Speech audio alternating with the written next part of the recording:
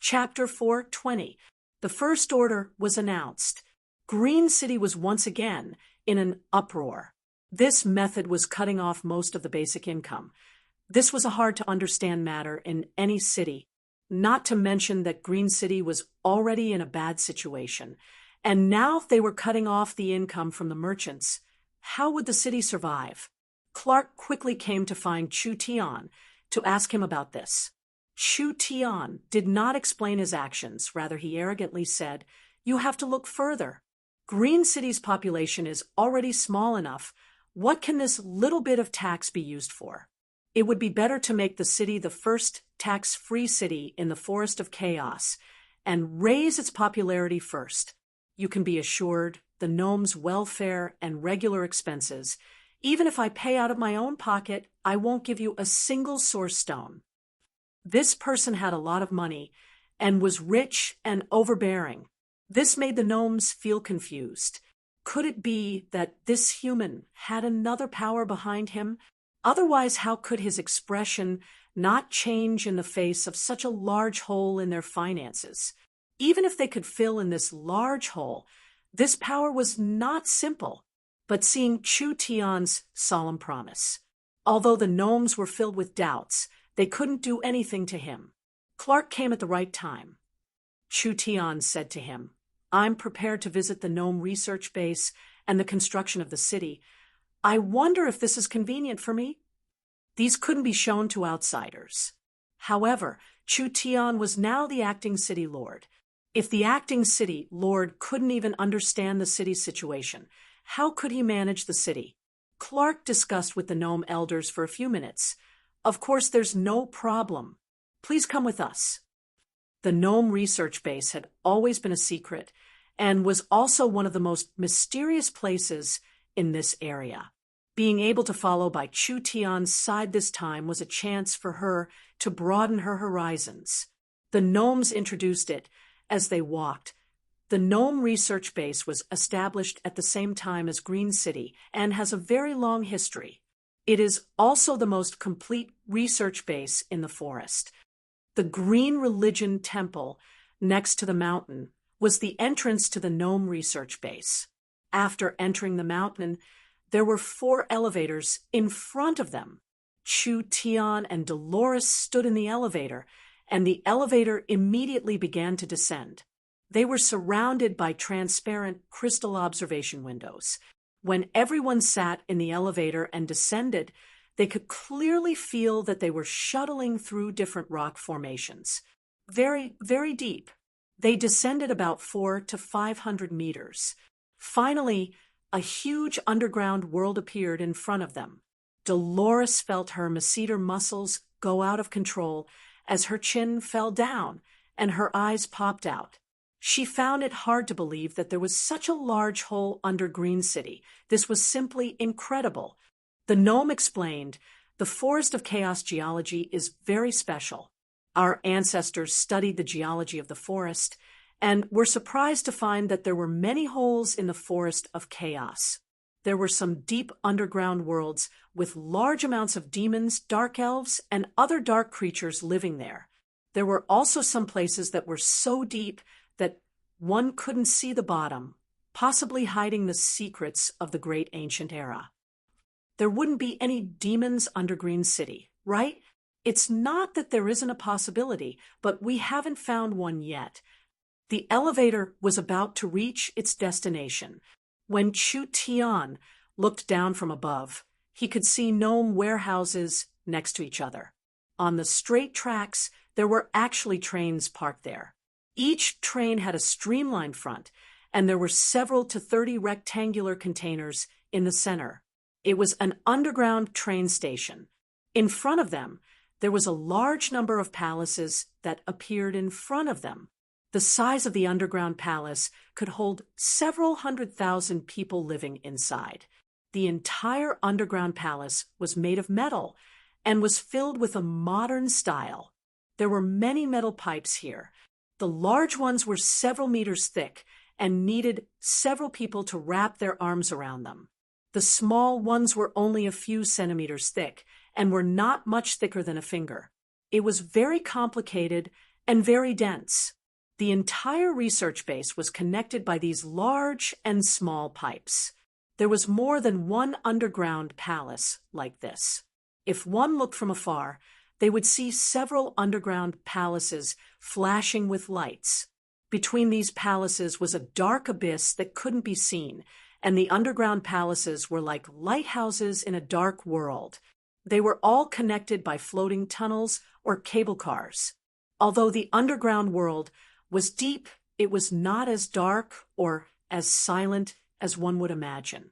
Other than the lighthouses in the underground palaces, the walls in all directions were covered in glowing crystals and strange glowing plants. Dolores even saw a glowing mushroom. Its cap was at least 30 meters in diameter, and it was like a huge light bulb that illuminated a large area around it. Gurgling water flowed out of the cracks in the rocks, turning into a clear waterfall that fell into a bottomless abyss. There were some strange lizards and bats that were currently moving around on the walls.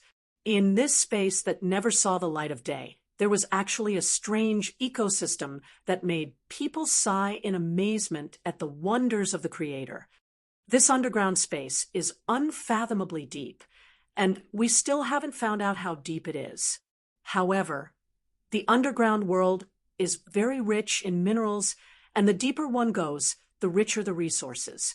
Of course, the deeper one goes, the higher the chance of being attacked by dangerous creatures. Chu Tian fell into deep thought as he looked into the bottomless abyss. Regarding the underground world of the Forest of Chaos, of course he had some understanding. This was a very complex place, especially in this era. It was unknown how many dangers were hidden here and how many treasures were hidden here. If he had a chance in the future, he would have to properly explore it. Of course, it was not the right time yet, and he did not have the strength to do so. Clark said in a proud voice, "The gnomes used an entire 200 years to create a complete transportation network. The gnomes' transportation system was made up of trains and cable cars. When they came out of the elevator, a station appeared in front of them. The train was made up of several carriages that were tight and stable. This was the gnomes' underground train. The gnomes have 7 underground research bases and have found over 100 precious resources." Clark said in a proud voice, "These underground railways are like blood vessels, connecting the gnomes' research bases, mines, farms, and production areas, forming an efficient production network. This truly is a complex and difficult project. Normal people might not be able to complete it." Dolores said to Clark, "How do these trains move? Come with me to the power room and you'll understand." Clark opened the power room of a train, and there was a honeycomb-type power room inside. Each power room was filled with red powder, and there was a source energy array engraved on the surface of the power room. There were also large amounts of source stones embedded to activate the source energy array. The power source of the train is a stable fire-attributed crystal powder. This powder can release a strong flame and energy which is finally absorbed by the source energy array, forming a complete power system that can easily push a several hundred-ton train forward, reaching a maximum speed of 300 kilometers per hour. This made Chu Tian a bit shocked, although the gnome's technology did not enter his eyes. At least in this era, it could be considered quite advanced. The cost of the flame crystal stones was not high. Using the energy of the crystal stones to move the train forward would greatly reduce the cost of the train, but the source energy array would consume spirit energy. This source stone consumption would not be a small number. Clark explained, "The entire transportation network will consume at least 1,000 low-grade source stones every month." This was too wasteful. There was no need for this consumption at all. Miracle Commerce's source energy battery cost was low, and it could maintain the consumption of source energy. Chu Tian only needed to make some simple modifications, and he could easily save a large amount of source stones. Now we invite Sir Acting City Lord to visit the gnome's research base. The gnome train rumbled as it slowly moved forward. The first place it went to was the underground palace in front of them.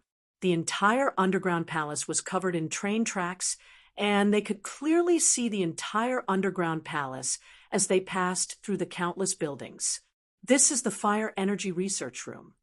This is the Water Energy Research Room. This is the Water of Life Synthesis Room. This is... When Chu Tian rode the gnome train through the gnome's research base, he could be considered to have experienced just how grand the gnome's research base was. The gnomes loved to explore by nature. It was no wonder they could easily give Green City away. This was because for the gnomes, as long as they had this underground research base and the corresponding funds, it was more than enough. Why is this place this big? Dolores looked at the large round space in front of her and asked, "What's inside?" "This is the Underground Creature Research Lab." Underground creature? Clark opened the door to the research lab. Huge prison cells lined up in front of him. Inside each cell was a strange-looking creature. Dolores stared at the thing in the first prison cell. That fellow looked a bit strange. Its body was extremely evil and slender, only supported by a few tentacles. However, its head was as big as a bucket, and a dazzling light was condensing in its large eyeball. Suddenly, with a pung sound, Dolores was shocked. "This creature's..." I shot out a beam of light. If it wasn't for the gnome prison's barrier protecting them, Dolores would not have been able to dodge this beam of light that could melt steel. Dolores asked, "What kind of monster is this?" "You're too ignorant." Chu Tian did not wait for the gnomes to explain before saying, "This thing is called an evil eye, a very common underground creature. Its main ability is to use its eyes to shoot beams of light." Clark and the gnomes revealed looks of admiration to Chu Tian once again. This kind of creature is rarely seen on the surface. The acting city lord is truly knowledgeable. "Che, what's wrong with that?" Chu Tian curled his lips in disdain and immediately looked at the other creatures. He couldn't help admiring the gnomes. They could actually raise all these dark creatures here. It was simply like a museum. He finally understood why the gnomes spent so much money on their research lab.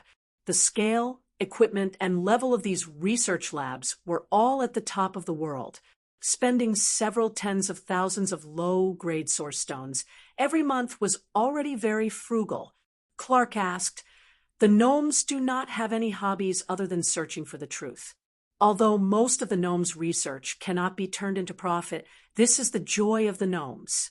So, if you really want to become the city lord, then this research lab..." "You're thinking too much. You have to understand, I am also a scholar."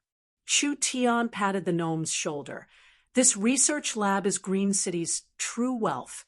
Compared to it, those castles on the surface are not even worth mentioning.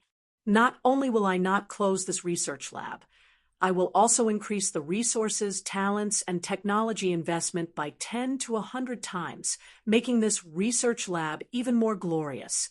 Dolores on the side opened her mouth, but did not say anything. Clark and the gnomes revealed looks of gratitude and admiration. Chapter 421. Why wouldn't Chu Tian be happy? The gnomes had spent several hundred years to build such a solid foundation. How much effort did this allow Chu Tian to save?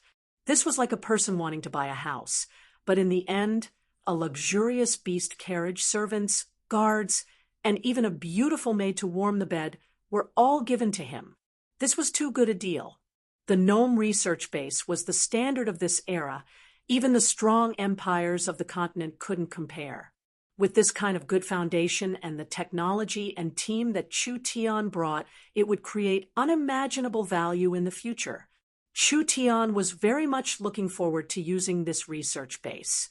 The gnomes' thoughts were not as complicated as humans, but the gnomes could feel that Chu Tian's words were not just for show. This human seemed to place a lot of importance on research, and this kind of person becoming the city lord was very beneficial to the gnomes.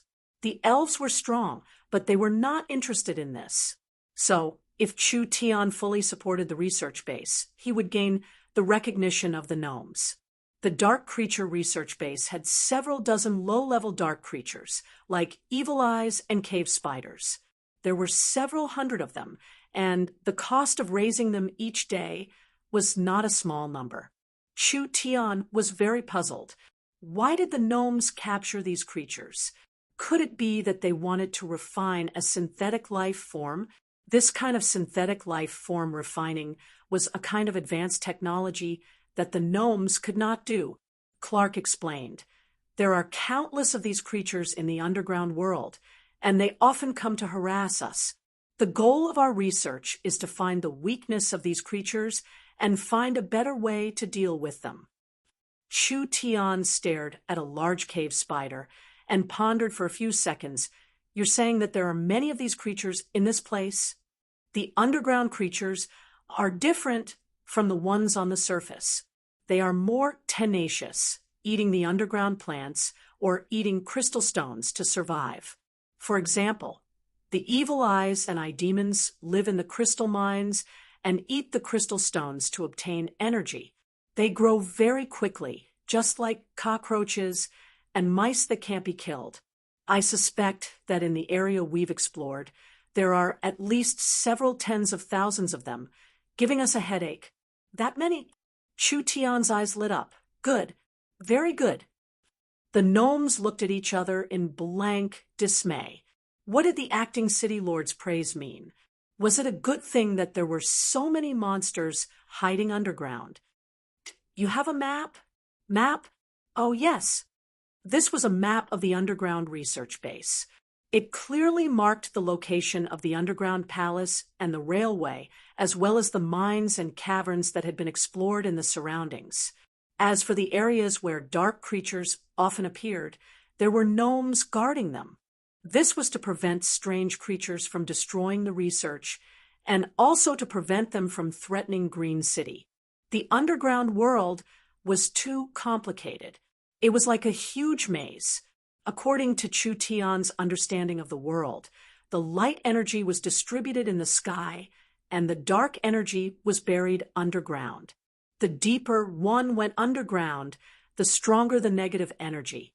He didn't know how far the Forest of Chaos underground world extended, but he was sure that there were evil dark creatures deep underground. The gnomes didn't dare explore too deep, and didn't dare explore too far, because they were afraid of accidentally touching terrifying monsters that they couldn't kill. But even at this level, there were still many monsters living there. Let's go and take a look at this area. The place Chu Tian was talking about was a cave, because the cave looked like the large mouth of a demon, and even the rocks inside were a terrifying dark red color. It was called the Demon's Mouth. It's said that most of the underground monsters the gnomes met came out of the demon's mouth. Therefore, the gnomes thought that the demon's mouth was an even deeper and more terrifying underground space. In order to not disturb existences that shouldn't be disturbed, the demon's mouth was not allowed to be casually explored. "Elder!" Several gnome troops stationed here saw the train stop at the Demon's Mouth station, and they immediately ran over to ask about it out of curiosity. "Sir Acting City Lord." Clark looked at Chu Tian and asked, "Are you sure you want to go in? Even the gnomes don't dare explore this place, and even we don't dare go too deep. If you take the risk on a whim, I'm afraid." "It's fine. I'm not a fool. If something is wrong, I'll come back." "All right then." Chu Tian pulled out his sword and left. Dolores followed without any hesitation. Clark saw that he couldn't persuade Chu Tian, so he had the gnome troops prepare themselves before leading the old priests to chase after him. At this time, Chu Tian had already walked a certain distance. Dolores looked at the surrounding walls and said while walking, "The dark aura here is very thick, making people feel very uncomfortable." The fungi and vines in the demon's mouth were mostly a strange purple or blue color, and the rocks were dark red, making it seem dark. The cave was open in all directions. Sometimes it was wide, sometimes it was narrow, sometimes it was as steep as a mountain, and sometimes it was separated by a deep ravine. There were always strange fluctuations and sounds coming from all around, making this place feel an ominous aura. Chu Tian felt the fluctuations in the air. There's a monster coming. He didn't even finish his sentence. There were sharp sounds coming from all directions as giant figures quickly charged out. They were very fast, and even in this complicated terrain, they could still move at high speeds. Other than Chu Tian, they were all in the true spirit realm. Dolores was prepared to make a move, but she didn't even have time to use the demonic god priest summoning technique. She suddenly felt like she had been hit several times, and her head instantly turned dizzy. She couldn't even stand straight and fell onto Chu Tian's body beside her. Chu Tian quickly supported Dolores. A fierce figure charged out, and several sharp claws swept out like lightning, trying to tear Chu Tian and Dolores to pieces. Fuck, seeking death. Chu Tian's blade was covered in blue flames, and a beautiful sword Qi slashed out. That monster gave a pitiful cry and flapped its wings to fly away. However, although it wasn't cut in half by the sword Qi, it was covered in the terrifying netherworld flame. It didn't have time to retreat before its body was surrounded by blue and white flames, and it let out a shrill cry before turning into ashes. The gnome priests were all very shocked. Chu Tian had just casually slashed out, but it was enough to show his strength. This was definitely not an attack an awakened soul cultivator could send out. Perhaps even a true spirit realm expert wouldn't be able to easily block it. This human young brat really wasn't simple. Be careful. Clark recovered from the dizziness and quickly shouted, "These are bat demons. They can use spiritual attacks and are very hard to deal with." Chu Tian had indeed been hit by a few weak spiritual attacks, but this spiritual attack couldn't affect him at all. When he had just exchanged blows, he had seen what the attackers looked like. It was a monster with an ape-like human body, but it had bat-like wings. Each one was very big, weighing at least 200 kilograms. Spiritual attacks could affect true spirit realm experts. Then this was truly an incredible monster. Chu Tian noticed that the bat demon's spiritual attack was a large area indiscriminate attack released by ultrasonic waves. He couldn't help thinking that if there was this kind of monster on the battlefield, it would sweep through a large area. This was not exaggerated at all. Even a true spirit realm expert like Dolores was hit without any preparation and instantly lost her battle strength. Wouldn't a normal, awakened soul cultivator bleed from their 7 orifices and die? Good, very good. If they could tame this kind of monster and use it for Green City, why would Green City be afraid of invaders? Compared to the Marauders' mounts, the bat demons were not only stronger, but also more intelligent. They had the intelligence of a 6 or 7-year-old human child. If they could be tamed, they would be able to understand some commands. Chu Tian came here with this goal in mind. Not to mention Chu Tian having several beast taming methods with the little fox and the demonic god religion's priests, these headache-inducing monsters could be easily tamed. This was not trouble. This was a large amount of wealth. The green religion priests used a secret technique to resist the spiritual attack. Clark forcefully raised his staff, and a vine reached out, instantly grabbing onto a fast-flying bat demon. This bat demon let out a pitiful cry as its vitality and water were sucked away, finally turning into a dried corpse that was hung above the cave. They didn't have time to kill more bat demons. The left wall suddenly shattered, and several beams of light as thick as an arm shot out at them. A green religion priest quickly released a talisman to condense a shield of light. When the powerful beams of light landed on the shield of light, it shattered it to pieces, barely blocking this attack. Dolores had just recovered. What happened now?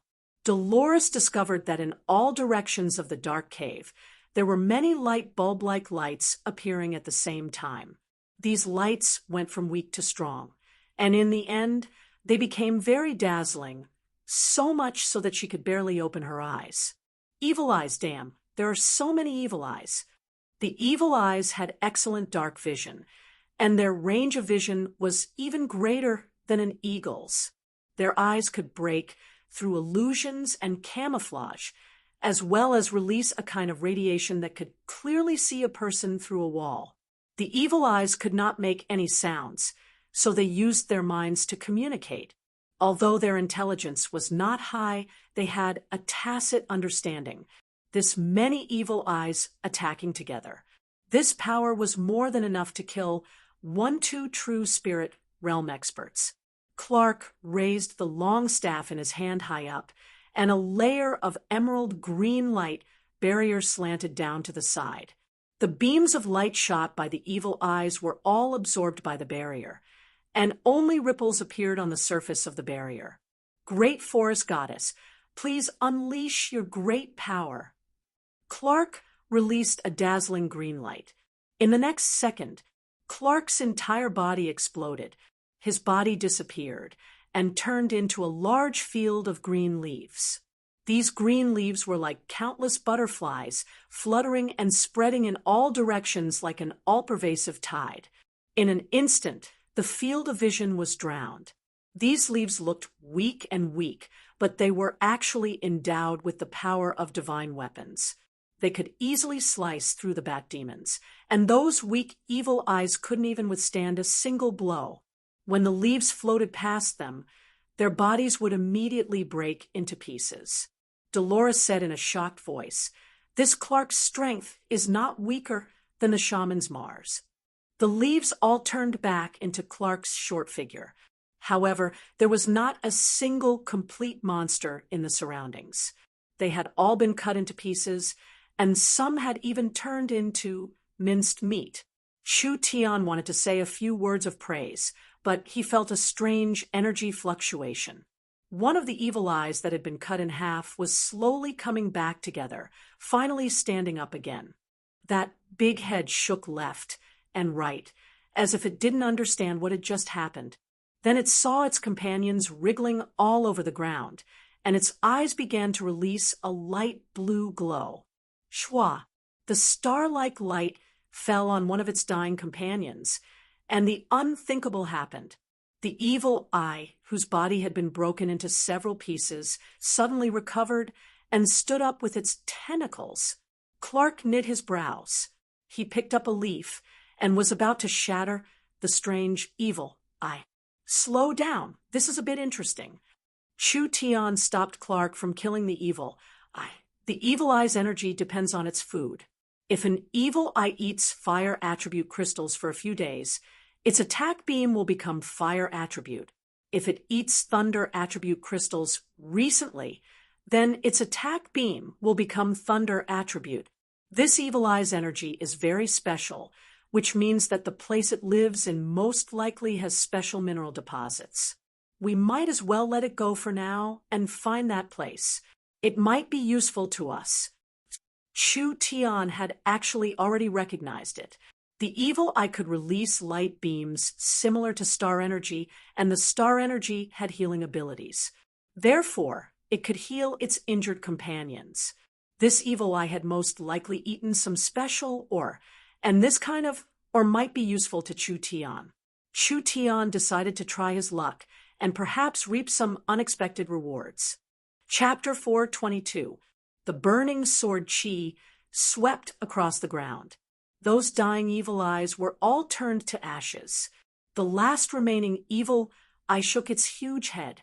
Its consciousness felt a strong sense of danger, and it instinctively turned around and burrowed in a certain direction. Follow, follow. The underground world was too complicated, and the gnomes could not understand it at all. Although this place was not far from the entrance to the demon's sin, even Clark and the others did not know what was hidden there. After around 40 minutes, the evil eye entered another cave. It should be here. Before Chu Tian passed through the cave, he felt a wave of pure star energy. After passing through the cave, there was a large basin in front of him. The ground was filled with meteor grass and other plants. They were all at least level 3 meteor grass. This kind of quality not only needed tens of thousands of years to grow, it also needed a very good environment to grow. Chu Tian swung his sword to kill the unlucky evil, I leading the way. He immediately began to search this area. This place is... The others were a bit stunned when they came in. This terrain did not seem like it was naturally formed. Rather, it seemed like it was formed from the ancient era. In the rocks and on the ground, there were all kinds of materials that released starlight everywhere. Star iron. Chu Tian found a piece of iron covered in starlight. This is a high-purity star iron ore. This thing is a high-level source energy array, or the best material to make high-level airships. I never thought there would be this much here. If my guesses aren't wrong, this place was formed by a meteorite. There was also star silver and star gold here, which were all priceless materials. Ha! Ha! Ha! We've struck it rich this time. Chu Tian found a few more crystals and found that the entire basin was filled with glowing crystals, star crystals. There are actually star crystals all over the ground. Dolores and the gnomes looked at him with a strange gaze. Of course, they didn't know the value of these things. Star crystals were star crystals, also known as starstones. Chu Tian had picked them up in the Central State Trial Tower, and just a few small pieces were enough for a group of people to break through to the starlight immortal body. Right now, there were star stones everywhere. It was impossible to calculate the number of star stones in one piece. It was likely that several mountains would be piled up. This place was basically a star mine. Star metal was an excellent material, and star crystal was even more precious. Perhaps it would allow thousands or even tens of thousands of people to cultivate the starless body, and they would at least be able to cultivate the diamond body. The starlight immortal body was a non-attributed cultivation technique, and the starlight was a rare neutral energy, so even a member of the church like Dolores could cultivate it. Therefore, this mine was very valuable. With such a large number of star crystals, how many top-notch experts could they nurture? Central State's meteor grass basin was also created by a meteorite. However, the meteorite that created the basin had very little star crystal content. When it hit the ground, it had basically evaporated. It only relied on the residual energy to grow the meteor grass. This star crater was completely different. The meteorite shattered and buried a large number of star crystals in the ground, forming a mine. Since there are this many star crystals, perhaps there is that thing. Chu Tian's expression changed, and he suddenly became a bit excited. Quickly look for it. There might be a top-quality treasure here. Once this thing is dug out, I can guarantee that not only will we become rich, the entire Green City will become a great weapon in 2-3 years. It will be enough to become one of the most influential cities in the Forest of Chaos. How could there be this kind of thing? Dolores had a look of disbelief. Could it be that we can dig out a divine weapon? What does a divine weapon count for? Even if we were given a divine weapon, would we be able to use it? Chu Tian lost his rare calm as he anxiously said, "The meaning of this thing to us right now is not something even 10 divine weapons can compare to. All right, don't waste words. Quickly find this thing." What kind of treasure would have this much value? It couldn't even compare to 10 divine weapons. Clark gave a soft cough. "You have to tell us, what kind of thing is it?" Chu Tian did not even have time to explain before the ground in front of them suddenly exploded. The rock was shattered by some kind of power, and a majestic and vast energy charged out, quickly condensing into a form. Dolores cried out in shock. What kind of monster is this? The being that broke out of the rock was a 2-meter-tall giant. His body was covered in a strong electromagnetic halo, and he was completely bald. He was very strong, but he did not have any facial features. This was not a physical being, but rather an elemental life form. Star Elemental. Chu Tian slightly knit his brows. Be careful, this fellow is very hard to deal with. Dolores threw out a bottle and used the summoning technique of the demonic god priest. With a roar, the six-armed ape was summoned. It was also in the form of energy, and under Dolores's control, it charged straight towards the star elemental. The six-armed ape's six fists turned into a sky full of fist shadows, bombarding the star elemental's body. A shocking scene happened. When the fists hit the star elemental, it wasn't the star elemental that broke, but the six-armed ape's fists. It was like a drop of water hitting steel. When the six-armed ape attacked the star elemental, its six arms were shattered. The power that was reflected turned into a fierce current that instantly filled the entire space. The star elemental silently moved forward and slapped out with its palm.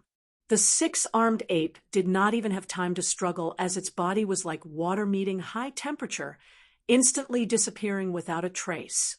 Dolores's expression turned very ugly. This is bad.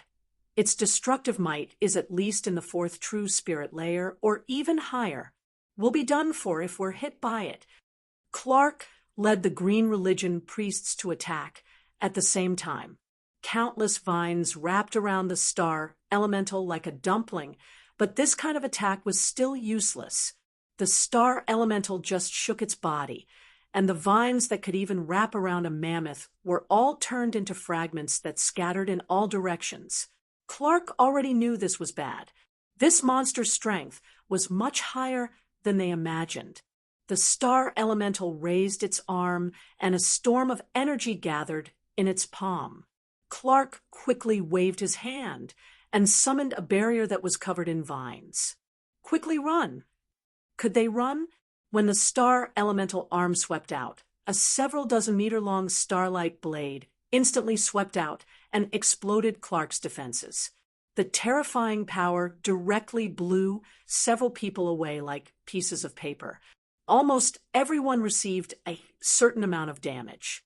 The star elemental's body turned into an electromagnetic beam, and with a few flickers, it directly rushed towards Clark. Although it didn't have any intelligence, it had instincts. It knew that Clark's cultivation was the highest, so he was the first target. This is bad. Clark's cultivation was not low, but he didn't have the strength to deal with this kind of fellow. The star elemental used its powerful energy to form a barrier around its body, and even a full-strength attack couldn't break it. The star elemental also had a terrifying destructive might. It was not something these people could block. The star elemental sent out a palm. Clark raised the wooden staff with both hands to block, and the terrifying energy formed a shockwave that instantly spread in all directions. The surrounding space shattered like there was an earthquake, and giant rocks kept falling down. Clark could clearly feel the staff in his hand cracking. He almost couldn't block it anymore, but the star elemental's power was still becoming stronger. Great Elder! The Green Religion priests quickly joined hands, and several giant logs drilled out of the ground. Each log was covered in inscriptions, and they quickly wrapped around the star elemental's body. A powerful sealing power suppressed the star elemental, since it would cause a backlash if it was attacked directly. Then they would use the sealing power to weaken it. But there was still no effect. The giant logs with the sealing power seemed like they were being burned by flames as they turned black. If this continued, the Green Religion priests wouldn't be able to hold on for long. There was no other way. If they didn't make a move, these fellows would all die. Chu Tian released a powerful aura, and a nine-eyed demon god appeared in the air. When Chu Tian raised the sword in his right hand, the nine-eyed demon god raised a jet black demon god's sword. Dolores was completely shocked by this power. She only knew now that Chu Tian had hidden his strength. This power was actually this terrifying. Although he was only in the awakened soul realm, If he used his full strength, it was enough to instantly kill a low-level true spirit cultivator. Die! Chu Tian stabbed at the star elemental. The star elemental used its full strength to deal with Clark, but it was also sealed by the green religion priests.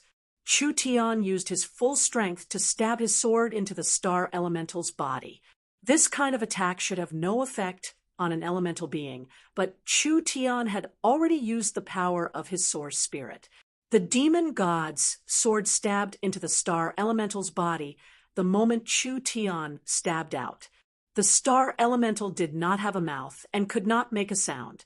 However, everyone could clearly feel that there was an extremely mournful scream and wail reverberating in their minds.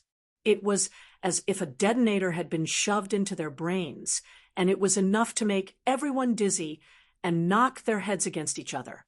The star elemental's body quickly twisted. Like gas meeting an exhaust fan, the star elemental condensed into a body of starlight that was completely sucked into Chu Tian's body through the demon god's sword. It quickly filled Chu Tian's meridians, muscles, and bones. This vast star energy almost caused Chu Tian to explode. Whether it was Clark or Dolores, they all had a strange feeling. Chu Tian had turned into a black hole in an instant, swallowing the star elemental in one go. Swallowing effect. No, this strange ability seemed to be one of Chu Tian's many abilities. They could also feel various auras from Chu Tian's body, like his soul, his mind, his space, and his time. These people were all true spirit experts. They were all toppled at this moment. How was this possible? After Chu Tian swallowed the star elemental, he immediately fell to the ground. Every pore on his body released starlight, and he could only use his sword to support himself. Blood flowed from his nose and eyes. This was the side effect of his source spirit's backlash. Everyone did not even have time to let out a sigh of relief. There were suddenly several explosions coming from the distance. Clark's eyes almost popped out. There are still many star elemental. Dolores also saw that there wasn't just one star elemental here. There were many star elemental. There were a few that were very large, and their auras were several times that of the previous one. Quickly run! Clark did not even think, as he threw out a vine, to wrap around Chu Tian, wanting to quickly escape. Wait a minute! Chu Tian pointed at the place where the star elemental had been killed. In the gradually fading light, a strange gem flew out. We have to take this eye of the star. Dolores charged forward to grab the gem, and they quickly left this area. Fortunately, the star elemental did not seem interested in chasing. Otherwise, with their lightning-fast speed, they would not be able to escape no matter how fast they were. Chapter 423. It could only be said that they were lucky this time. The star elementals did not have any intelligence. They only knew how to instinctively attack creatures that intruded into their territory. But when the intruders left, they did not chase after them, allowing them to leave the underground world alive. Otherwise, with the speed of the star elementals, even if they couldn't kill them all, they could at least kill half of them without a problem. Chu Tian did not have time to explain. His body was filled with a vast amount of star energy, and if he did not quickly refine this energy, perhaps his body would explode at any moment. When he returned to the surface, he quickly went to a secluded valley in Green City. He sat down on a giant rock and began to cultivate. Each pore released the aura of star energy, and his body was covered in starlight energy as if it could break out of his body at any moment. This situation was very dangerous, but it was a very good opportunity. The starlight energy was refined by the star elementals over countless years.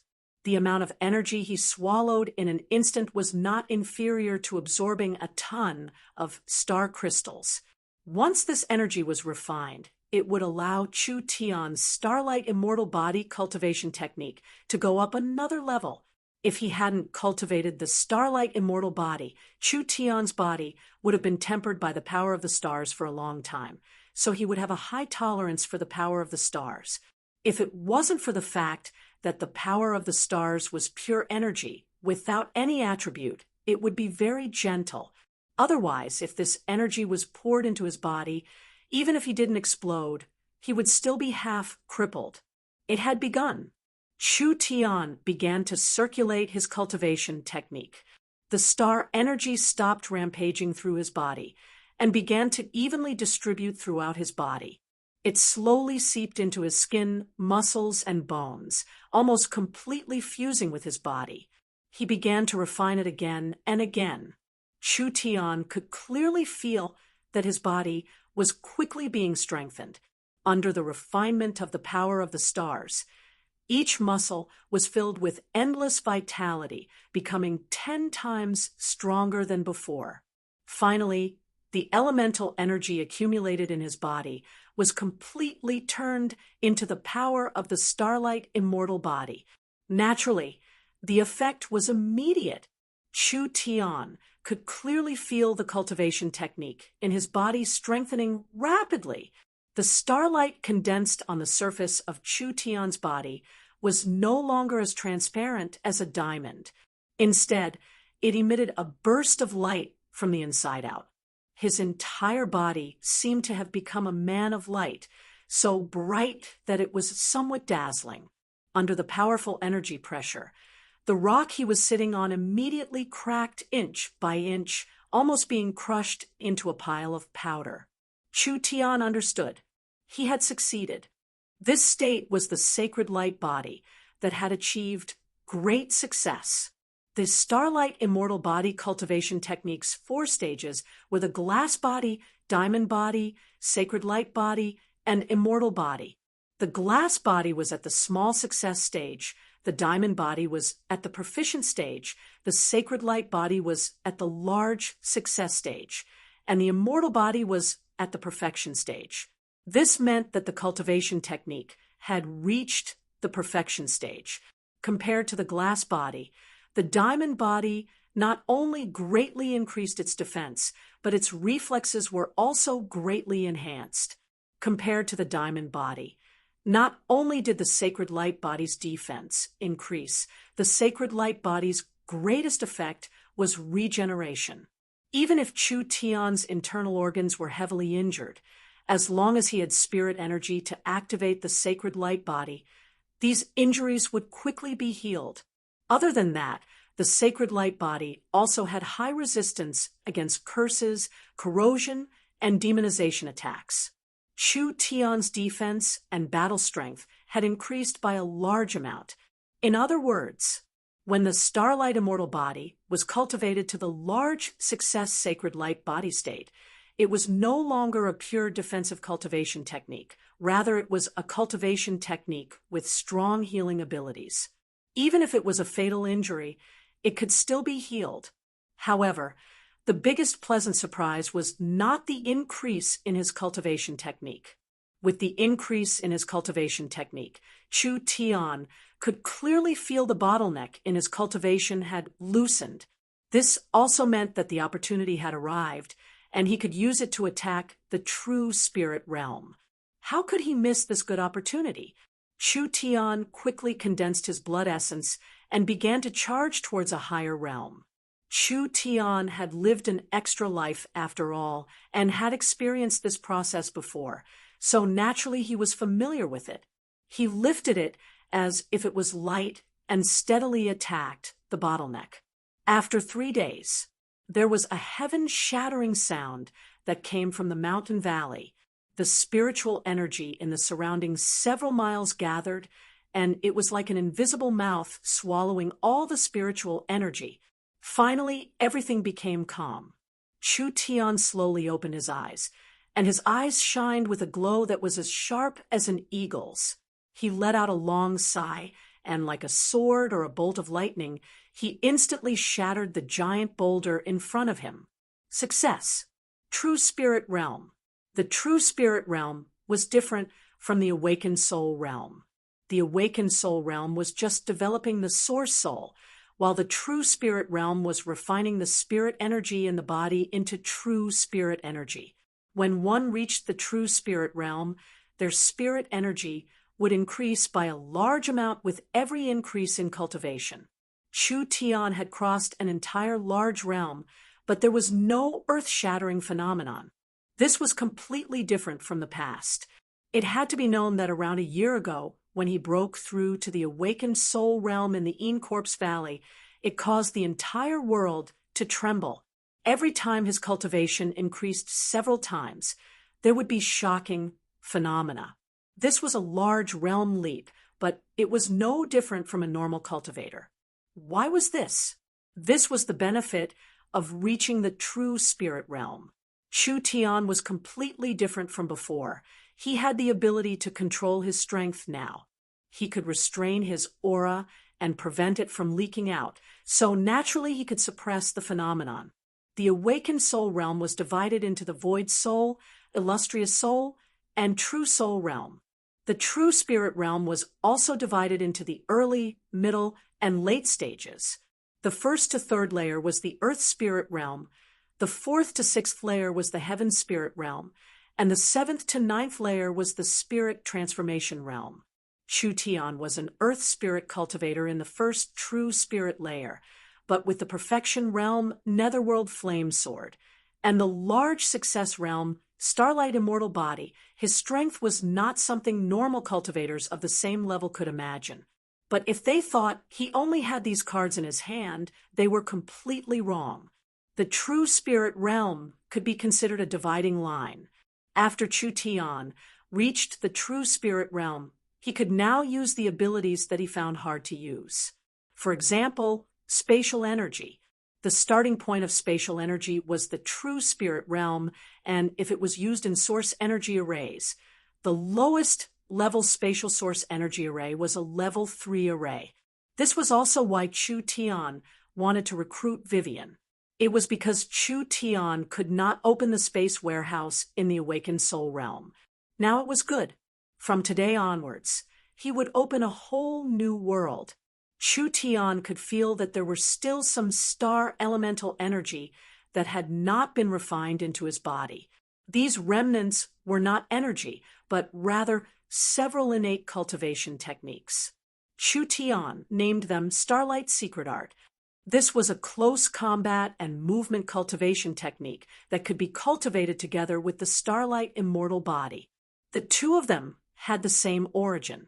This could make up for the weakness of the Starlight Immortal Body in terms of speed and attack power. Although its value to Chu Tian was very limited, if it was passed on to Yingying, the young miss, and the others, it would greatly improve their battle strength. Even the young miss, who did not have an innate fighting source spirit, would have a decent battle strength. My harvest this time is too big. Chu Tian took out something from his chest. This was a stone similar to a star crystal, but it was different from a normal star crystal. This star crystal had a picture of an eye on it, releasing an ancient and mysterious aura. Eye of the star, a very precious material, the core of a large starlight meteorite. The core of the star elemental was this eye of the star.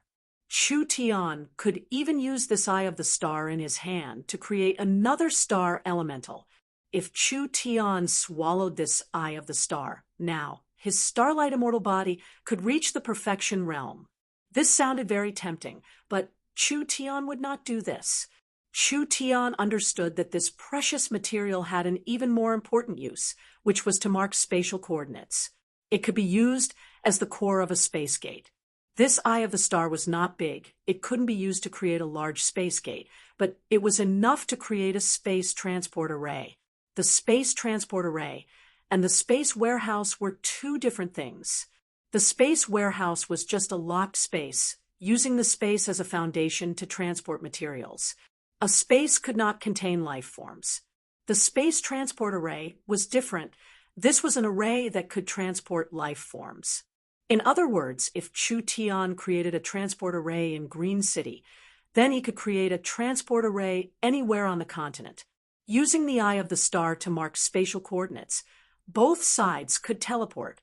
This was the value of the eye of the star. In this underground space, there seemed to be more than one eye of the star. If he could obtain a large amount of eyes of the star, Chu Tian could create transport arrays all over the continent. In the future, it would be very convenient to transport people, and this would have an immeasurable effect on Green City's development. Chu Tian took back the eye of the star. The eye of the star was the core of the transport array, but just the eye of the star was not enough. He still needed to find some precious spatial crystals. These spatial crystals were not as precious as the eye of the star, but as a rare spatial attributed material, it was not easy to collect them. However, the gnomes should have some in storage, so Chu Tian could borrow some to use. When Chu Tian walked out of the valley, Dolores immediately came forward to greet him. "You came out this quickly?" Chu Tian shrugged his shoulders.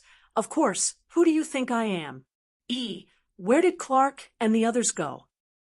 "The plague has suddenly broken out these past few days, infecting many gnomes in Green City. The gnomes have all gone to investigate." "Plague? You still don't know?" "Actually, there has been a plague in the forest, but most of the time it was in the southern forest. It has recently been spread to Green City. Come, let's go take a look." There was something wrong with Green City. The entire city was covered in an indescribably strange atmosphere. Before Chu Tian came to Green City, the plague had already broken out in the southern forest. There were several local armies that had been completely wiped out, and large areas of the forest had been contaminated by the plague. The situation was quite serious, but it was only in the forest. He didn't know what was going on, but the plague had broken out in Green City and infected 40,000 people in just a few days. The situation could be said to be very dangerous.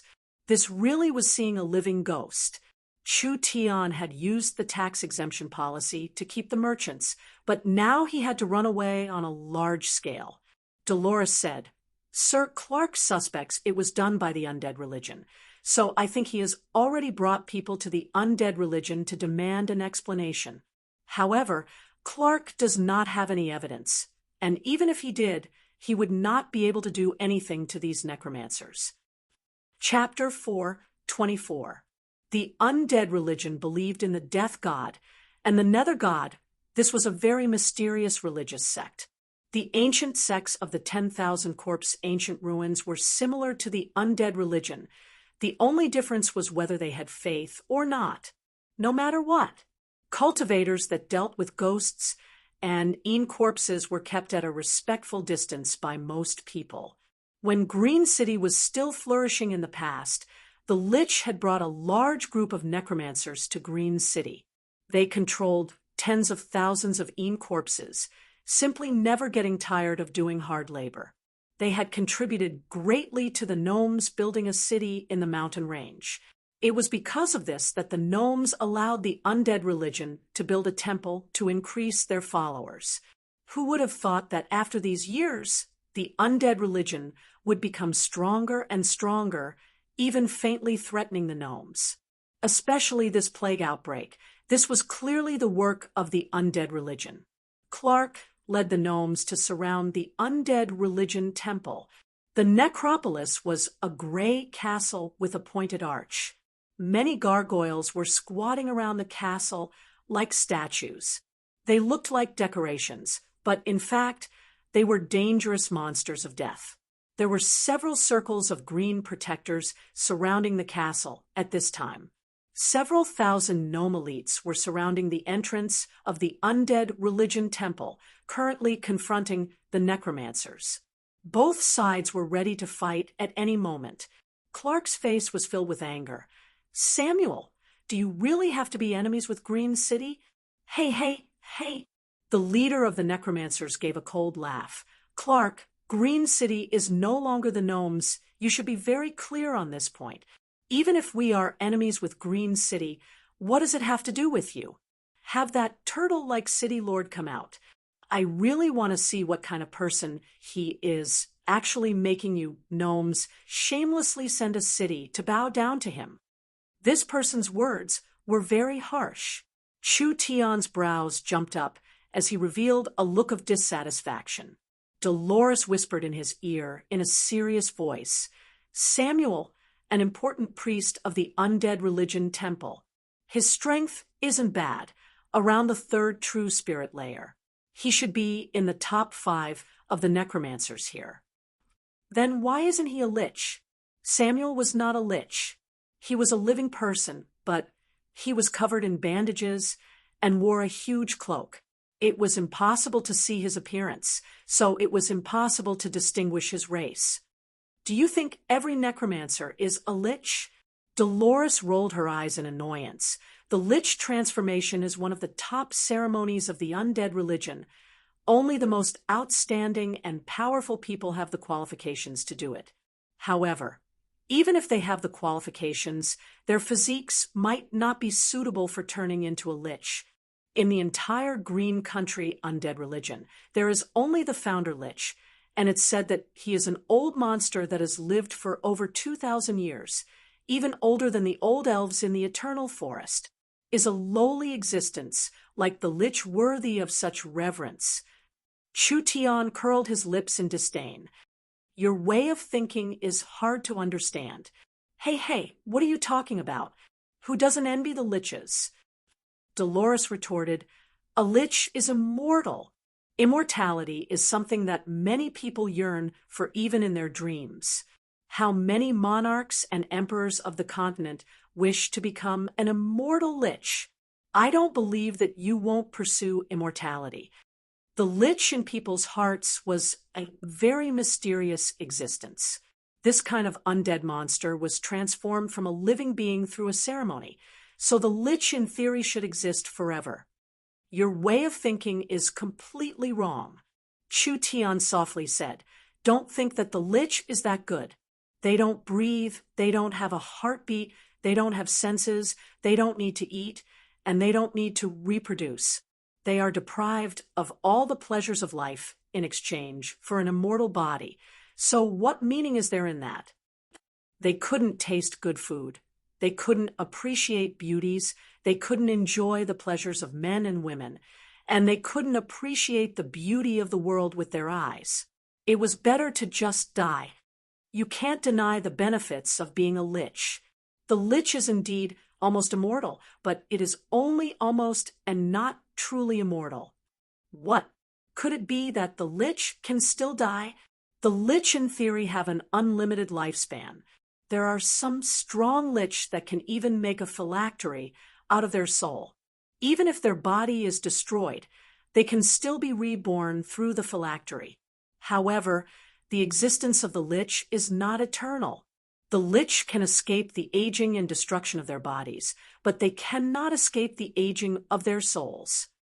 There were many living beings and non-living beings in this world that were said to be immortal, like the flower fairies that Chu Tian met. These beings did not have an upper limit in theory, but the flower fairies were more fragile than most beings.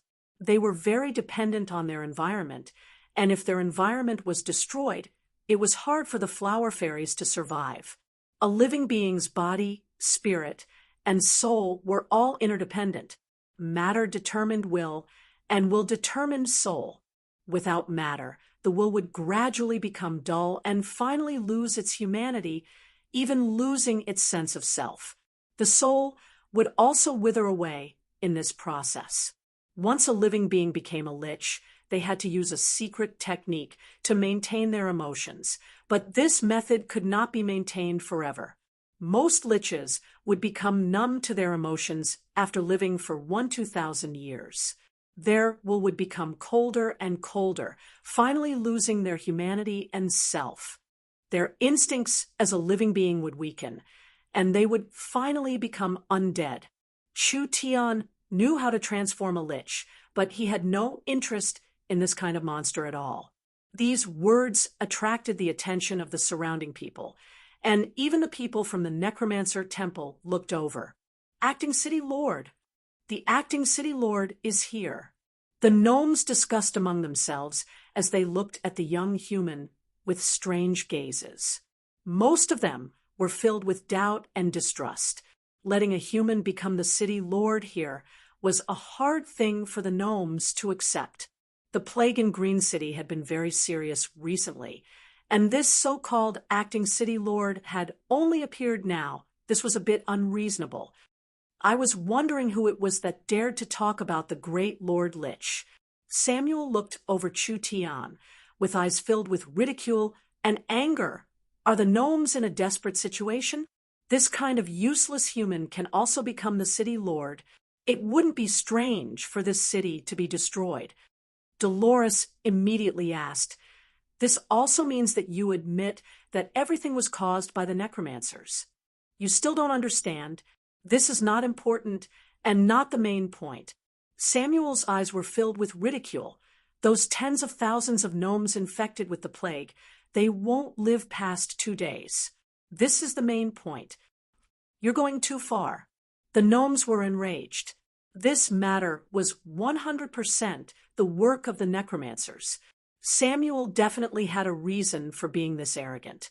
That damn lich had not appeared yet. So what use was there in killing these necromancer priests in front of them? The gnomes still could not solve the situation in front of them, not to mention that tens of thousands of their clansmen were infected. This was equal to tens of thousands of hostages in their hands. The gnomes could not ignore their clansmen, so they were bound to be threatened by these despicable necromancers. No matter what, they had to save their clansmen first. Clark couldn't help loudly asking, "What conditions do you have? Speak." If the gnomes want their clansmen to live, it's very simple. Give up the city lord position and let the great lich rule Green City. Otherwise, this small plague will just be the beginning. In your dreams, is the lich worthy of Green City? A waste human can be your city lord, but the noble and knowledgeable Sir Lich can't. Clark, please understand this. I'm not joking with you. Think about the tens of thousands of clansmen struggling in pain. I swear that other than us necromancers, no one has a way. Samuel pointed at Chu Tian. Of course, you have another choice. That is to kill this human and send his head to the eternal forest. Then you can rely on the Dragon's Ridge and be loyal to the Dragon's Ridge. Like this, you gnomes will still be the masters of this city.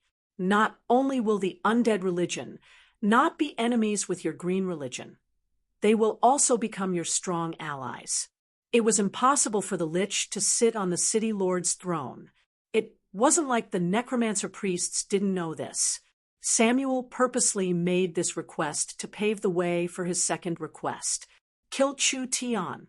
Cut off relations with the eternal forest. This was what the Dragon's Ridge wanted to see. The tens of thousands of gnomes' lives were in the hands of the necromancers, so it shouldn't be a hard choice to make. After all, the gnomes did not like humans, so why would they give up their clansmen's lives for a trivial human? You should know the stubborn nature of the Eternal Forest people. Samuel added oil to the fire. I think the Elven King, not sending people to take over Green City, is not because he doesn't care about Green City, but rather because he has no other choice. The elves do not like to be embroiled in disputes, and your choice to rely on the Eternal Forest was wrong from the start. Now, in front of you is a chance to correct your mistake. He pulled out the Netherworld sword with a schwa sound. I think you've spoken a bit too much nonsense. Chu Tian raised his sword as he walked out. Do you want father to die that much? Then Uncle Chu Tian will give you a chance.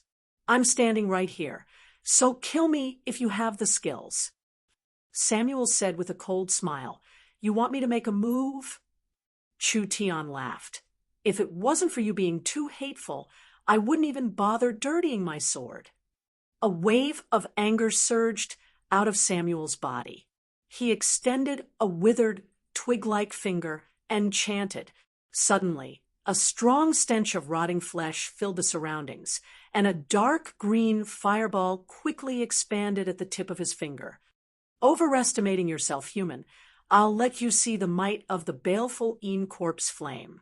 This green ball of flame filled with a strong corpse stench landed in front of Chu Tian's feet. That strong smell that could make people want to vomit instantly spread out in all directions, making everyone else involuntarily move back. Green flames soared into the sky. Chu Tian did not make any movements and was instantly submerged by the flames. Dolores was shocked. It can't be. That fellow actually couldn't resist at all. The gnomes were also stunned. Although they already knew that this acting city lord was not strong, they never thought he would be this weak. He didn't even have a chance to resist. Samuel said with a cold smile, "Truly a joke. Who would have thought that at this time a figure would walk out of the sea of flames?" The flames had completely swallowed his body, so no one could feel any energy fluctuations coming from Chu Tian's body. What was strange was that the flames passed through his body, but it did not cause any injuries. Not a single hair was touched, not even a single corner of his body was touched. What is going on? Everyone in the crowd revealed looks of shock. Some people found a very strange phenomenon. Chu Tian's pitch-black eyes had turned white at this moment, and his aura had completely disappeared. He was standing here on the surface, but no one could feel his existence. If the high-level members of Miracle Commerce were here, they would recognize that this cultivation technique was the void-escaping spatial movement technique that Chu Tian had taught Vivian. Now Chu Tian could use it himself. Chapter 425.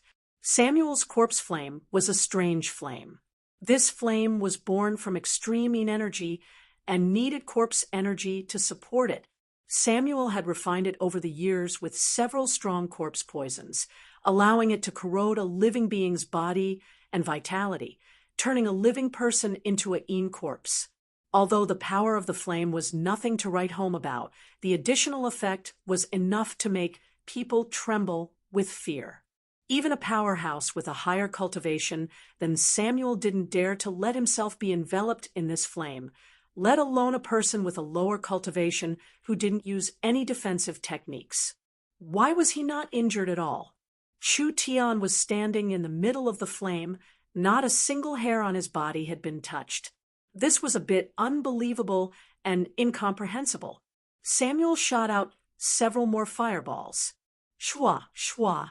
Several fireballs hit Chu Tian's body. This time people could clearly see that the fireballs passed through Chu Tian's body, but strangely they did not touch Chu Tian. It was like they did not pass through his body, but rather a mass of air.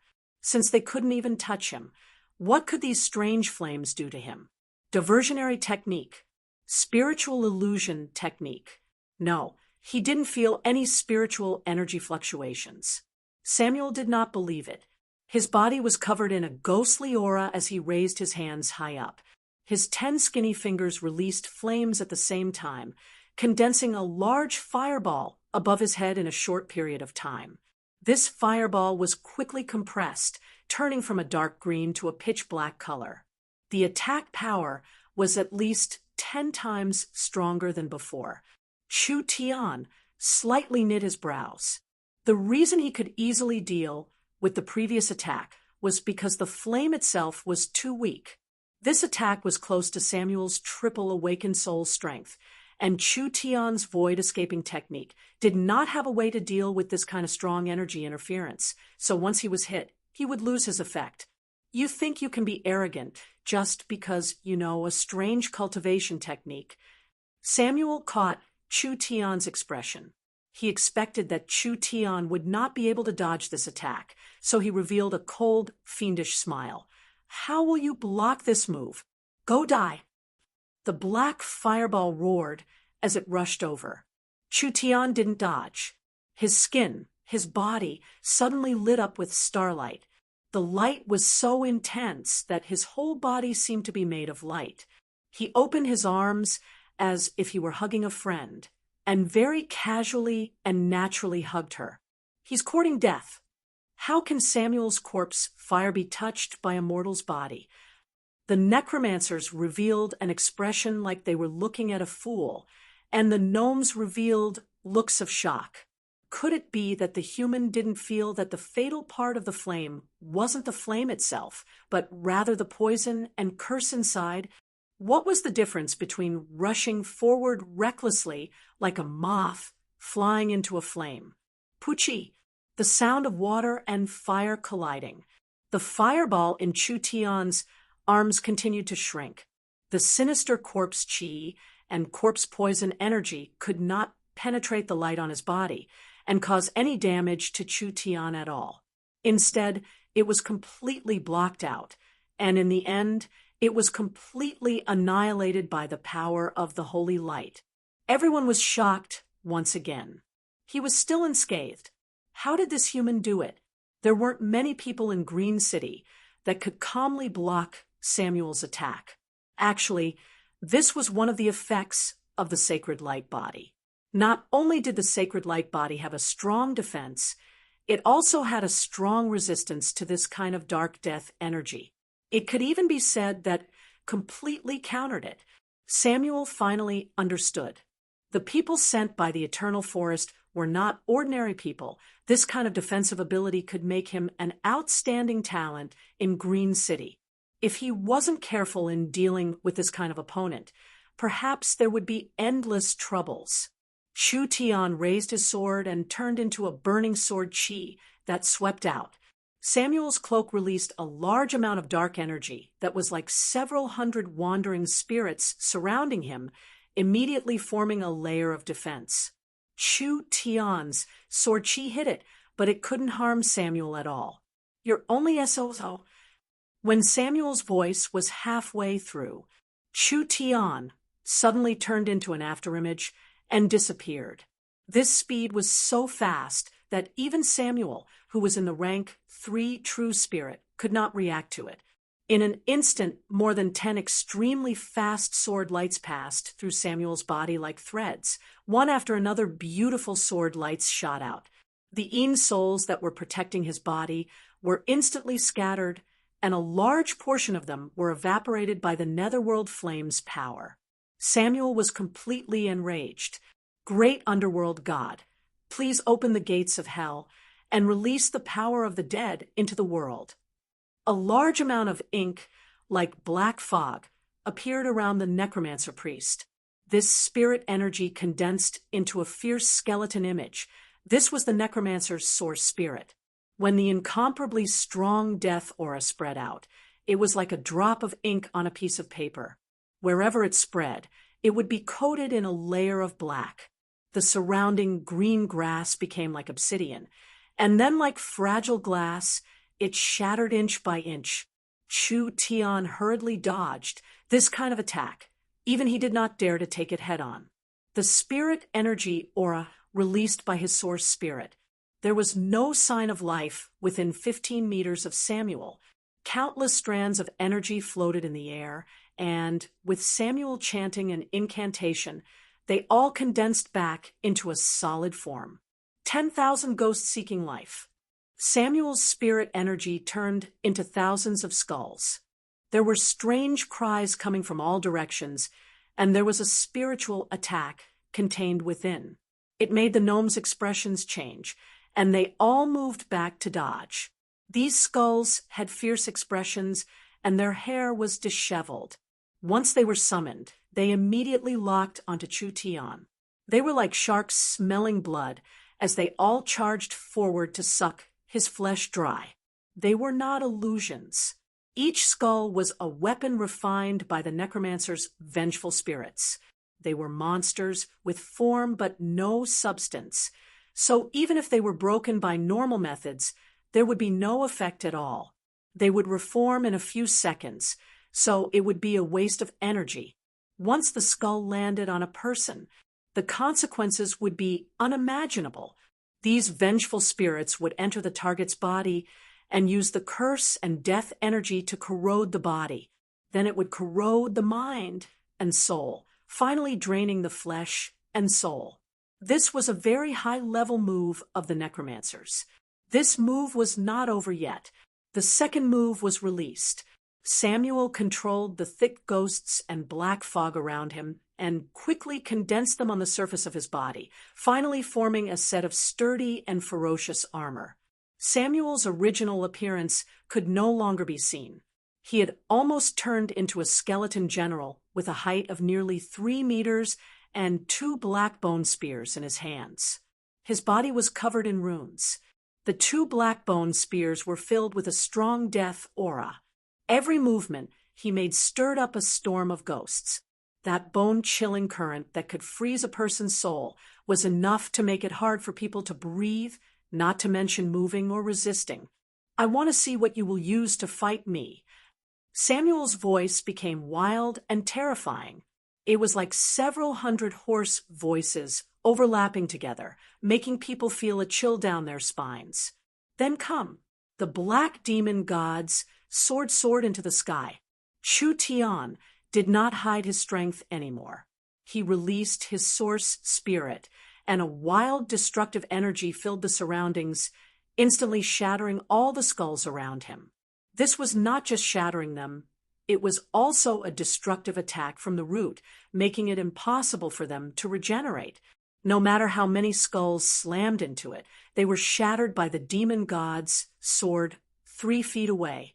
Chu Tian's figure paused, and the raging flames on the blade spread to his body.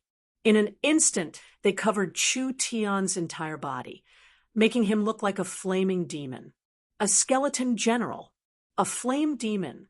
Both sides charged at each other at the same time.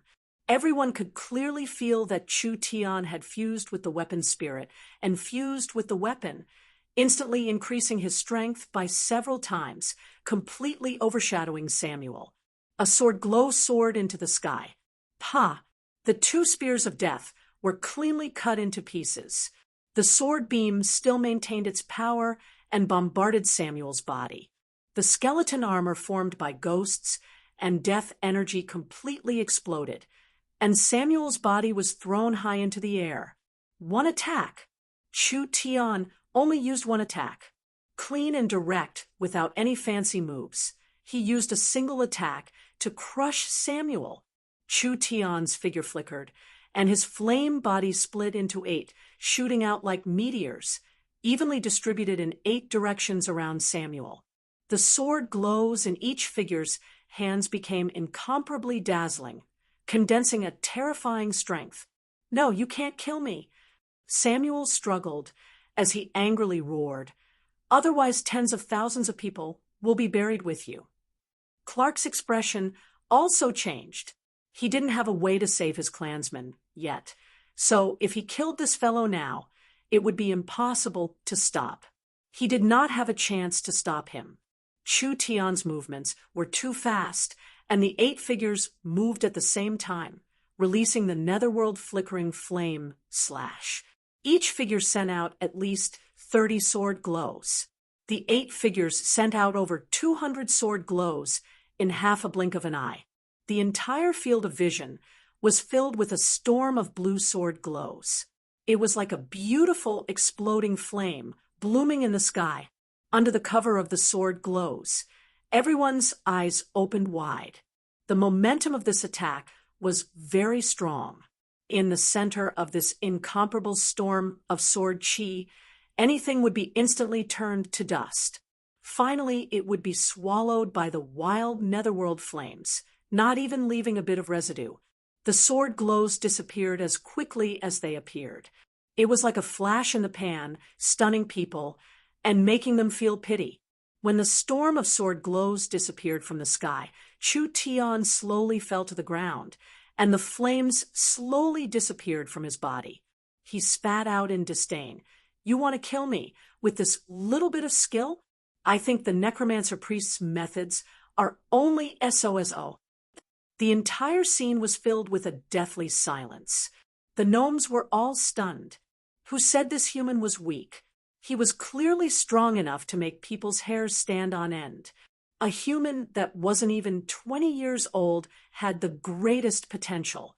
If he was given 30-50 years of time, how strong would he grow? You killed Samuel." The other necromancers reacted after a few seconds. Anger, shock, and fear filled their hearts at the same time. Not only did I kill him, I also want to kill you all. Chu Tian charged at the necromancers with a sword glowing behind him. One person with a sword charged at several hundred necromancers. Chapter 4:26. Even if Samuel was not a peak expert of the undead religion, he could still be considered a top expert in Green City, with the gnome's great elder Clark personally making a move. Even if he could win against Samuel, he would still have to pay a bit of a price. The necromancer priests were ruthless and incomparably crafty, catching people off guard. No one dared to underestimate this group. But now, the acting city lord that everyone looked down on, this young human that was too young to be normal, he had actually directly killed Samuel. The entire fight was very short, and he was at most in the first true spirit layer. In a situation where he crossed 2 levels without paying a price, he had almost killed the third true spirit layer priest, Samuel. This could not be described as a genius. This human surpassed common sense. He was a completely monstrous existence. The several thousand gnomes had seen the fight. The human sent by the Elven King was not trash. Although this kind of strength didn't count for much in the Eternal Forest, in terms of battle strength, he was at least in the top 10 in Green City. Not to mention that he was still this young, he might not be inferior to those old fellows in the Eternal Forest in the future. Schwa. Chu Tian did not stop. People still had not recovered from their shock. Chu Tian already charged forward with an endless might, turning into a sword glow that swept past several necromancers. Several bodies were cut apart by the sword glow without any resistance, and the netherworld flame swallowed their bodies. Kill! Kill him! The necromancer priests roared out in rage. Chu Tian's eyes turned white again, and the space around him trembled.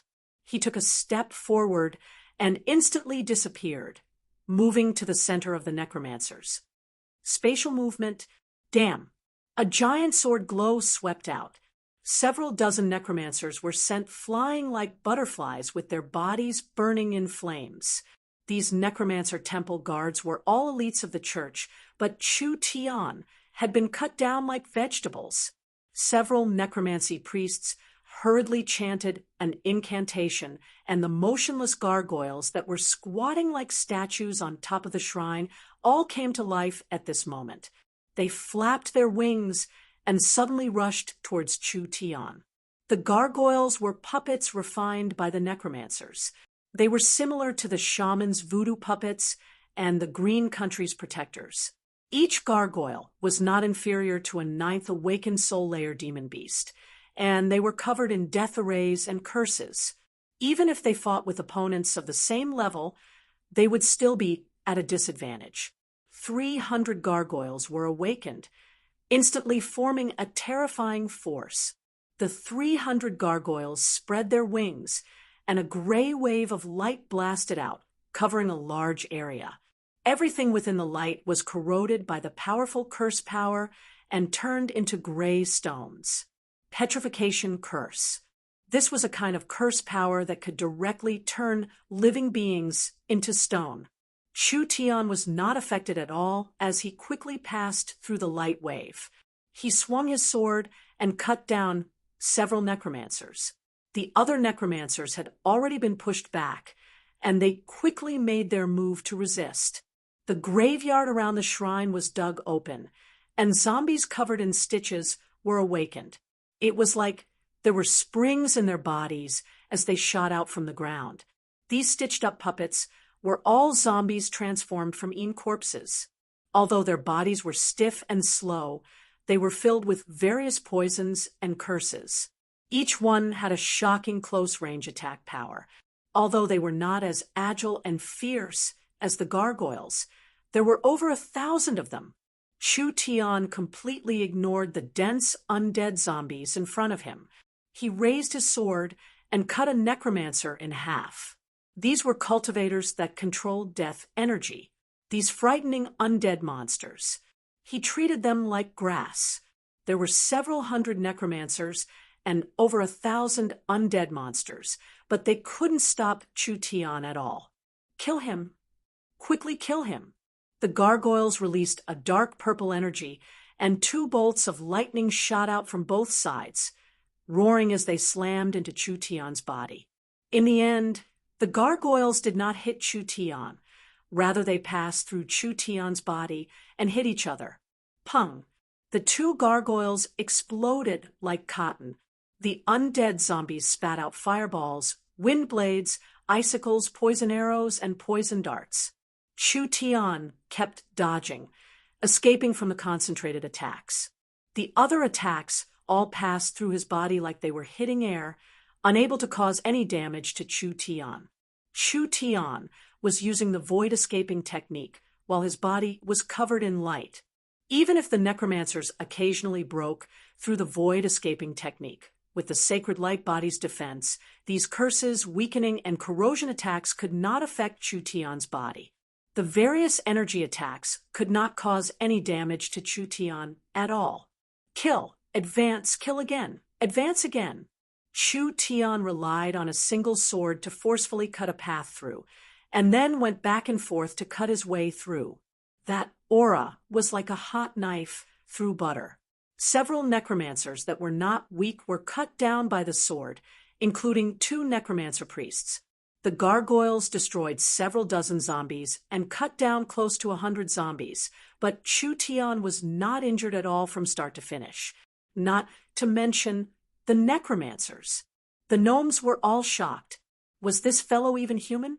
They had never seen a person that could easily pass through the concentrated attacks. Not even a single hair was injured. Instead, the other side was completely defeated, unable to resist at all. A gnome hesitantly asked, "Great Elder, the necromancers have all been killed, perhaps our clansmen. There is no way to change the situation now. We can only think of another way to solve it." Clark helplessly gave the order, "Make a move first," and overturned the undead temple. Although he was not injured, he had consumed a lot of spirit energy. Chu Tian's attacks gradually weakened, and the gnomes finally joined the battle at this time. A single Chu Tian had sent the necromancers into chaos, and now with the elves involved, they did not even have a chance to escape. They killed their way from the outside of the temple to the inside. Less than 40 of the several hundred necromancers were killed. They could only helplessly retreat into the temple and open a purple barrier, easing the situation a bit. "Didn't you mobs want me dead?"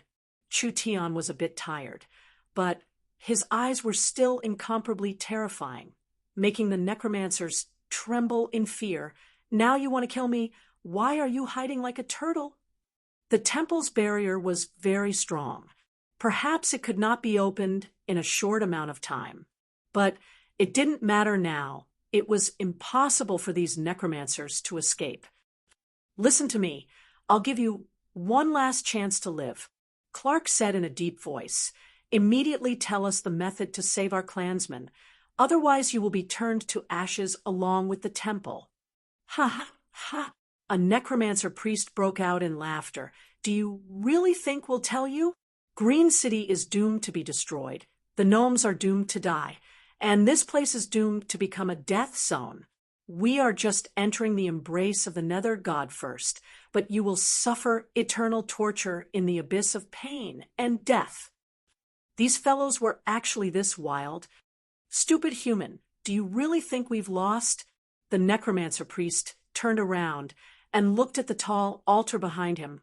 "I'll let you experience what is called true death and fear."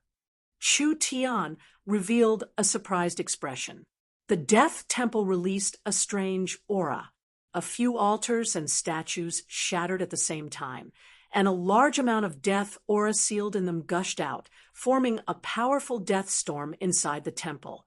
In the process of the energy storm, cracks appeared all over the shrine, and it shook as if it would explode at any time. Clark's expression changed. "Such a strong death energy. Do they want to explode? Quickly retreat." No, we can't retreat. This is some kind of ceremony. Chu Tian shouted at Clark and the others. Stop them! Too late. This ceremony was faster than Chu Tian imagined. The bodies of the dozens of surviving necromancers were shredded by the storm, and the scattered limbs of the zombies were also swept into the storm. Countless flesh fragments were brought to the center by the high-speed rotating storm, and finally pieced together like a jigsaw puzzle, unexpectedly forming an 8-meter-tall behemoth. What is this thing? The gnomes were stunned. This 8-meter-tall behemoth was formed by the compression of hundreds of corpses. Its huge head was formed by 8 or 9 heads squeezed together. Its shoulders, chest, and abdomen were all hideous and terrifying human faces. Its limbs and torso were all pieced together from minced meat. This was a monster formed from the resentment, hatred, and strength of several dozen necromancers, as well as the bodies of over 100 soldiers. It was like a giant mountain of flesh standing in the darkness and releasing a terrifying aura. Abomination. Chu Tian's expression changed.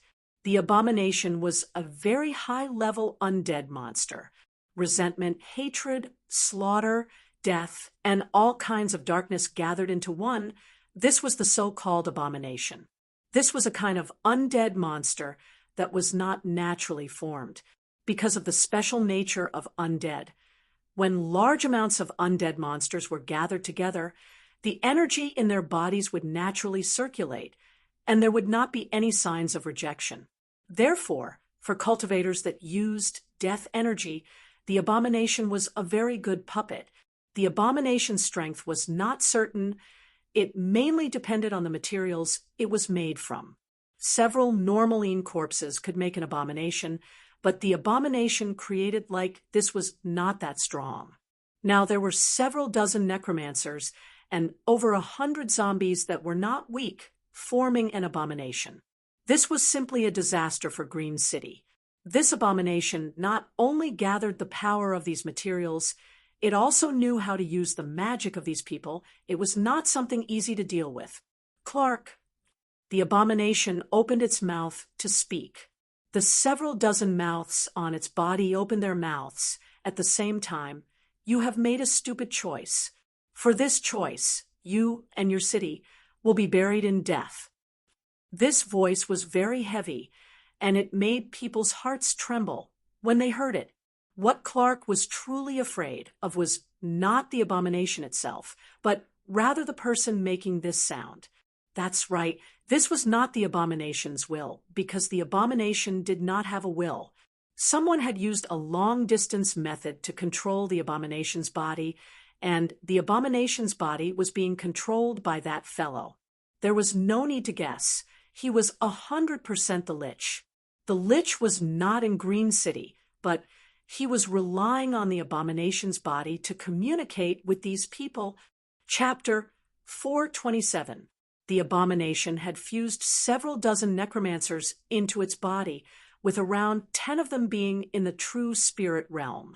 To create this abomination, it had used up the power of the dead sealed in the undead temple, which was a large loss to the undead religion. But the more they paid, the more they could exchange for it. This abomination's strength had reached the 5th true spirit layer, which was already very strong and hard to resist.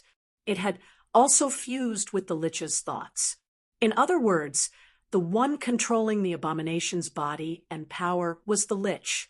When the abomination had a clear mind and consciousness, it could use various secret techniques and cultivation techniques, which increased the abomination's battle strength by several times. Dong, dong, dong. The abomination took incomparably heavy steps. The gnomes felt like the ground was about to collapse, but the abomination's speed was very fast. Even if there was a mountain in front of it, it could still easily smash it to pieces. This majestic aura had a very strong impact on people's minds. Sealing array. Clark and the Green Religion priests made a move. The ground exploded, and several dozen giant wooden stakes came out of the ground. Each stake had a sealing rune engraved on it, and when they connected together, it formed a source energy array. The abomination was sealed in the center of the source energy array. Countless strands of energy spread over the abomination's body, finally forming several green vines. One end was connected to the giant wooden stakes, and the other end was like an iron lock locking the abomination in the center of the source energy array. This array was very strong. Even the abomination could not easily break through it, so its body immediately stopped and it lost the ability to move. This was just the beginning. The other green religion priests also made their move. Countless vines continued to cover it, turning the abomination's giant body into a small mountain. The strength of the vine's frantic compression could even crush steel. The abomination's body was also constantly being compressed, but it wasn't crushed. This probably meant that the abomination was at least a bit tougher than steel, but almost everyone believed that no matter how strong the abomination was, it wouldn't be able to break free under this kind of restraint. Kill it. Quickly. No matter how strong the abomination was, it was still a single entity. The gnomes drew their bows and were about to shoot arrows. There was also a portion of gnomes that directly surrounded the abomination. At this time, they were wrapped in a giant ball that continuously released a gray-green poison mist. The speed at which it spread was very fast. In the blink of an eye, it had covered the entire body of the loathsome evil. This was the poison that was released from the loathsome evil's body. It made people unable to see it with their naked eyes. Clark revealed a shocked expression. What was going on? Could it be that it still had the strength to resist after being sealed? Chu Tian could feel a low chant coming from the loathsome evil's mouth. It was the sound of chanting a strange incantation, and there was an extremely powerful death energy brewing. It was too early. Don't go over. He quickly stopped the gnomes. Retreat. If people could see, the loathsome evil had already been coated with a layer of black death energy. This energy immediately spurted out from its body, and all the places that this energy spread to became the color of obsidian. Vines, wooden stakes, ground, flowers, plants, and even air molecules were all frozen, forming a large patch of tiny black crystals. This power was too strong and too fast. The gnome's sealing array suppressed the aura from spreading ahead of time, making it so the gnomes didn't have time to realize the danger. When they felt the giant black waves surging around them, most of them didn't have time to retreat and were instantly submerged. Within 150 meters of the loathsome, everything was gone. Several dozen giant wooden stakes turned into obsidian pillars, and countless vines turned into fragile stone chains. The loathsome evil easily broke free, and several hundred gnomes that didn't have time to retreat were hit by the energy wave, instantly turning into black stone statues. Their actions of running for their lives and their shocked and confused expressions all froze on their faces. Too terrifying. What kind of powerful death curse attack was this? It was at least 10 times stronger than the one Samuel released. Clark was filled with rage, but at the same time he felt a trace of fear. Although they had several thousand people, the loathsome evil's strength far surpassed his imagination. If they kept fighting like this, most of them would die. Clark, I can feel your fear. The loathsome evil gave a cold and sinister voice after Green Bishop Lonnie's death. A trivial priest like you can't stop Green City's decline. I'll let you see what true strength is today. Clark angrily roared. If the bishop was still alive, how could he allow a fellow like you to be so arrogant? The loathsome evil did not reply. Its body was covered in poison mist, and it released waves from inside out. Everything it passed through, as long as it was covered in the waves, it would be covered in a layer of black, turning it into a solid obsidian object. The gnomes did not dare block it. With the strength the loathsome evil was showing, perhaps no one in Green City dared to block it. Then I'll send you to see your beloved bishop. The loathsome evil charged at Clark. Facing this wild energy, Clark's forehead was covered in cold sweat. He could already smell the strong aura of death. This is bad. He could not block this attack. Clark was clear that the Lich's strength was much stronger than the shaman high priest Mars. There were only two people in Green City that could deal with him in the past 100 years. One was the dying Bishop Lonnie, and the other was the druid prophet Yoda. The bishop was already dead. Yoda was not willing to make a move. The loathsome evil charged at him with killing intent, and no one could stop it. At this critical moment, Chu Tian pulled out his sword. His target was not the loathsome evil, but rather an altar in the undead temple. The loathsome evil felt Chu Tian's movement, and its killing intent increased by several times. With an angry roar, it let go of Clark and charged at Chu Tian. Too late. Chu Tian's sword shattered the altar. The loathsome evil's body that was charging forward began to tremble like it was convulsing. A low and calm voice came from its body. "You can see through the source of my power? No matter how strong your divine sense or technique is, it is impossible to control a puppet from this far away. As long as the connection is cut off, how will you be able to cause trouble? Human, I have indeed underestimated you." The loathsome evil's large body suddenly inflated, but it's not over yet. The gnomes shouted in fear. This is bad. It wants to explode. When the Lich's control over the loathsome evil's body was forcefully stripped away, he actually activated the loathsome evil's self-destruction ability. The loathsome evil's energy was too strong, and if it exploded, the consequences would be unimaginable. "You're not just looking down on me?" Chu Tian's eyes released a green glow, and his hands condensed a power. This was a life energy that was even purer than the green religion's energy. Finally, it turned into a simple seal that slammed into the loathsome evil's body. Life and death. The two powers fiercely confronted each other. The wildly expanding death energy in the loathsome evil's body quickly slowed down. Chu Tian turned around and shouted, "Take advantage of this moment and leave this place." These gnomes were all experts of their race, and they instantly shot out like a rain of arrows. After around 5-6 seconds, with a large explosion sound, the Black Sea swallowed everything in a several thousand-meter radius. The ground and the air were all covered in a layer of obsidian, like matter. When Chu Tian took care of the loathsome evil, what he needed to do next was to solve the plague problem. The plague in Green City broke out without any warning, and around 40,000–50,000 people were affected. Most of them were gnomes, and most of them were young children or adults with low cultivations. They were a relatively weak group. These infected people all had blue and black bodies. Their limbs were weak, and most of them were unconscious. This was clearly not a normal disease. Most of the gnomes' cultivations weren't bad, so it was hard for a normal disease to have this kind of effect in a short period of time. Chu Tian had not just saved Clark's life.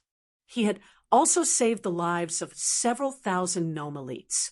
No matter how much prejudice Clark had against Chu Tian before, he was now completely convinced by Chu Tian. This human's ability and talent far surpassed his imagination. He indeed had the qualifications to become Green City's city lord. Perhaps he had the ability to solve the plague problem. What is going on with the plague? For so many people to be infected at the same time, there must be a source of infection. Clark had not completely recovered from the feeling of escaping death, but he was not a normal person, so he had already calmed down. "We've checked the food and drinking water, but we haven't found any signs of infection.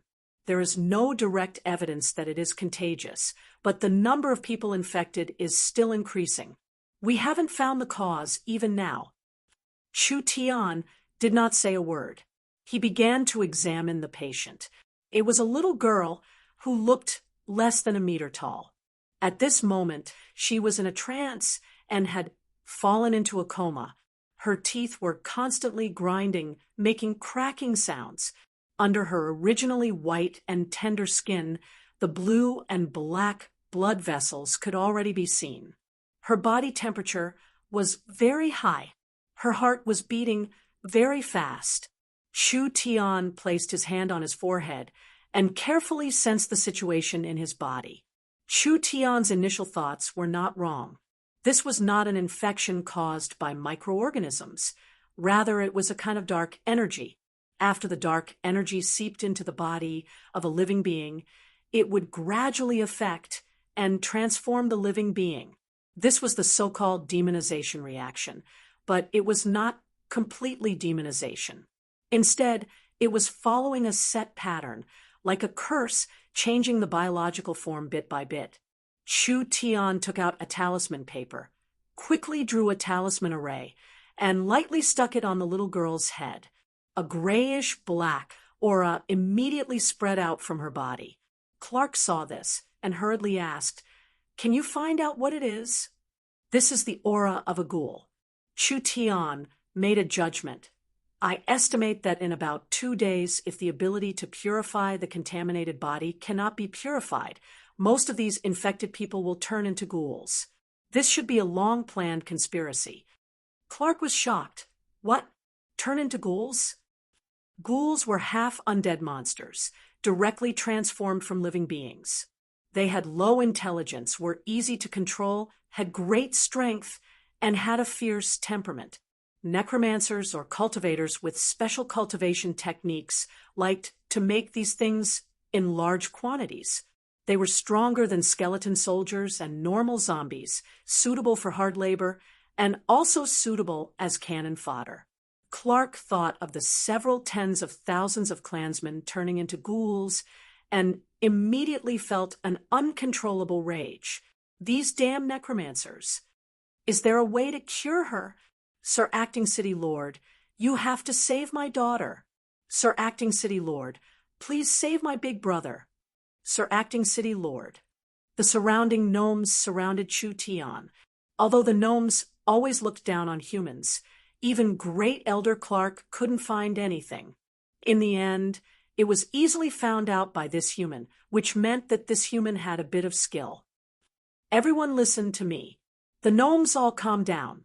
Shu Tian explained to everyone, "Contaminating so many people at once, the source of the contamination is not food or water. I suspect that the necromancers are arranging a large-scale array, wanting to pour a large amount of death energy into Green City. These weak people being infected early is just a sign. If my guesses aren't wrong, a large amount of energy has already filled the skies of Green City and can explode at any time." "What?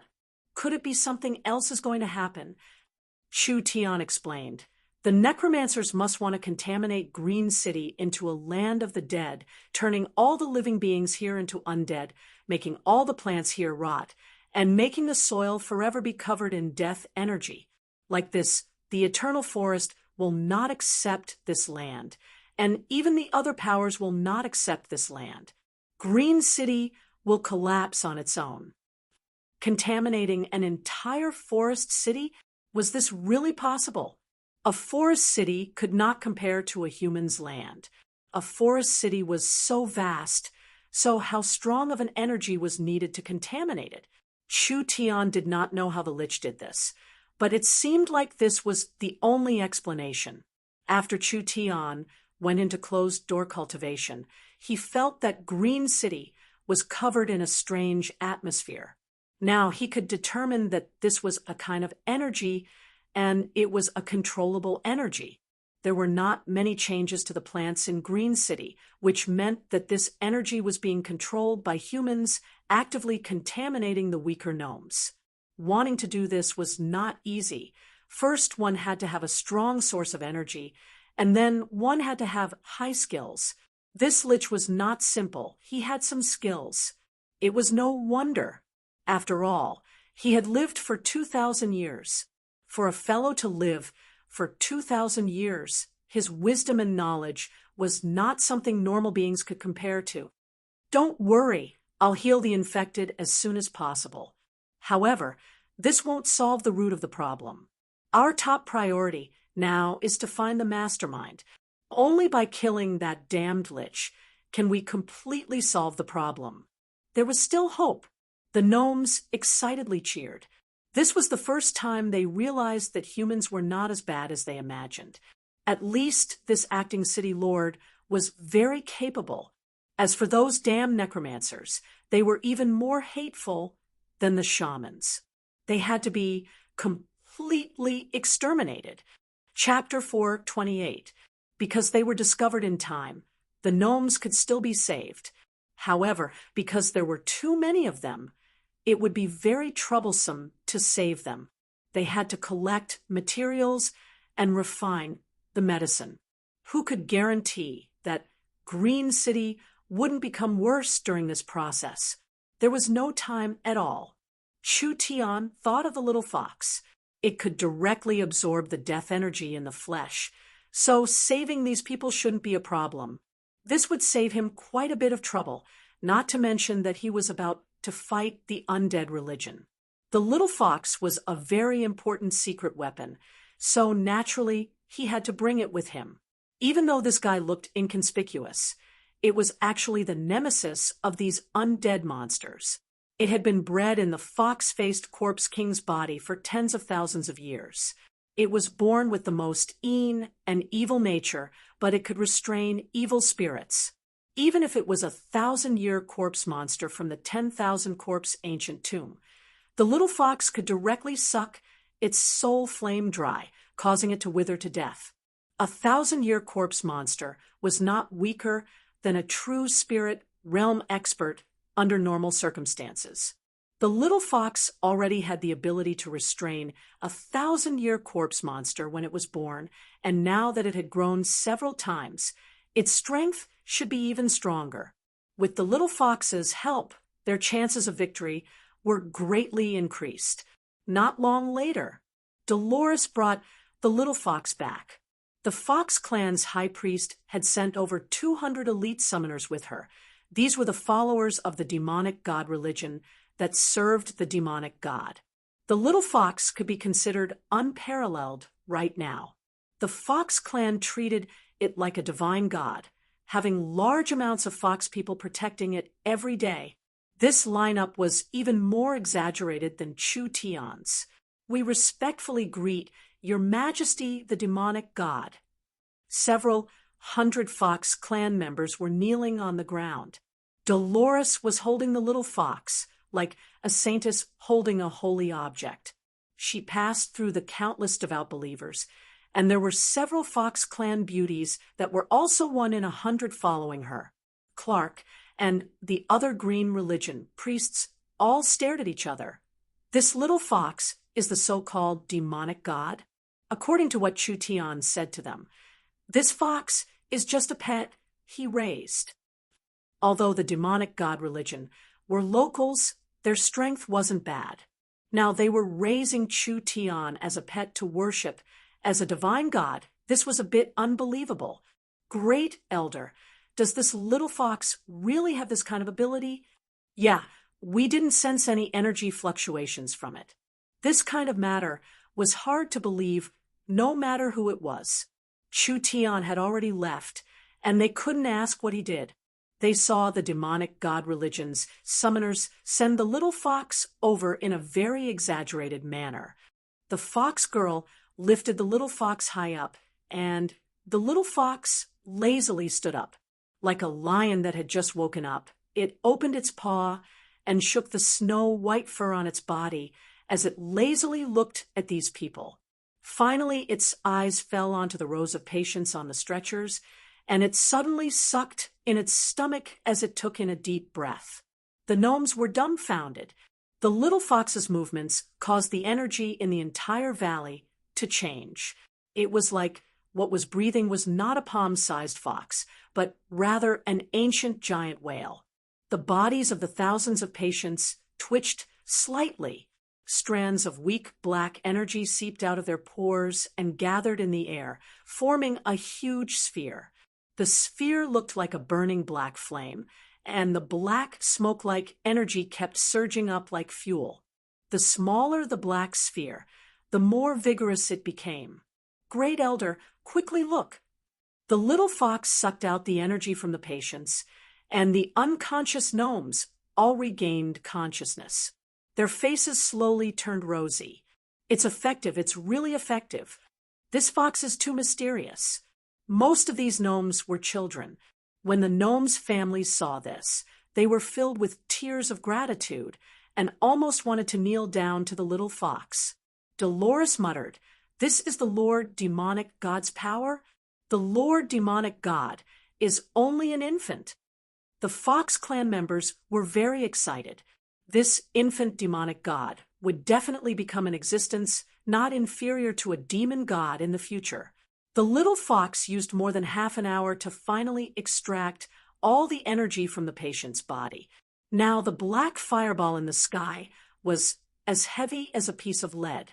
If it fell down, perhaps it would create a large hole in this area, and the death energy would be able to kill all living beings within several hundred meters. Under this kind of strong energy pollution, how could a person not be affected? The little fox opened its mouth and turned it into a stream that flowed into the little fox's stomach. It made the little fox's stomach bulge up, but when it gently patted its round stomach, it quickly shriveled up again. The little fox raised a claw and waved it. "Yes, Your Majesty, the demonic god." Dolores respectfully cupped her hands and walked to the front to say, "Our Majesty, the demonic god, has said that these people are fine. Send them down and replace them with the next batch." The valley instantly fell into an uproar. Countless gnomes shed tears of gratitude. The little fox had not only saved these children, it had also saved the entire Green City gnome race. The little fox wagged its tail in a very happy manner, enjoying the feeling of being worshipped by others. Its master was truly useless, actually calling this fox for such a small matter. One batch after another, the little fox healed them all. But during this process, there were more people being polluted in Green City, and the little fox did not have time to cure them one by one. These newly infected people still had about a week of safety. As long as they could eliminate the culprit in time, then everything would fall apart on its own. In the city lord's castle, the little fox was sent to the discussion hall like a moon surrounded by stars. Chu Tian sat in the highest position in the discussion hall, Clark sat on the left, Dolores held the little fox, sitting on the right, and the others were standing in the 2 rows below. The little fox had displayed its might to save tens of thousands of people, so now the Fox clan worshipped it even more. Even the gnomes regarded it as a savior. The little fox had only shown a bit of its skills in Green City, but it was already more worshipped than the acting city lord. "Fox, I haven't seen you in a few days. It seems like you've become a bit fatter." Chu Tian narrowed his eyes as he looked at this fellow. "I think the Fox clan has suffered a lot from being eaten by you." The little fox did not have any manners as it spat on the ground, and then raised its middle finger at Chu Tian. To be more accurate, it raised its middle claw. This fox is now the Lord Fey god that tens of thousands of people look up to. Accepting their offerings is already showing them respect. So what do you know? How nerve-wracking. This fox was becoming more and more arrogant. Now even Chu Tian couldn't control it. "Don't waste time. It's time for you to work." Chu Tian stared at it. "The Lich's location must be in the southern forest. Find it for me." When the plague broke out, we sent out scouts to investigate, but we couldn't find any clues at all. Clark was a bit hesitant. "Are you sure you can find it?" Was this matter that hard? The little fox took out the divine eye and infused it with divine sense, beginning to observe. Chu Tian's eyes gradually turned a pale gold, which was the color of his divine sense. He established a spiritual connection with the little fox, so whatever the little fox saw, Chu Tian could also see. The large forest to the south of Green City had withered, and the thousands-of-year-old trees had all died in a single night. There were large amounts of demon beast and native corpses everywhere. They had all been contaminated by some kind of energy, and were currently transforming into undead creatures. Before long, these creatures would become an undead army. This kind of contamination was not something that could be completed in a single day. The necromancers had been planning this plan for a long time. "Slow down, it's right here," Chu Tian suddenly called out. "This basin has a barrier, so it's most likely inside. Fox, go in and take a look." Chu Tian locked onto a basin. Because he could feel the aura of the barrier, Chu Tian knew that there was something strange about this place. Although the scene was blocked, the dense death energy coming from inside could not fool Chu Tian and the little fox. The little fox activated the divine eye in its hand and allowed its vision to penetrate into the barrier. Large amounts of gray buildings appeared in its field of view. There were altars arranged in a certain pattern on the ground, connecting together to form a large array. There were several hundred gray-robed, masked warlocks currently jumping around on the altars casting techniques. These altars seemed to be built on some kind of ruins. This could explain the source of this powerful energy. The Lich must have borrowed the energy from the ruins to attack Green City, which was why it had such a powerful effect. "We've already found the Lich's lair." A sharp glow flashed in Chu Tian's eyes. "But looking at their appearance, this ceremony has already reached its end. In just a few days, the entire Green City will be filled with this death energy, turning it into an eternal land of decay. The surrounding areas will not be spared either, so we don't have much time left." Everyone's expressions were not good. Who would have thought that the situation would be this serious? The shaman sorcerers only wanted to destroy Green City, but the necromancers were even more ruthless. They wanted to pollute the entire area and exterminate all life, turning this land into an undead territory that only the undead could live in. The entire Green City was facing a life and death situation. The so-called no eggs can remain intact when the nest is overturned. Not only did they need the gnome army, they also needed the help of the local powers. It would be best if they called Luz's group over, giving the shamans a chance to atone for their crimes. What was in that basin? Chu Tian felt that the source of the death energy was a very ancient ruin. The Lich had used the ruins to build the barrier and released the death energy from the ruins into Green City. This ruin was not simple. In terms of the intensity of the death energy, it was not weaker than the 10,000 corpse ancient tomb. It was several times denser. Otherwise, it would not have been able to destroy the large Green City. Chu Tian's communication device rang. "Hey, Vivian, why is it you?" He picked it up. "I'm very busy right now. I'll contact you later." "Big brother Chu Tian, wait a minute." Vivian's voice came from the communication device. Elder sister Qingwu said that the Een corpses in the barrels have been refined. Oldman Small Town doesn't need them now, and you don't have any helpers in Green City, so we're prepared to send the Een corpses to you in the space warehouse. You have to remember to receive them. "What?" Chu Tian was a bit surprised, but he said in a satisfied voice, Good, I'm lacking fighters." Chapter 429. There was a gray tower-like structure with a strange conical altar in the center. It was pointed at the bottom and round at the top, just like a several dozen meter long, all inserted into the ground. It was made of dark crystal, and there were countless runes drawn on it. There was a gray-robed necromancer priest sitting on top of the altar with his arms open, silently chanting an incantation. The source energy array on the altar released a dark red glow, and a thick energy was being drawn out from the ground like water. It was spread out through the all-like structure and was finally stored in the towers of death. As more and more energy was accumulated in the towers, some of it leaked out and collided with each other, creating black lightning. Several hundred towers of death gathered a terrifying amount of energy. The necromancer priest slowly put down his hands. His hands were completely withered like tree branches, and the face under the cloak was also a completely withered face. There was only a layer of lifeless, dark, purple skin sticking to his bones, and there were blue-purple undead flames coming from his eyes.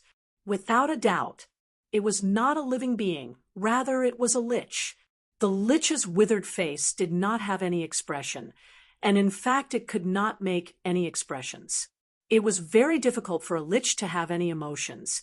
He had even forgotten the feelings of joy, anger, sorrow, and joy.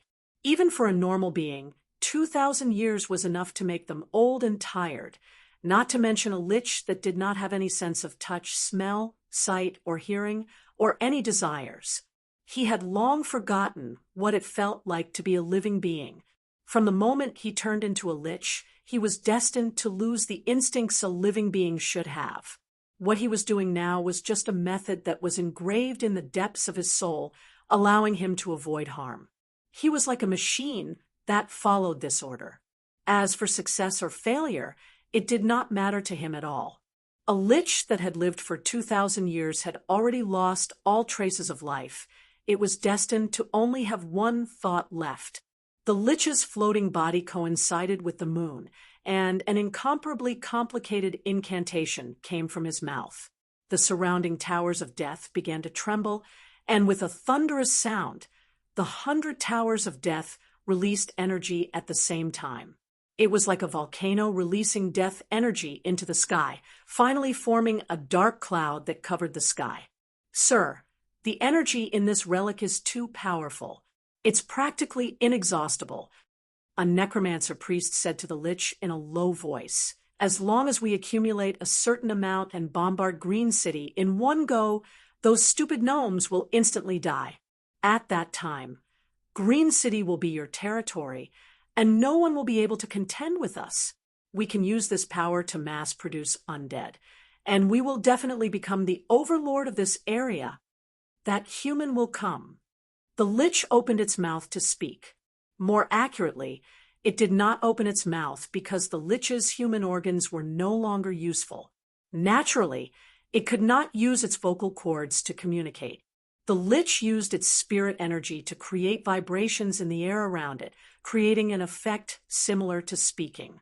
This required a very high level of spirit energy control. Ordinary cultivators might not be able to master it even after studying for decades. But for the lich that had an infinite lifespan, problems that could be solved with time were not a problem. His voice did not sound like it came from a living creature. It was like the dry noise of machinery rubbing against each other. It was sharp, unpleasant, and lifeless. The necromancer priest said with disdain, "He's just a human. Why do you care about him? Not to mention that we have obtained the power of the ruins. They will die if they charge in."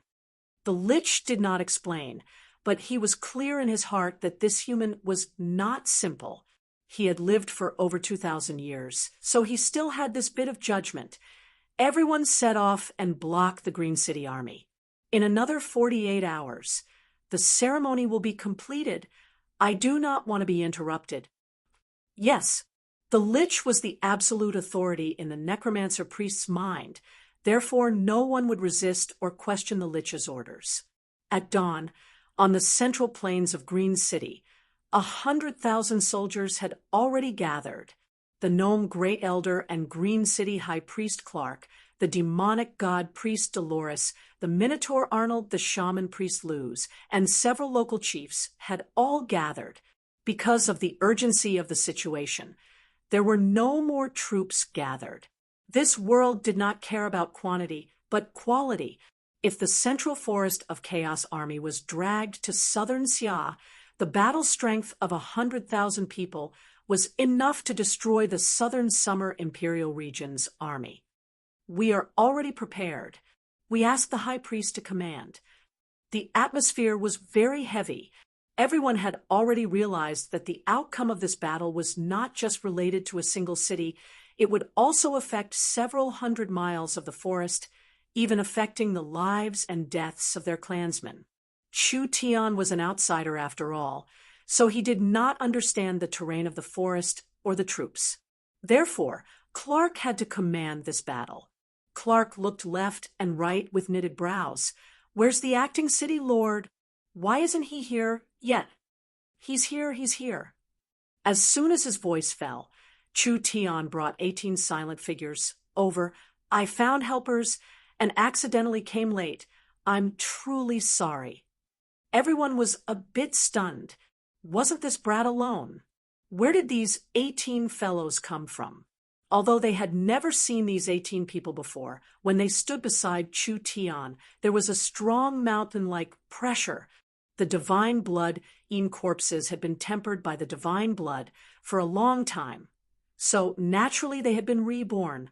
From the skin to the bones, from the flesh to the marrow, they had all been tempered. Not only did they have the defensive power of a peak defensive cultivation technique, they also had the indestructible property of a spiritual god. The divine blood in corpses no longer had any weaknesses. Whether it was the normal elemental energies of water, fire, wind, or earth, or the lightning that undead monsters feared the most, the divine blood in corpses had a strong resistance to them. Even if they were cut in half with a single attack or their heads were blown to pieces, these attacks that could be considered fatal to living beings or even undead creatures would find it hard to kill them. The undead aura on the divine blood in corpses had been completely washed away. That trace of spiritual God's power was enough to intimidate normal living beings. This was not a difference in strength, but rather the pressure of a high-level life form on a low-level life form. It was like an elephant looking at an ant. Second true spirit layer. It was around the second true spirit layer. Clark's pupils slightly shrank. Even in Green City, it was very difficult to find 18 people in the second true spirit layer to be guards. Not to mention the fact that these 18 divine blood in corpses were like 18 statues of gods. Even people with deep strength, like Clark, could not help but feel a sense of danger. These were not normal experts. Everyone, don't be surprised. These 18 fellows aren't people. They are just puppets I made when I was bored. Chu Tian had an uncaring expression. It was like the divine blood in corpses were made from a bored person's urine and mud. The situation was urgent this time, so I brought them over. I think they'll be of a bit of help. The divine blood in corpses were still in corpses. In the end, they could not produce life. Therefore, in corpses, especially those refined into puppets, had no life force, no ability to think, and even their souls had been refined. Therefore, they could be transported in the space warehouse like goods. All right, there's no time to lose. Let's immediately set off. Clark did not have time to ask. We'll split into 4 groups, and each group will have 10 small groups. We'll attack along the following routes. Clark began to closely arrange everything. 100,000 people was a very large number. This kind of large army could not be spread out in the forest at once, so they could only split into different groups to attack at the same time. When the sun rises, the undead will be weakened to a certain degree. We'll send these fellows back to the embrace of the Nether God. All right, kill. Kill. Everyone's morale was high. This battle was not only important to Green City, it was also very important to Chu Tian. Chu Tian was missing a chance for the entire city to acknowledge him. Let's go. At the break of dawn, the Green City army of 100,000 set off, splitting into several dozen small groups. They entered the forest as fast as they could, heading in the direction of the valley. These 100,000 people were natives of the Forest of Chaos, so they couldn't charge at each other in the forest like they did on the plains. However, when the army was split into countless small teams, they could move through the forest at high speeds, but they could maintain a high fighting state. Like this, even if there was a sudden change, they wouldn't be defeated like a mountain collapsing. Dolores turned around and shouted at Chu Tian, "The withered forest is in front of us." Chu Tian nodded. "Be careful and be on guard." The withered forest was the first forest to be contaminated by the death energy. The entire forest was soaked in a thick death energy, and there were no signs of any living creatures. Hundreds of thousands of indigenous people had died here, and it had become a tourist spot for living creatures. The little fox called out a few times. "Pay attention, there are large amounts of undead in front of us."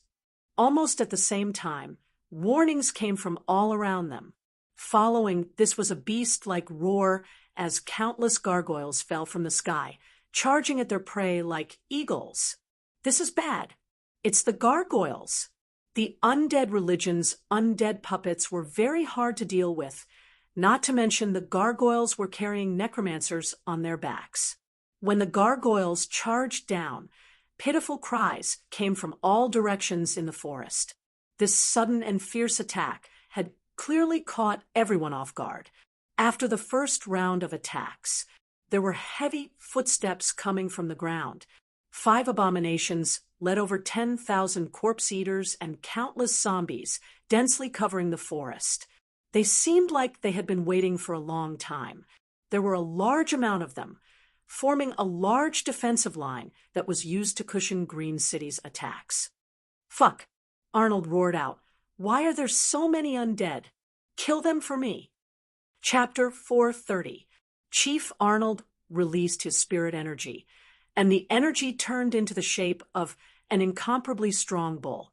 The Minotaur source spirits were made of different bulls, and Arnold's source spirit was the Golden Barbarian Bull King.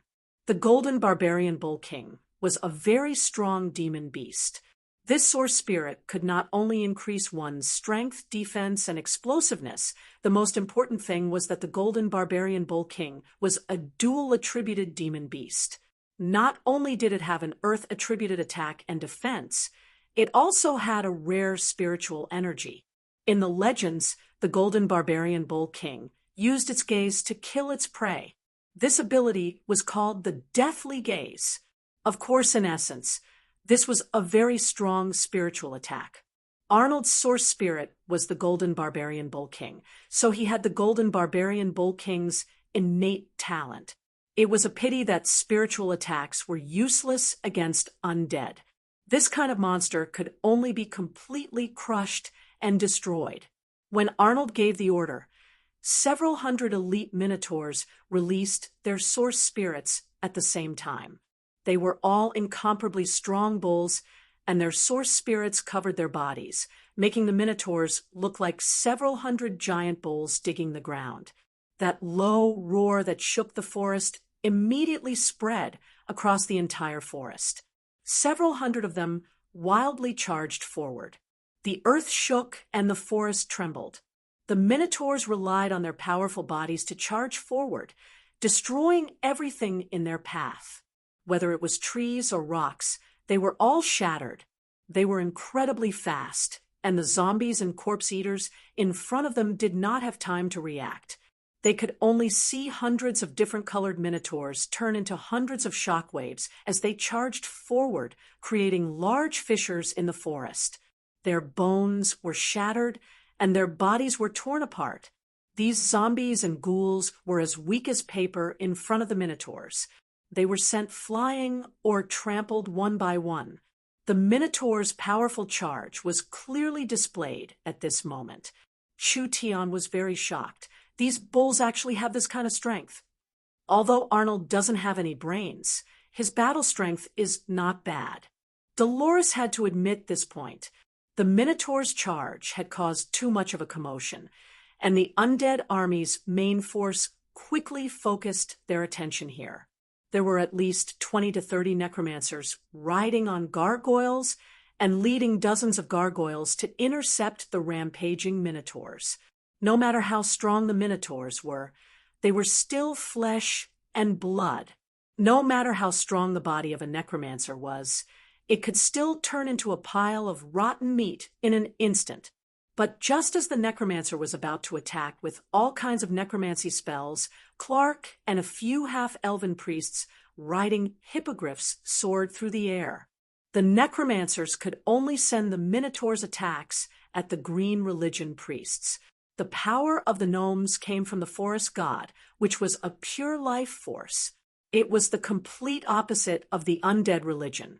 Clark and the others had long since been on guard. They had set up several layers of defense, which just happened to be able to keep a low profile from the necromancer's attack. Half-elf, who overestimates herself.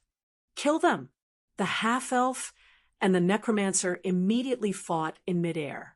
The half-elf's mount, the hippogriffs, was no match for the gargoyles, not to mention the gargoyles had the advantage in numbers. After both sides exchanged a few moves, the gnomes immediately fell into a disadvantage.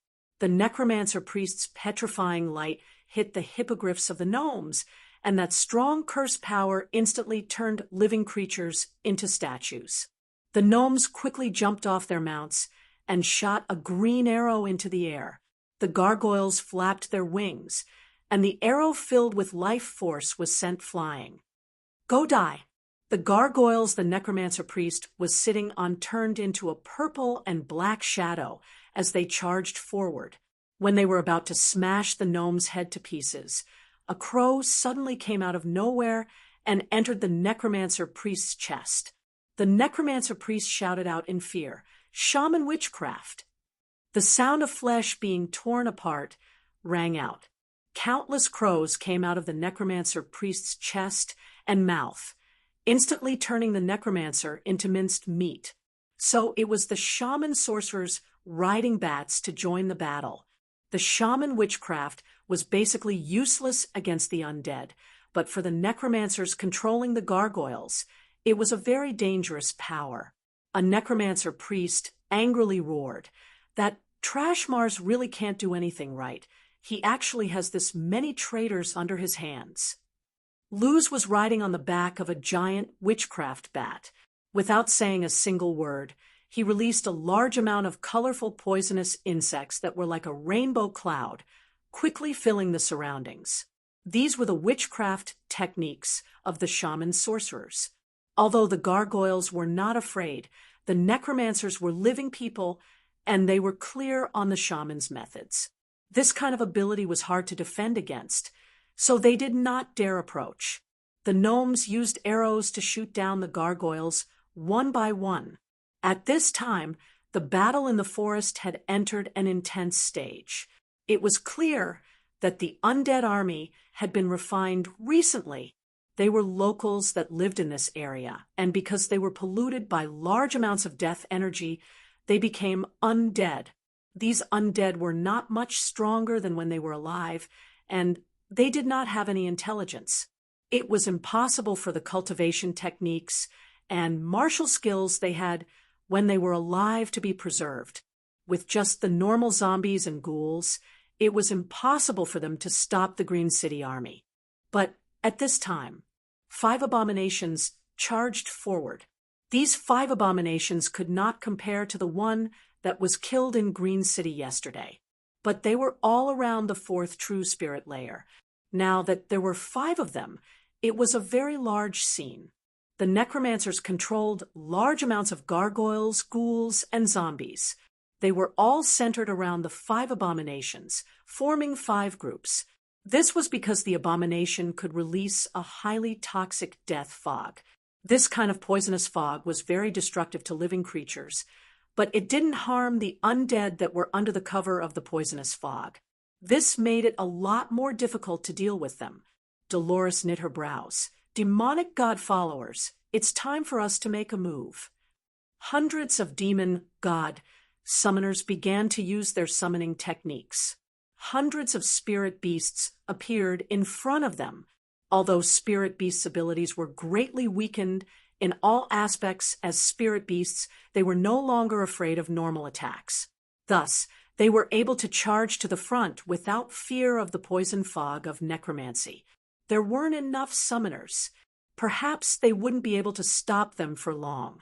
When the battle was in full swing, there was another change. There was an explosion coming from the distance, and large amounts of dark red clouds that were like a sticky substance poured into the sky. An incomparably large source energy array appeared in the sky. The scale of the source energy array was very large. It almost covered the entire sky. This is bad. The Lich was speeding up, most likely wanting to complete the ceremony ahead of time.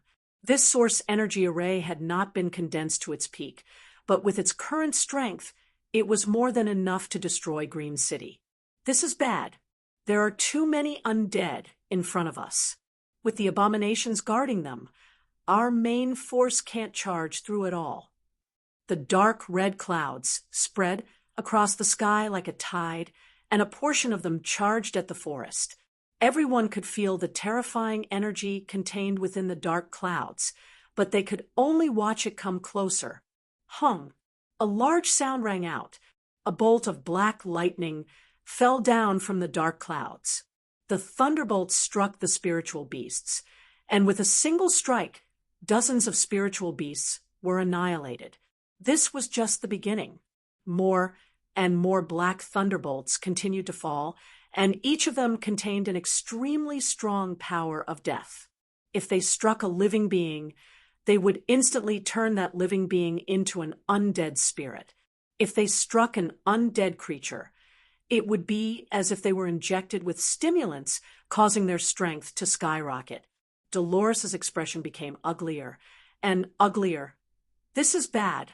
We'll most likely lose if we keep fighting like this. Chu Tian shook his head and said, "It's really useless. Let me do it. Fox, let's see you first." The little fox jumped out and turned into a mass of gray mist, appearing several hundred meters in the air. Then it teleported several times and instantly charged into the dark clouds that covered their heads. The little fox's snow-white body could be ignored in front of the giant energy cloud. But with just a gentle breath, it created the effect of all rivers flowing into the sea, causing the incomparably dense energy cloud to change shape. All of it surged towards the little fox's body, and the lightning of death that was gathering in the dark clouds instantly disappeared. Chu Tian used the void escaping to charge through the undead. Large amounts of gargoyles and ghouls surrounded them, but they had no effect on Chu Tian. 18 figures followed behind Chu Tian, and their speed was not any slower than Chu Tian's. The 18 divine blood in corpses were covered in a glow, just like 18 dark golden bronze statues. A palm shot out. The gargoyles were shattered to pieces. The low-level undead were like chickens that couldn't withstand a single blow. Even if they crawled around the divine blood-eaten corpses like ants, as long as the divine blood-eaten corpses released light, it would cover all the undead within several dozen meters. Finally, they would be torn to pieces by the vast energy released by the divine blood-eaten corpses. The divine blood-eaten corpses' steps were incomparably steady, not changing at all. They were not affected by these attacks at all. Chu Tian was very satisfied with the power of the divine blood-eaten corpses. This was a pretty good chance to use it. He could test just how strong these fellows were. Chu Tian gave an order to the divine blood-eaten corpses, leaving 3 divine blood-eaten corpses to guard. The other 15 divine blood-eaten corpses split into 5 groups of 3. Each group had the same goal, the abomination. Chu Tian wanted to control these divine blood-eaten corpses and destroy the abomination surrounded by tens of thousands of undead. This was an almost impossible matter. The abomination was a very powerful undead monster, and there were large amounts of ghouls and gargoyles protecting it. How could 3 divine blood-eaten corpses approach it? Chu Tian had a lot of confidence in the divine blood-eaten corpses, a battle puppet refined from the blood of a spiritual god. Its strength could not be underestimated. Chapter 431. The little fox's aura swallowing the mountains and rivers stopped the powerful energy cloud from spreading, completely shocking the necromancers. This energy came from the ruins, and it was incomparably pure. Unless it was an expert on the level of the Elven King, it was impossible for them to resist it. How did this little life form do this? The energy it had just swallowed was enough to create an undead army. At this time, the divine blood corpses were running faster and faster, and the light they released was becoming brighter. The energy that leaked out of their bodies tightly wrapped around them, turning them into glowing balls. With an unstoppable momentum, they crushed through the undead monsters. That's right, it was a crushing. Even if it was just a little bit, the undead were instantly turned to powder. The divine blood corpses' charge was 10 times stronger than the Minotaurs. Even if there was an army in front of them, it would be like 10 million ants. They could just step over them. Looking down on everything, pressing forward, the gargoyles kept sending out curses, hoping to slow it down, but this kind of attack had no effect on the divine blood corpses. The loathsome evil seemed to have felt a sense of danger, and immediately let out a deep roar. It awakened a powerful death energy from within its body. In the end, it quickly surged out of its body in the form of a shockwave. The energy flow that was like a tsunami overflowed in all directions. Everything in the surroundings was quickly petrified and turned into obsidian without any signs of life. It was this move again. The 3 divine blood corpses were less than 5 meters away from the attack. The energy that was like a ball of light covering the corpses was like a snowball in boiling water, melting at a speed visible to the naked eye. That jet-black energy continued to erode the center of the corpses. The necromancer priest let out a sigh of relief. These fellows were indeed a bit strange, but their strength didn't seem to be as strong as he had imagined. The abomination's high purity and concentration of death energy erupted in a single breath. This kind of high-speed energy flow could directly envelop and seep into the surrounding matter, changing it from the very core, which was why it could erase any existence. The energy on the surface of the divine blood corpses was not strong enough, so the high-speed energy shot through this energy and landed on their bodies. Without any protection, it was impossible for them to block this kind of attack. They would instantly turn into 3 black obsidian statues. As expected, the moment the divine blood corpses' protective energy was completely eroded away, the black energy wildly sprayed over its body like paint. The divine blood corpse was quickly covered in a layer of black from head to toe, and it was glossy like obsidian. Was he killed? That was all there was to it. Dolores frowned in confusion. However, just as everyone was shocked and the necromancer was ridiculing him, she discovered that Chu Tian revealed an enigmatic smile. Then, a shocking scene occurred. The 3 figures that had clearly turned into human-shaped obsidian statues were still moving forward and maintaining their previous speed. They pounced on the abomination from 3 different angles and punched the abomination's body at the same time. People could clearly see the black traces of the divine blood corpse quickly fading. It wasn't fading. The energy didn't disappear. It was just leaving the body. It went from every corner of the body to the right arm and finally gathered in the fist. It condensed into a small piece that was sent back into the abomination's body. The 3 punches landed on the abomination's body. The energy released from the punches caused the abomination's body to instantly turn into stone, and then it exploded. The abomination was directly knocked to the ground, and a third of its body disappeared. The abomination's power did not harm the divine blood corpse. This power was absorbed by the divine blood corpse and used by the divine blood corpse to send a punch back at the abomination's body. This kind of attack was unheard of. Don't think that the abomination is that easy to defeat. The necromancer priest quickly controlled the abomination. Ignorant people, I'll let you see the true power of the abomination. The abomination was an undead creature. It couldn't even be considered a normal undead creature because the abomination did not have a soul flame. It was just a mixture of flesh and energy, so it did not have any weakness. Even if it was cut into pieces, It would not die. Roar. The loathsome evil let out a deafening roar, and its body continued to tear apart.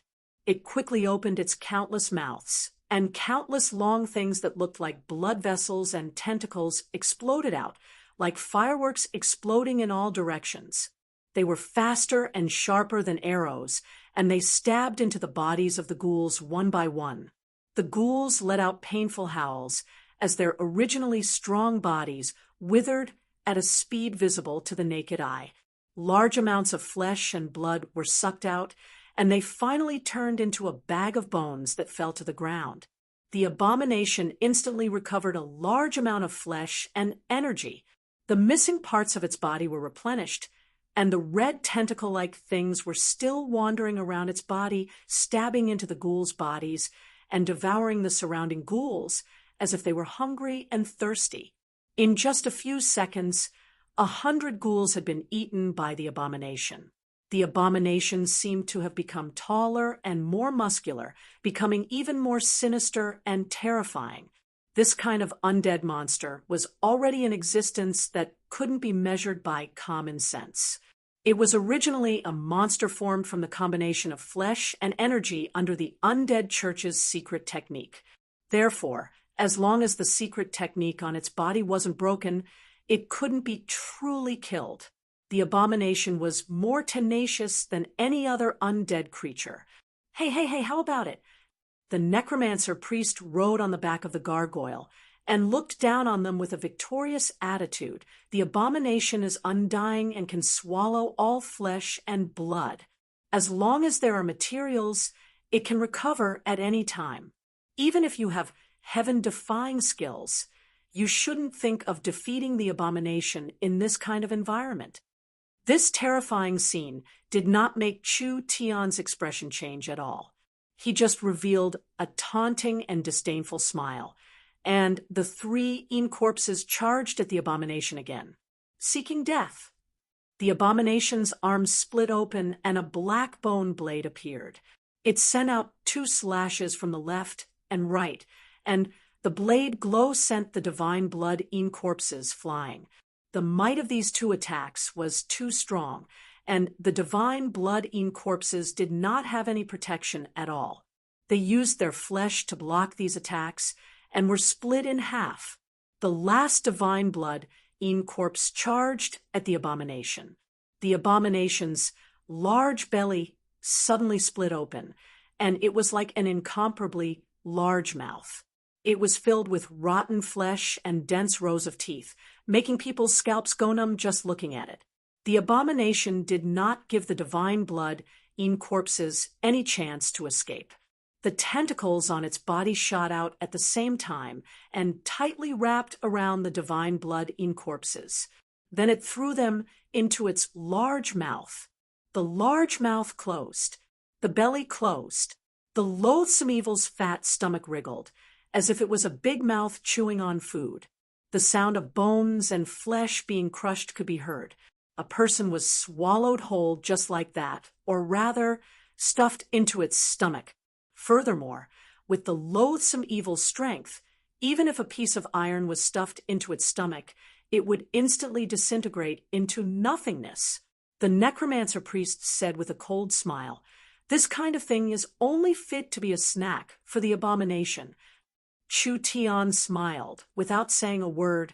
"I'm afraid your teeth aren't good enough. The consequences of eating something bad are very serious." When Chu Tian spoke, the 2 corpses that had been split in half did not bleed at all. They were like 2 magnets that were attracted to each other and stood up once again. Their clothes had already been destroyed, and they were completely naked. The divine blood corpses had been refined for a long time, and their outer appearances had already changed greatly. From head to toe, there were no signs of gender. There was no hair, no pores, and the dark golden skin that seemed to be cast from gold and copper was covered in dense runes. Both of his eyes were open, but there was nothing in his eye sockets, only a scarlet radiance radiating from them. What is this? Everyone was stunned by this undead that didn't seem like an undead, a living being that didn't seem like a living being. Being split in half from head to toe, the giant instantly healed. Could it be that they wouldn't die? At this moment, the loathsome evil's body began to convulse, making a sound similar to boiling water. Its originally huge and malevolent body suddenly became irregular, like a piece of wax that was rapidly melting under high temperature. Pieces of rotten flesh fell off, and the loathsome evil's body swelled up. What is going on? The necromancer priest found that he could no longer control the abomination. The abomination's body seemed to be filled with a kind of energy that was like a terrifying virus that was seeping into every corner of the abomination's body. It made the abomination's body lose control, and it began to collapse at an unbelievable speed. The abomination completely exploded. The energy in its body was released at once, which was equivalent to an explosion. Although it couldn't compare to the explosion in Green City, it was still enough to cover several hundred meters. All the ghouls, gargoyles, and zombies in this area, as well as the necromancers that couldn't escape in time, were all killed. The divine blood in corpses walked out from the center of the explosion. Its body was also heavily deformed, but its bones gave off crackling sounds as they quickly returned to their original position, finally returning to normal. The 3 divine blood in corpses were not injured at all. The divine blood in corpses dared to swallow them. The divine blood could break all curses, and it could also break death energy. Not to mention a trivial abomination, even if the bone dragon swallowed the divine blood in corpses, it would still suffer. At this time, there were explosions coming from several directions. Several abominations had already been killed. Shu Tian was very pleased with this result. It really wasn't a waste to pay such a large price. These corpses had almost immortal bodies, at least with the power of the true spirit realm. It would be very hard to kill them. This was the power brought by the divine blood. In the ancient god's memory crystal, these puppets were called divine servants. The divine servants were not gods, but they had a portion of a god's power. Now, the 18 divine blood in corpses were about to be transformed into divine servants. Although they were not very strong, they had high growth potential. Chapter 432. Under the little fox's wild swallowing, the energy cloud gradually disappeared.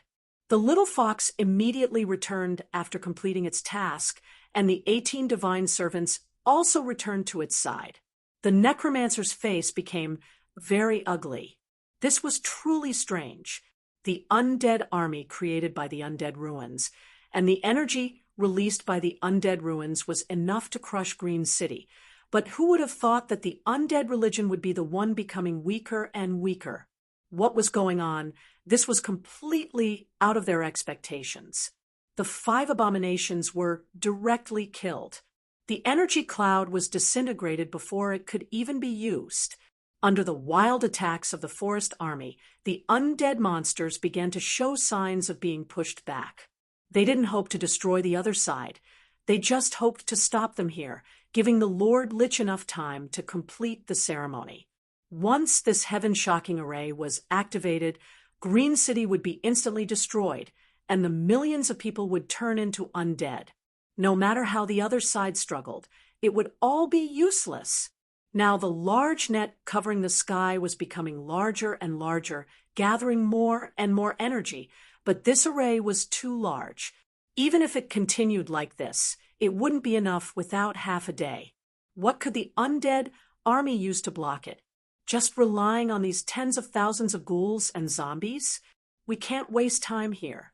Shu Tian knew that the Lich was completing the ceremony ahead of time, and this place was quite far from the valley, so they didn't have time to waste. He shouted to the others, "We'll charge over and kill that Lich." "All right, charge over." Although their losses weren't small, everyone became braver as they fought. After all, this concerned the fate of the entire clan, so no one could afford to lose this battle. Shu Tian, led the 18 divine servants in the lead, relying on the void escaping to protect himself. Even if he passed through the army, it would be hard for him to receive any damage. The 18 divine servants followed behind him. These puppets had shocking defenses, being immune to curses, death energy, and dark energy attacks, so they were unobstructed. Of course, the little fox was the most important. It could swallow the attacks coming from all directions. When large groups of undead monsters surrounded them, the little fox just needed to gently suck them in, whether it was the gargoyles, ghouls, or other high-level undead. The soul flames of the undead monsters would be sucked out. The little fox's special ability was an instant kill. One person, one fox, and 18 puppets, and scrupulously shuttled through tens of thousands of undead. Wherever they passed, the undead would fall to the ground. So many necromancers had besieged them, but they couldn't do anything to them. Chu Tian's power alone was enough to suppress most of the undead. How could the Green City people not be shocked? How could the Church of the Undead not be shocked? People had no choice but to accept Chu Tian wholeheartedly. If this human didn't interfere, perhaps Green City wouldn't even need to wait for the undead religion to make a move. The shamans would destroy Green City first, and the undead religion would be the mantis stalking the cicada, unaware of the oriole behind. In the end, it would be hard for Green City to have a good ending. In the end, this person ruined the shaman's plan. Now, it brought such a huge blow to the undead church. The undead couldn't hold on any longer. However, at this moment, the scales of victory began to tilt from the direction of the basin. A large number of densely packed black shadows appeared, impressively tens of thousands of Een souls. Each one had a fierce green face and sharp fangs. They were the most ferocious of the Een souls, being made of strong death energy. They had form but no substance, and there were a large number of them. The Een souls let out sharp howls, and their bodies began to turn red. They fell down from the sky like meteors, and the already withered and dead forest immediately exploded into hundreds and thousands of holes. This was an indiscriminate bombardment. Whether it was the undead army or the forest army, they were all in the range of the specter bombs.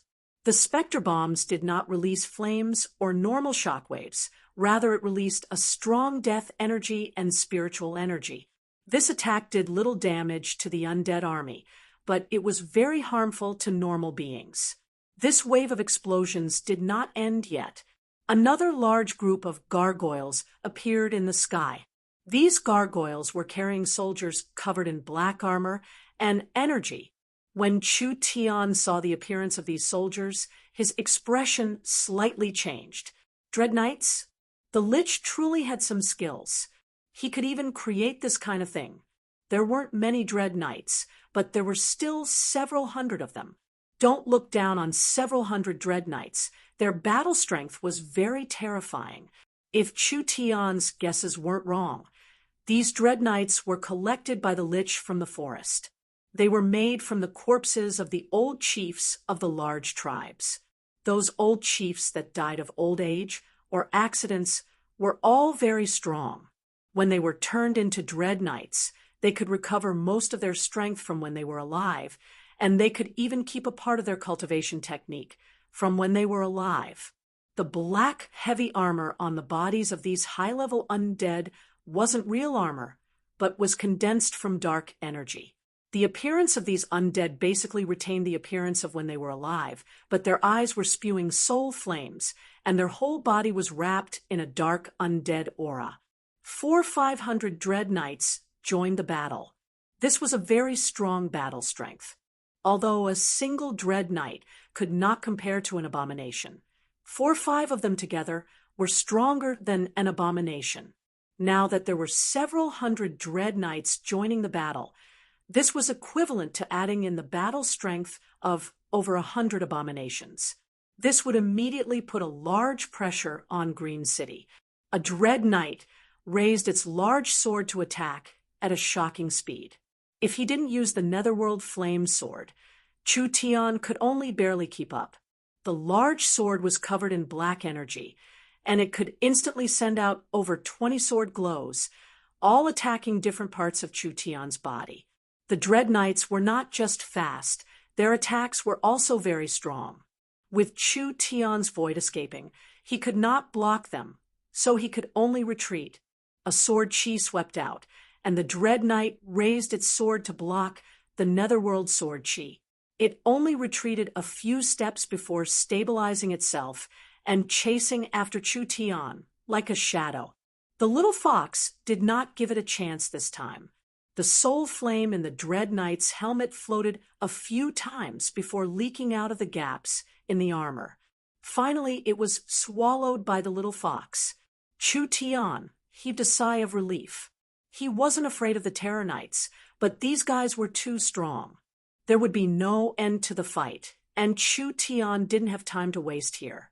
Before the forest army could recover from the bombardment, the Terror Knights had already launched a round of attacks.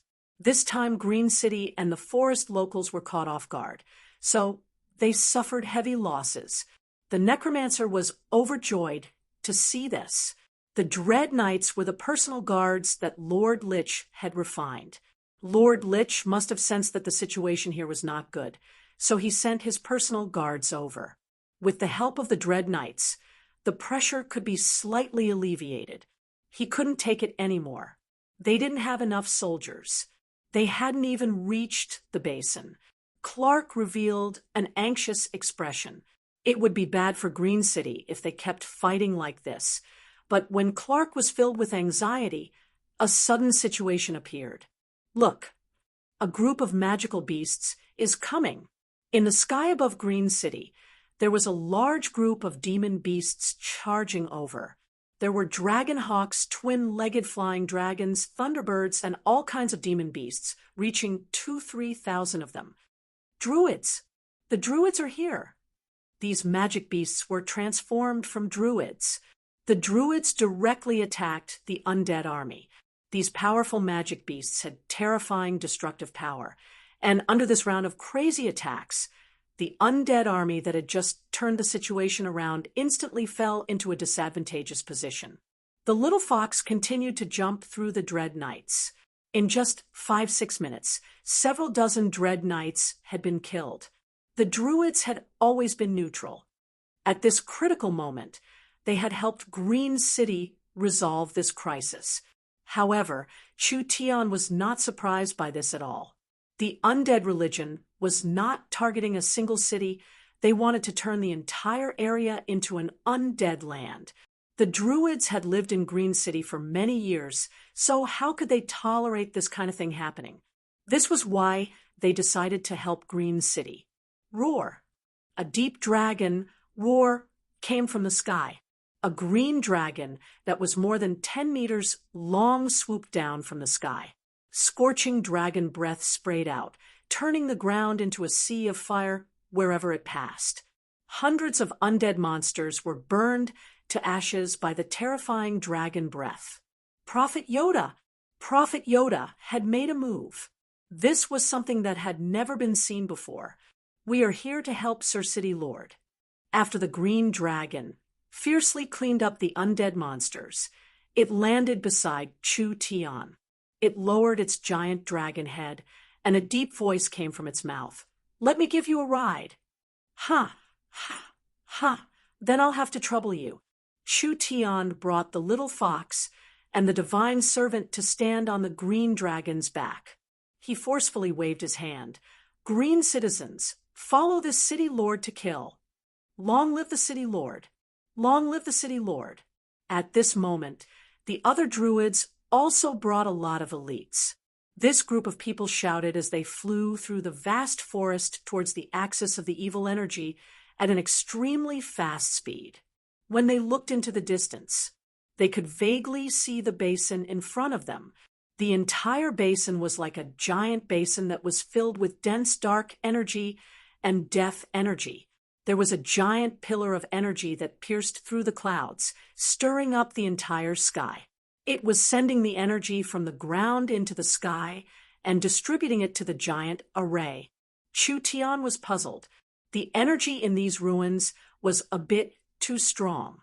What kind of messy things were buried in it? But he didn't have time to think about it at this moment.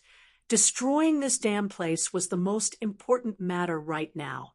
The Druids' green religion, shaman religion, Arnold, Dolores, and the other forest elites had all been in conflict with each other and had fought many times, but now they were united like never before. They were facing a common enemy, the undead religion. Chapter 433. The Lich floated above the conical-shaped altar. This altar was still continuously sending out energy, which was then distributed to the surrounding towers of undead souls.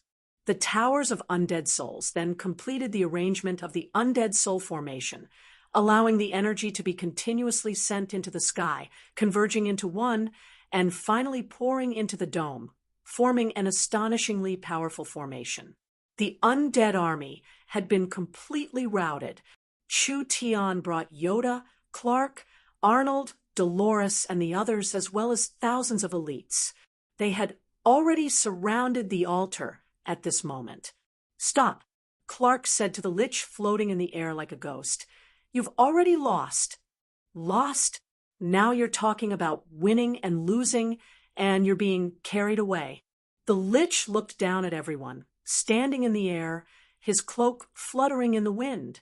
A pair of eyes burning with blue flames revealed a cold and silent expression. Even though the Lich didn't have eyes, Chu Tian could feel that the other was looking at him. "I've never seen a human like you before." "You flatter me. You flatter me.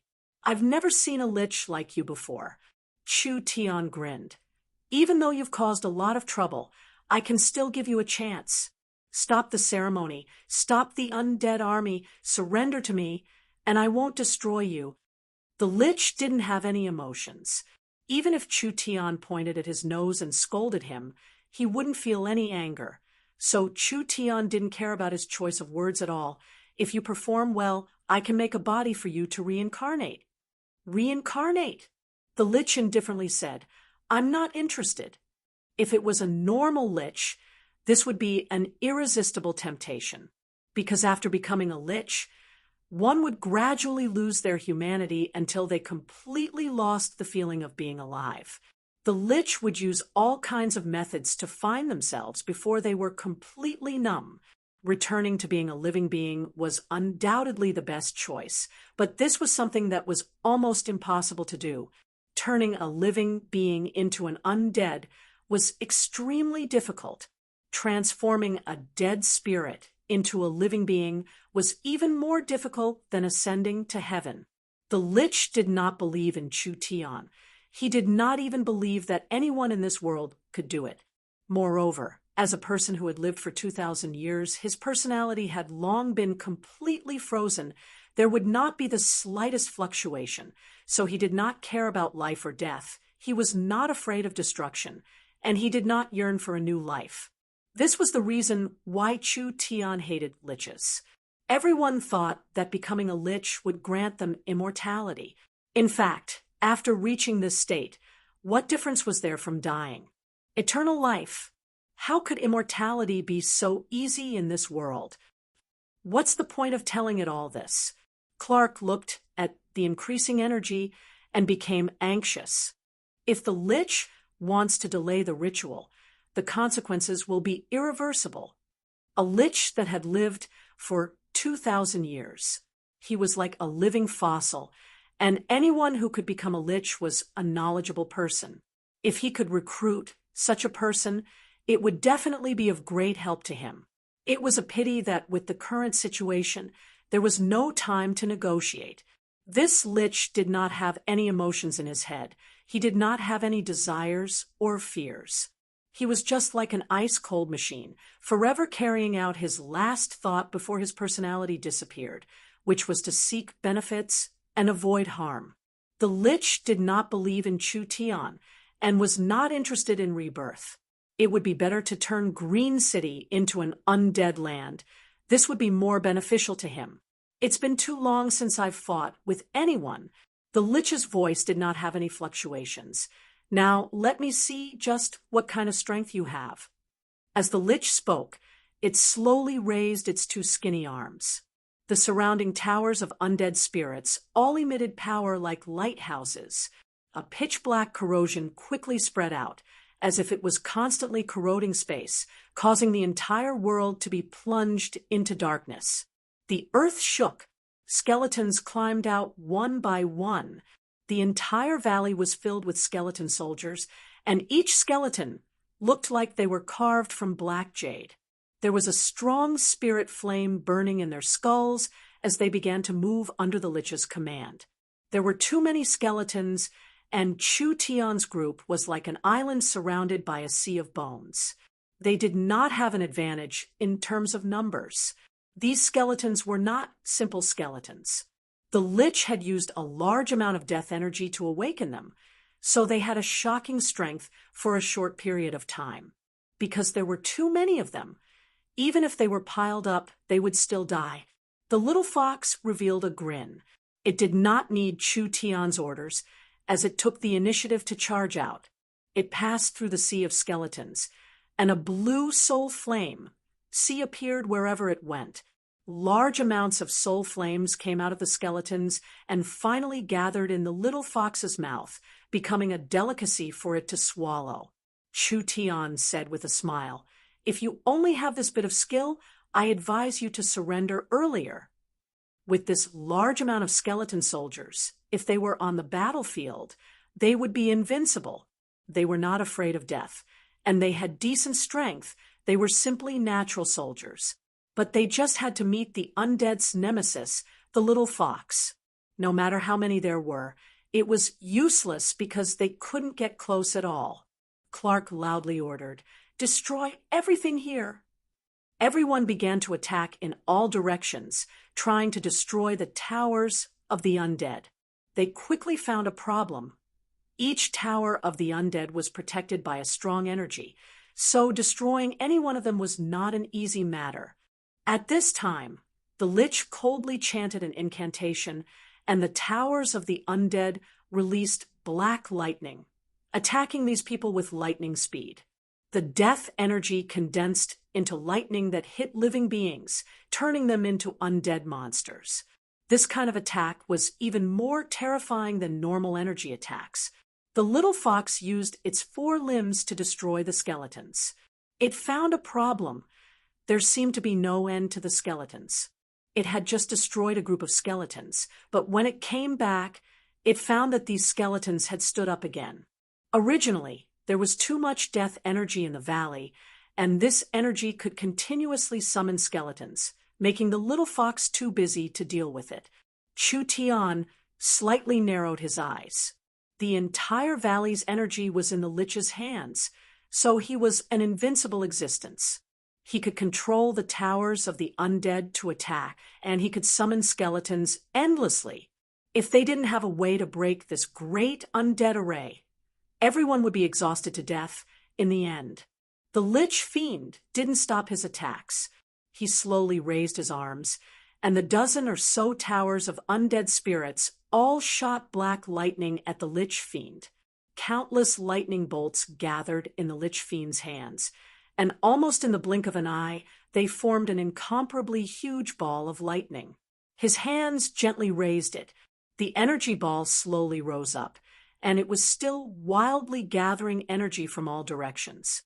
Its color became brighter and brighter, finally turning into a black as thick as iron. Moreover, it was growing at an incredible speed, and in just a short 10 seconds, it had become as big as a small mountain. Everyone's expression changed. Although they knew that the Lich was not weak, it wasn't to the point of being invincible. At least the druid prophet Yoda had the ability to fight him, but after the Lich borrowed the power of the array, his strength increased by more than 10 times. In this situation, no one was a match for him. Once the energy ball fell, the consequences would be unimaginable. Yoda softly coughed a few times while leaning on his cane. An unexpected power erupted from his body, and he was covered in green light. Now that things had reached this point, he could only take on this move. Prophet, wait. Chu Tian calmly walked over. Let me deal with this fellow. You? Everyone was stunned. There was no need to doubt Prophet Yoda's strength. If Yoda turned into a dragon, he could even fight a spirit transformation cultivator. Chu Tian was just a trivial earth spirit cultivator, and was only in the first true spirit layer.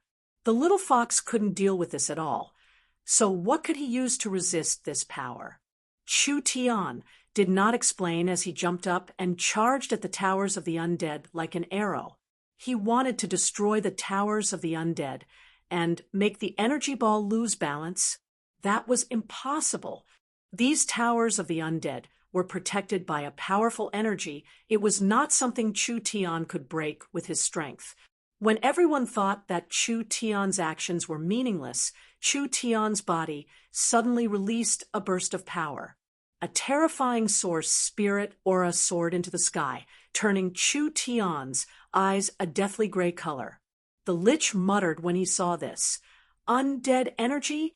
Does he have the power of the dead in his body? Chu Tian's body was covered in a layer of gray mist. When the gray mist came out, it was absorbed by the towers of the undead.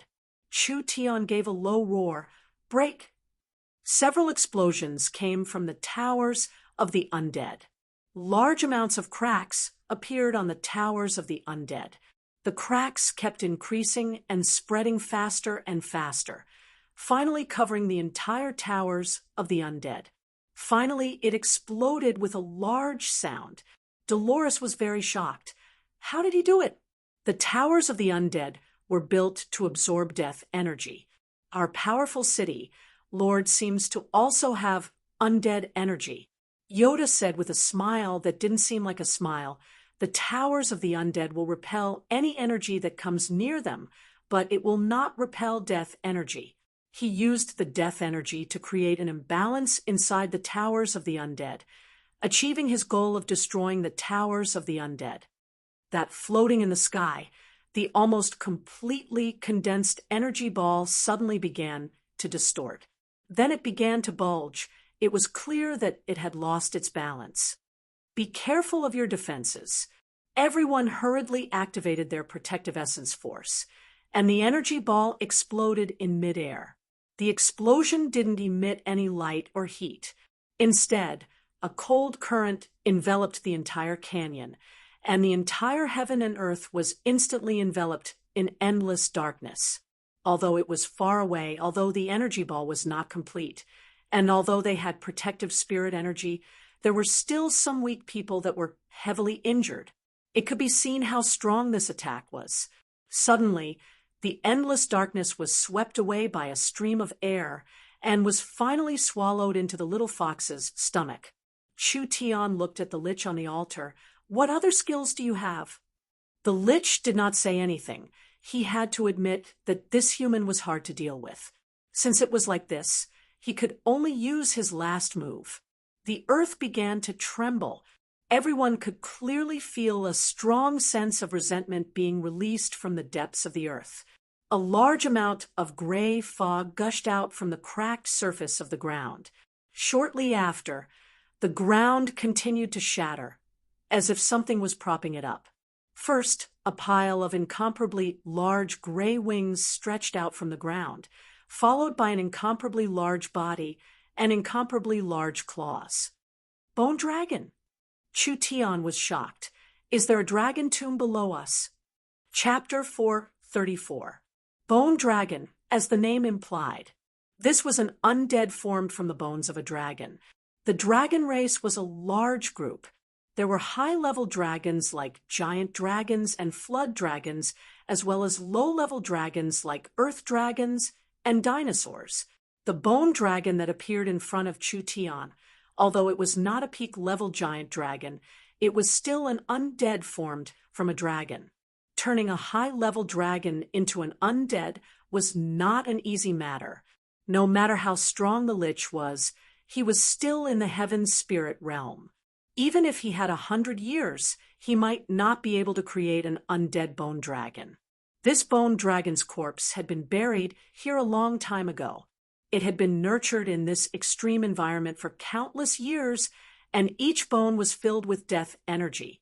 It was already an excellent undead material, and as long as it was awakened with a special method, it would immediately become a terrifying undead monster. After the Lich had awakened the bone dragon, his body, which was floating above the altar, suddenly shot out in a straight line. His body ignited in blue flames in midair, like a burning butterfly. He actually started to burn rapidly and finally landed on the body of the huge bone dragon that was shrouded in gray energy. What is it doing? Sacrifice technique. Chu Tian was a bit surprised at the Lich's actions. The Lich's body is used as a sacrifice to transform the body, pouring all of its soul flame and spirit into the bone dragon's body, merging with the bone dragon and breaking away from the Lich's body. The dragon skeleton contained an incomparably strong resentment and curse. This was something that any soul would find hard to endure, but the Lich was not affected at all, so he slowly refined the bone dragon's thoughts. In order to make this powerful body his own, he had no choice but to merge with the bone dragon ahead of time. Roar. The bone dragon roared at the sky as if it had been reborn. Its skeleton-like body was filled with blue flames. From its head to its tail, from its body to its wings, its entire body seemed to be wrapped in a layer of gray membrane. Blue-white flames flowed within this membrane. That was the Lich's full power. The bone dragon's eyes released a purple glow. The Lich's soul flame was already sealed in the bone dragon's body. This was no longer just a bone dragon, but a Lich dragon. The Lich's powerful strength and the bone dragon's destructive power fused into one. With a casual flap of its giant wings, a fierce energy flowed into the surroundings. Its 30-meter-long body was covered in a powerful energy, and there was not a single blind spot from head to toe. However, when the Lich dragon was formed, it immediately felt a strong attractive force that quickly stole its energy. This fellow was none other than the little fox. The Lich dragon angrily roared, and with a lightning-fast speed, a giant flaming dragon claw suddenly slammed into the little fox. It was like slamming an ant to death as it slammed the little fox into the ground. The wild strength caused the surrounding several dozen meters to collapse. Dolores was shocked. Lord Demon God. A gray mist appeared on Chu Tian's shoulder, and the little fox suddenly turned around and came back. There was no way around it. The Lich dragon was too strong. It was different from the undead monsters that didn't have any thoughts. The Lich dragon still had the Lich's memories and wisdom, even the Lich's spells. The Lich was clearly on guard against the little fox. Therefore, it used a secret technique to seal the soul flame. As long as the soul flame was still there, the Lich dragon wouldn't be destroyed. As for the energy that was sucked away, it didn't count for anything. The Lich dragon didn't care at all. As long as it was within several dozen miles, the Lich dragon could directly absorb energy from the undead towers. Its energy was endless, and there was no way to defeat it. The Lich dragon's giant body circled in the sky. Although it had been turned into a Lich dragon, the ceremony did not stop. Rather, it became even more ferocious, and if this continued, Green City would be destroyed in, at most, an hour. Stop him. Clark led the gnomes to make a move. Giant logs rose from the ground, and each log was several dozen meters long. They were all covered in runes that wrapped around the Lich dragon's body. Who would have thought that before this energy could be added to the Lich dragon, a flame would come out of the Lich dragon's mouth and instantly burn everything to ashes? This flame did not dissipate because of this, and when the flame fell on the sea of skeletons, it was like a flame falling into alcohol as it quickly spread in all directions. Large amounts of skeleton warriors were ignited by the flames. Not only were these skeletons not destroyed when they were ignited, rather it was like they were filled with a powerful energy. Their bodies were covered in flames, and whether it was their speed or strength, they all increased by several times. Their madness increased by over 100 times as they wildly attacked like a swarm of bloodthirsty ants. Die here and become one of us. The Lich Dragon's emotionless voice reverberated through the sky and could be heard even from several dozen miles away. Several dozen undead towers filled its body with energy, and the Lich Dragon's aura became stronger and stronger. At this time, in the center of the sea of burning undead, there was also a majestic dragon's roar.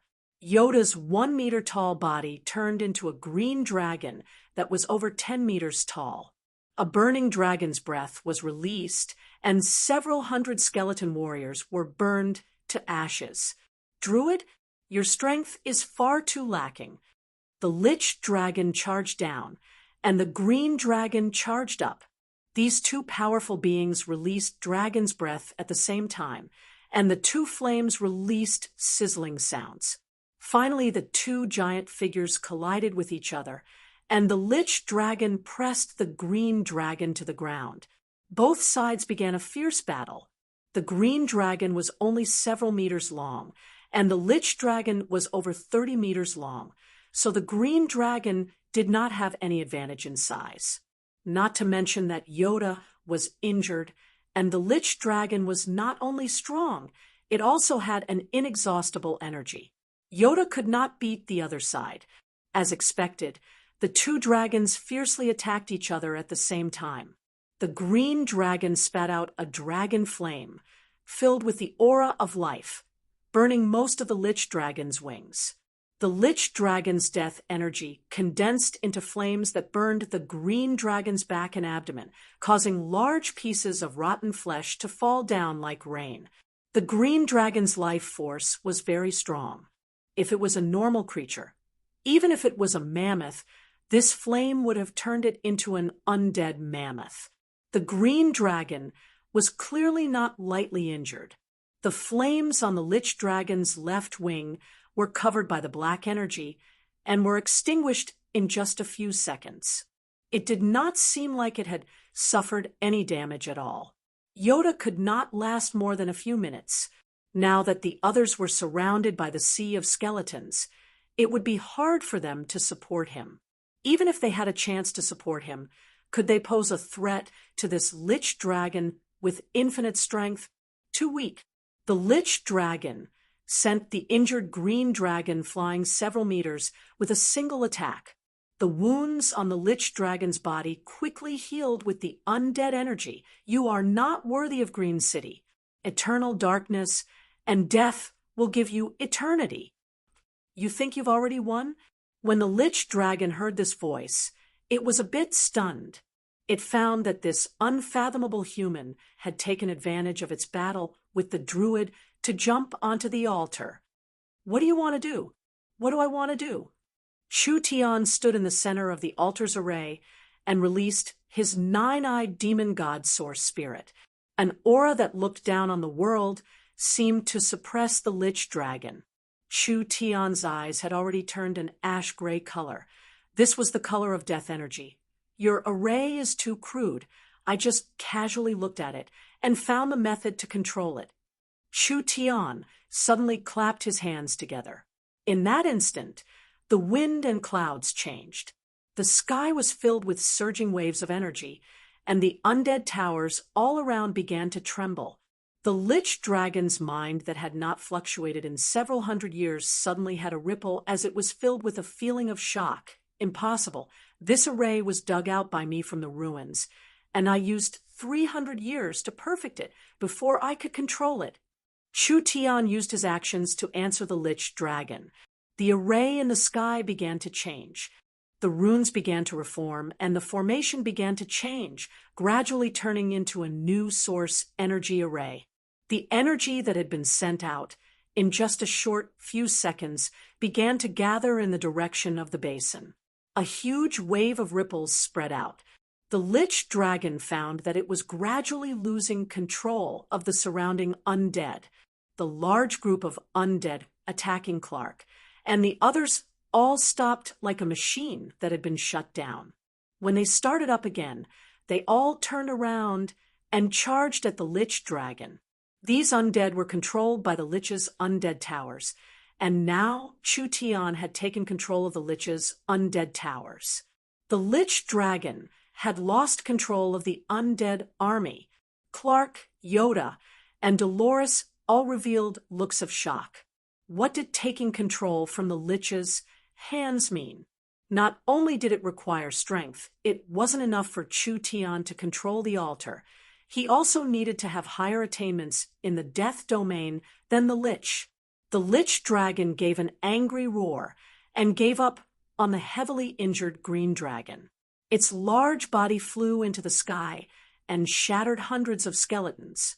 It charged at Chu Tian on the altar, but when it got close to the altar, the Lich Dragon hit a giant gray barrier and bounced back. Chu Tian gave a laugh. You've worked hard to gather this energy. If you fought it safely, you would have won.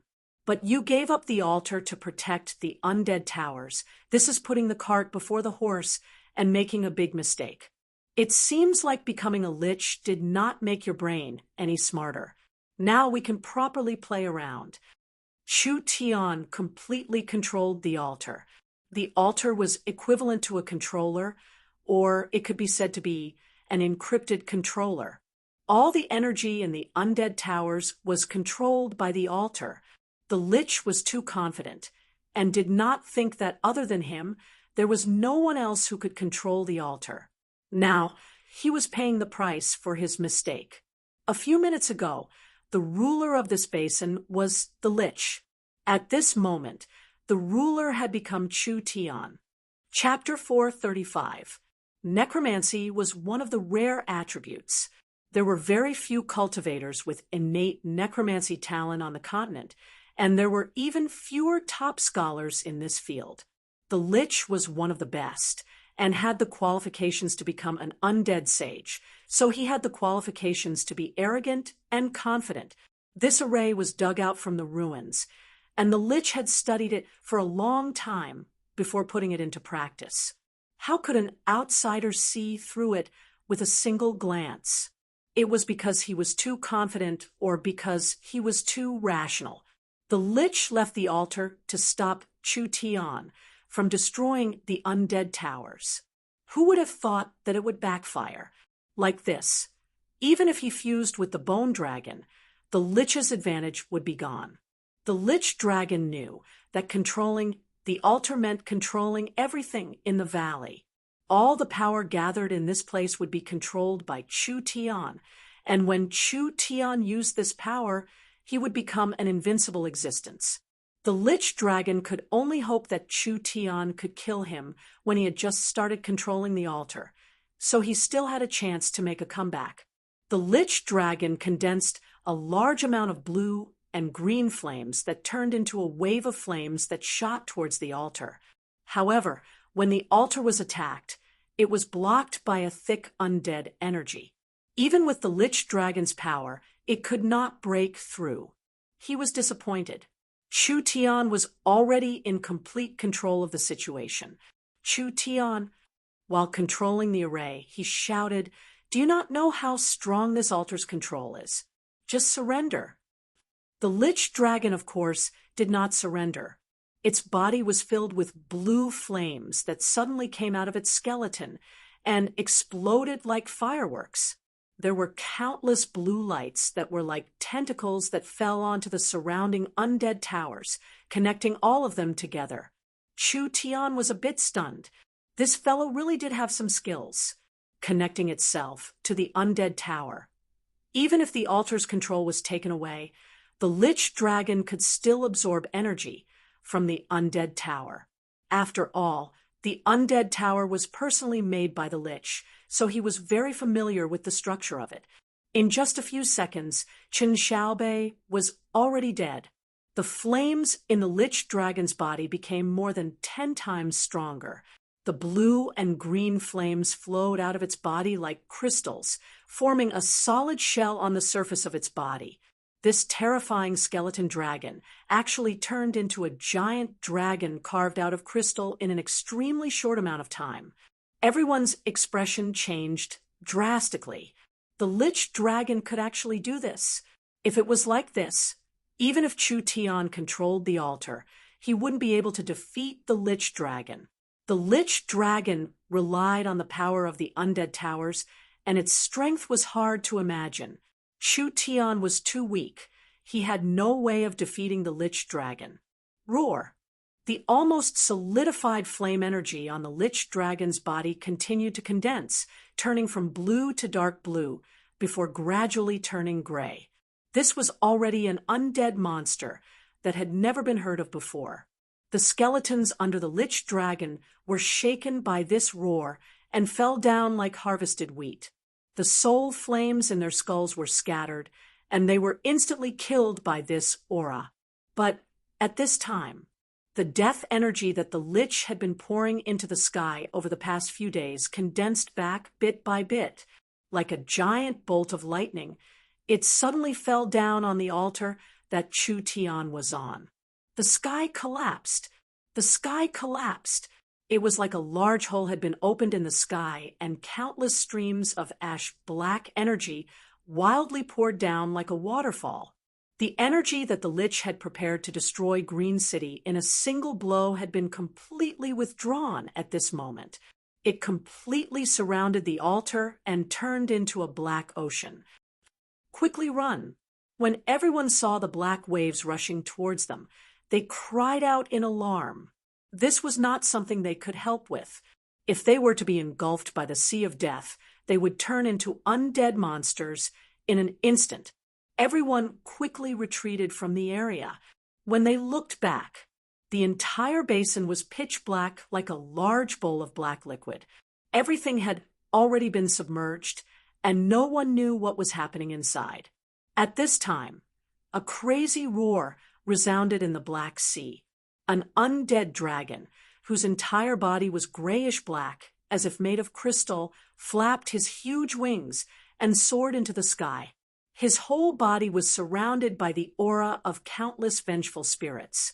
He opened his huge mouth, and the surrounding energy quickly gathered towards him. In just an instant, a black energy ball with a diameter of 3 to 4 meters was formed. The black energy ball was still wildly expanding with countless bolts of lightning surrounding it. The might of this attack was not inferior to the attack from the Lich's undead tower. Clark's face sunk. With this monster strength, perhaps even a spirit transformation cultivator would find it hard to deal with it. I think the city lord is in danger. Chu Tian had already released the energy to deal with Green City, so Green City was completely safe now. But with this terrifying undead dragon here, wouldn't Green City find it hard to live in peace? After several generations of gnome experts, there were no spirit transformation cultivators guarding them. If they met this kind of attack, perhaps they would suffer heavy losses. Right now, only Chu Tian had a way to deal with these undead monsters. If Chu Tian lost and was killed by the Lich Dragon, it would be hard for Green City to avoid a calamity. Clark and the gnomes had no choice but to admit a fact. The human they had always looked down on, the human they were not willing to accept, was actually an important person supporting the survival of Green City. He had basically become Green City's only hope. The Lich Dragon flapped its wings, and the black hole, like energy ball, flew into the center of the basin. Wherever it went, space trembled, and the momentum was earth-shattering. It was very shocking to hear. At this time, a giant black sword flew into the sky and cut the energy ball in half. The black ocean quickly gathered in the center and finally formed an incomparably large figure. He looked like a 10-eyed demon god that could support the heavens and earth. 9 of his eyes were closed, and only a single ash-black eye was open. He was incomparably large and had a pair of wings on his back. He looked down on all living beings, and he held a giant black sword in his hand, just like a war god from the underworld. What is this? When things developed to this point, everything had already surpassed one's imagination. The Lich Dragon could feel that this powerful demon god monster was actually created by Chu Tian using the power of the array and the undead energy. As for how he did it, the Lich Dragon did not know.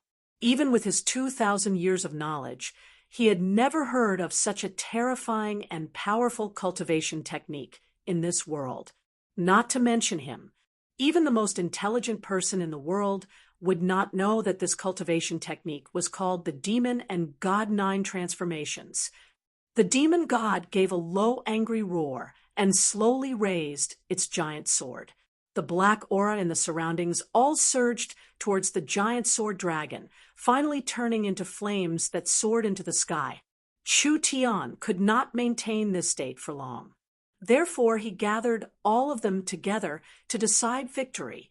The solidified crystals on the Lich Dragon's body began to boil again, and the flames engulfed its entire body, making it look like it had doubled in size. It looked like a black phoenix that came out of the underworld, directly using its burning body to release an earth-shattering attack. The demon god raised its giant sword glow and slammed it down on the black phoenix's body. The energy released this time created a shockwave that created quite a large storm for several dozen kilometers. Break for me. The god-demon sword's destructive power and boundless deathly energy fused together, instantly exploding forth with astonishing power. The god-demon sword sliced through the black phoenix's head, and by the time the blade came out from its tail, the god-demon sword had reached its limit and exploded. Chu Tian was sent flying and heavily fell to the ground. At this moment, his body was injured both inside and out. Regardless of whether it was his spirit or strength, he was severely overdrawn. He would probably need at least 10 days to half a month to recover. But it didn't matter. The Lich Dragon was cut in half and all of its energy dissipated.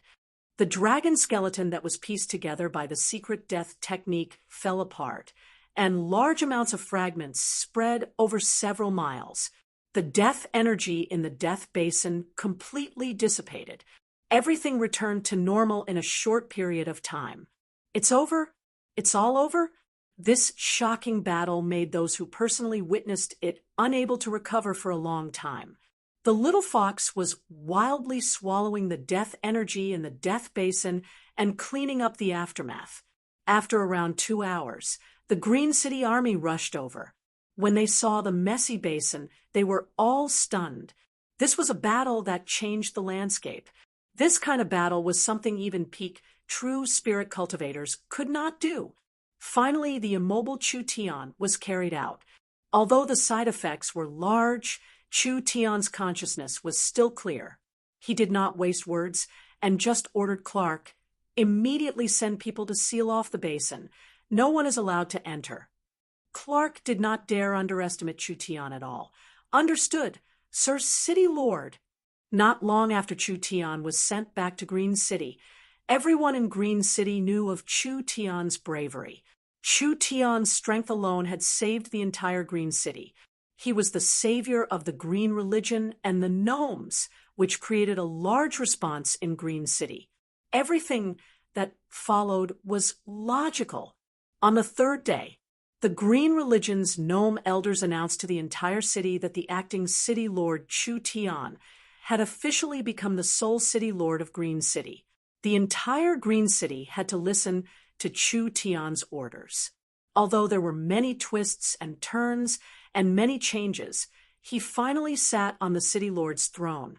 The first thing Chu Tian announced was a name change, to welcome a new beginning for Green City, and to represent that Chu Tian had officially become the city lord. Green City could no longer be called Green City. It would change its name. From today onwards, the Forest of Chaos Green City would forever become a thing of the past. This city would be renamed to Miracle City. Miracle City. This was a city in the center of the Forest of Chaos. Although it had an outstanding location, it was not a very remarkable city, and it was not a very strong city. Miracle City was still a mess. This moment would inevitably be recorded in history. Chapter 436. There were too many messes in Miracle City. Although the internal problems had been solved, the external threats were still very serious. The famine caused by the shamans had not been solved yet. The undead had polluted the southern forests, and Miracle City's environment was very special. Being too weak at this moment, it was hard to avoid conflicts with the surrounding large powers. Adding in the change of ruler, the top and bottom needed to work together. So they were in a period of chaos. The merchants in the city had all left, and Miracle City had lost their source of income. Dolores had been reporting to Chu Tian's sickbed for an entire hour, and she still hadn't finished. Enough, don't say any more. Chu Tian sat up. Although he had recovered from 5-6 days of resting in bed, Chu Tian was still in a weak state. I will find helpers to clean up this mess. You don't need to report everything to me. Where is Clark? Quickly call him over. Dolores was speechless. How could a city lord act like this? Clark came to the city lord's fort and immediately cupped his hands to Chu Tian as he said, reporting to the city lord, as expected, we found that the basin is connected to a deep underground space. There are all kinds of ancient creature skeletons, and there are countless undead monsters wandering around. However, we still don't know why there is such a strong death energy. Because the environment inside is too dangerous, the scouts don't dare enter. Chu Tian rubbed his chin in thought. He thought of a possibility, but he couldn't confirm it for now. Don't worry about it for now. I'll find time to personally take a look. Clark came over holding a black crystal in his hand. When we were collecting the Lich Dragon's remains, we found this in the Lich Dragon's skull. This seems to be the Lich's soul flame. Should we destroy it? In order to resist the little fox's swallowing ability, the Lich had used a secret technique to seal its soul flame. It was because of this that the soul flame wasn't destroyed in the end. Chu Tian took the crystal in his hand, a 2,000-year-old Lich's soul flame. This is a very precious thing. It would be a pity to destroy it. I have other uses for it. The soul flame was the heart and the brain of an undead. Most of the undead's power was sealed in their soul fire. The memories and thinking abilities of the intelligent undead were also produced by the fluctuations of their soul fire. Therefore, for undead creatures, the soul fire was a very important part. They could abandon any part of their body, but the soul fire was indispensable. The Lich's soul fire was damaged to a certain extent, and the Lich's independent consciousness should have been completely dispersed. This damaged soul fire was like a living creature whose brain had been damaged and turned into a vegetable. Although it had lost the ability to think independently, Chu Tian believed that if he could give it some proper stimulation, this soul fire would still be able to continue burning and operating. None of this was important. Chu Tian asked the question he was most concerned about. How's the matter I asked you to do? Although space attribute crystals are very rare, the gnomes have some in stock. We have already completed the work according to the blueprints and methods provided by the city lord. Clark hesitated for a moment before asking, space attribute materials are rare, but there aren't many places where they can be used. We don't know why the city lord wanted to build that strange tower. There weren't many places where spatial attribute materials could be used. It was mainly in the creation of storage equipment. The research on spatial energy in this era was too limited, but even if it was like this, spatial attribute materials were still an expensive and rare material. Chu Tian had given Clark a blueprint 3 days ago and had Clark bring the gnomes to complete the things on the blueprint. This time, he had used most of the spatial attribute materials in Green City stock, which made the gnomes feel very pained. No rush. When Chu Tian heard that it was finished, his mood immediately became very good. Let's go. I'll bring you to have a look. in a small valley in the center of Miracle City, there was a 4-meter-tall steeple being built. There was a giant disc beside the steeple that was embedded with large amounts of space attribute crystals.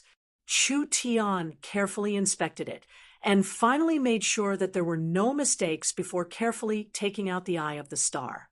The eye of the star had been carefully polished, so it was only 2/3 of its original size. When the eye of the star was placed in the center of the steeple, it immediately connected to the steeple. An energy quickly filled the entire steeple and disc, instantly activating this strange thing. A starlight was released from the top of the steeple, and the aura of spatial energy filled the surroundings. The gnomes were a bit stunned. Spatial energy was one of the most mysterious and elusive energies in the world, but Chu Tian could arrange it in a stable and orderly manner. This should be fine. Chu Tian took out the communication device to contact Oldman Small Town. The people on the other side had been waiting for a long time, so Chu Tian didn't waste words and directly said, "You can come over now." Chu Tian hung up the communication device and made a retreating gesture. No one knew what Chu Tian was doing, but he wouldn't do something meaningless. Clark and Dolores had personally seen Chu Tian place the eye of the star in the steeple, so they remembered how important the eye of the star was to Chu Tian. This also meant that the steeple did not have a normal ability. At this time, the steeple suddenly lit up. The space crystals began to release energy. Everyone felt like the ground was being affected by some kind of energy as it began to slightly tremble. There was a dazzling flash of light, and on the disc beside the steeple, large amounts of human figures appeared. Chu Tian. Before the light disappeared, a surprised and excited voice sounded in Chu Tian's ears. There was a soft and boneless body that jumped into his embrace, giving him a large hug. If it wasn't Ying, who else could it be? Chu Tian picked up Ying. "How is it I didn't lie to you, right? It really is mysterious." Meng Ying's face turned a bit red, and she immediately left his embrace. "How did you do it?" "We were clearly in Oldman Small Town, but when we opened the scroll, we were instantly brought here." This is the effect of the transport tower. Chu Tian proudly looked at his work and said, "Miracle City has the first transport tower on the continent. Whether it is the ends of the earth or any corner of the world, as long as you use the spatial transportation technology, you can instantly arrive in our Miracle City. The scroll I gave you using the space warehouse was actually made from the eye of the star fragment and space crystal powder. It has the spatial coordinates of Miracle City's transport tower recorded on it, so it can complete a group transport." It wasn't just Meng Ying that was sent over this time. Meng Qinggu, Nan Gongyun, Chun Bingyu, Vivian, and most of the main members of Miracle Commerce had all arrived. "Ha, young Miss Vivian, Nangong, long time no see." Chu Tian found several small abysses. "Lulu, you're here too? That's great." The little flower fairy Lulu had brought her sisters here. Her face was filled with surprise at this moment. Meng Qinggu, Nan Gongyun, and Chun Bingyu didn't react at all. They couldn't understand, no matter how they thought about it. They had been in Oldman Small Town a moment ago, but they had suddenly come to Miracle City in the blink of an eye. The two places were separated by tens of thousands of miles. They actually crossed it in the blink of an eye. This was simply a miracle. The most shocked was Vivian. Vivian herself was a spatial talent. Her maximum teleportation distance was not more than a few hundred miles, because the further the distance, the harder it was to lock onto space. She had never heard of anyone in this world who could cross a distance of tens of thousands of miles in one go. "I know you have many questions you want to ask, but now isn't the time. Let me introduce you." Chu Tian turned to the people who were like blocks of wood and said, "This is the gnome Great Elder Clark. This is the Fox Clan's demonic god, Priest Dolores. And this is—" Clark's face was filled with excitement. "Nice to meet you. Nice to meet you." Then who are these people? This beautiful and noble human young miss who is both beauty and intelligence is the vice chairman of Miracle Commerce and also Miracle City's vice city lord. Chu Tian then pointed at the petite Vivian on the side and said, "This elven young miss has an even bigger background. She is the Eternal Forest's elven king's daughter Vivian, and will be Miracle City's vice city lord from now on." Meng Qingwu and Vivian, they were the two vice city lords appointed by the Elven King. Clark didn't know who Meng Qingwu was, but he had heard of Vivian. This was the Elven King's most talented daughter, and he felt it was very strange at the time. Why didn't the Elven King directly give his daughter the position of city lord, and instead gave a nameless human such an important position? Although Vivian wasn't considered strong right now, she was still stronger than this human, right? Not to mention that she was the Elven King's daughter. If Vivian was in the city, the other powers would have to consider if they could deal with the Elven King's revenge if they wanted to. Of course. Now Clark understood. After seeing Chu Tian's abilities and methods, the gnomes no longer looked down on this seemingly young but incomparably powerful human. They had complete trust in the Elven King's ability to judge people. "It's not convenient to talk here. Let's go to the City Lord's main hall." The two sides naturally needed some time to get used to each other. Although Chu Tian had already become the City Lord, the gnomes were still the main power of Miracle City. Chu Tian would need the gnomes' resources and manpower for a long time, so there were some things that needed to be clearly explained. At the very least, Chu Tian wanted the gnomes to know what Miracle Commerce did. "Wah, boss, it can't be," Nan Gongyan shouted while flying on the griffin. "Our city is too big. I've never seen a city like this before. It can fit several dozen southern summer imperial cities together." Meng Yingying was also very shocked by Miracle City's scenery. Although there was still a faint undead aura in the air, it did not stop her from enjoying the beautiful scenery of the city. The surrounding mountains were natural walls and barriers, while the interior was vast and incomparably beautiful. There were plains, valleys, mountain ranges, and lakes. This was truly a rare treasure land. Too big. Only there were too few people. If it wasn't for the scattered castles and settlements, everyone would have thought they had come to a paradise surrounded by mountains. Who would have thought that this was a city? Meng Qingwu was very excited. Miracle Commerce had developed for over a year, and this was the first time they had an official territory. Chapter 4:37. The first high-level closed-door meeting was held in the City Lord's castle. The main participants this time were the high-level members of Miracle Commerce and the original Green City high-level members. Because of the change in management, most of the gnomes were no longer in important positions. From the City Lord, Vice City Lord, Finance, Military, and etc., they all needed to be replaced. This meeting was mainly hosted by Meng Qingwu, this noble and beautiful human. In the next few hours, she made all the gnomes present look at her in a new light. Meng Qingwu had a strong learning ability, allowing her to grasp over 20 different races' languages. She used a very fluent Elven language to communicate with Clark and the other gnomes. The talent Meng Qingwu displayed in her speech was not something normal scholars could have, which made the gnomes look at her in a new light. Of course, this was nothing. Meng Qingwu formally introduced Miracle Commerce. Her thoughts were very clear. Even small products like canned food and electric lights were carefully introduced. The source energy batteries and source energy weapons were introduced in detail, not to mention the space warehouse and transportation technology, the video and communication technology, and the currently developing virtual spiritual technology. The gnomes were not like the inflexible elves. They had a strong desire to explore.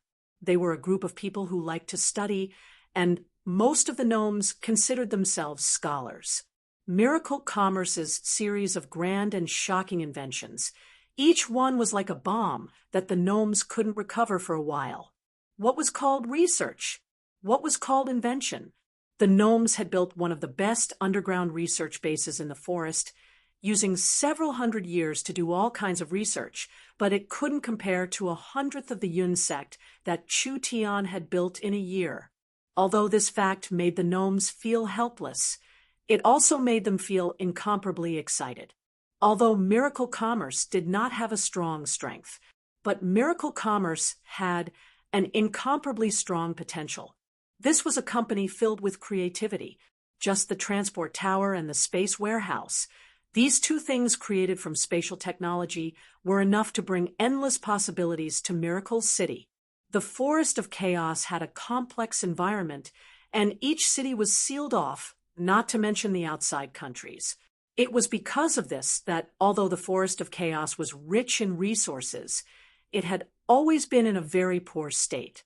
If the transport tower and the space warehouse could be popularized, people could be transported to people, and things could be transported, how convenient would that be? This was definitely something that could be done. Not to mention the source energy weapon technology.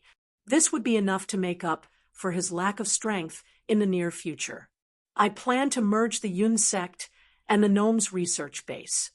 Meng Qingguo said, with the gnomes and the Yun sect's high-level leaders. What do the elders think?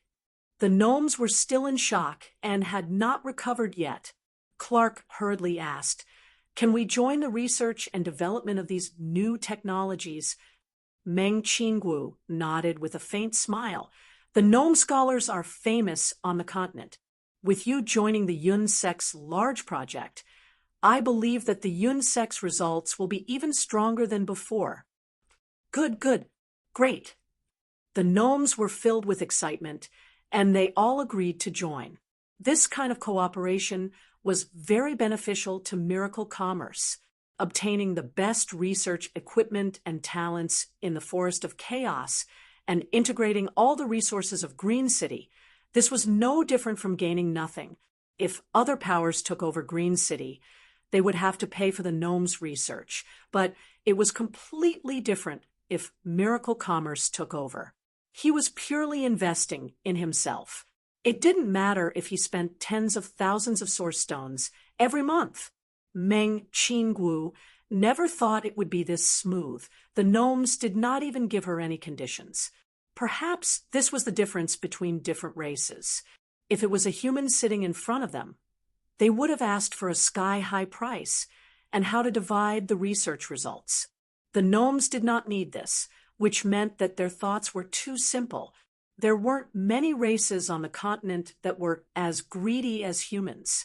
This was also why most of the gnomes did not like to interact with humans. Now that the introductions have been made, I think everyone should have a basic understanding of each other. Chu Tian, who had not spoken since the beginning, stood up at this moment. We should properly discuss how to clean up the mess in front of us. There were several problems that Miracle City was facing. First, there was a lack of people. Miracle City had less than 1 million people, and most of them were gnomes. There were no merchants doing business here, and no one excavating the rich resources and market here. Second, there was a lack of finances. Before Chu Tian came, Miracle City was already struggling to make ends meet. Now that they had experienced several large-scale disturbances, there were many things to do, so they needed money. Miracle Commerce's several tens of thousands of source stones weren't enough. It could at most quench their thirst for a while, but problems would appear soon. Third, they were weak. Miracle City was just too weak. With just a few shamans and a single lich, they actually almost overturned a forest city. This would simply make people laugh to death if they knew about it. It had to be known that as long as it was a forest city, they were all large powers that could ignore the dark forest laws. Miracle City was too weak. They didn't even have a single spirit transformation cultivator guarding it. Fourth, there was a diplomatic problem. Miracle City's background was the Eternal Forest, but everyone knew that the Eternal Forest was too closed off. Hoping for the elves to help them was better than hoping for a meat pie to fall from the sky. Although the Eternal Forest's name was a deterrent, it was hard to stop the large powers from coveting it. It was fine if it was a normal power, but they were afraid of attracting a true giant. There were many other large and small problems. These were only the most important of the many problems. Although he was the city lord of Green City, he still couldn't sleep well. The most important thing now was to solve these problems. The main plan now was to expand Miracle City's population and strength. First, he had to integrate the internal strength, and then he had to recruit people from the outside. Miracle City still had the shaman religion and the druid religion to recruit. The shamans, led by Luz and Miracle City, were basically in the same boat.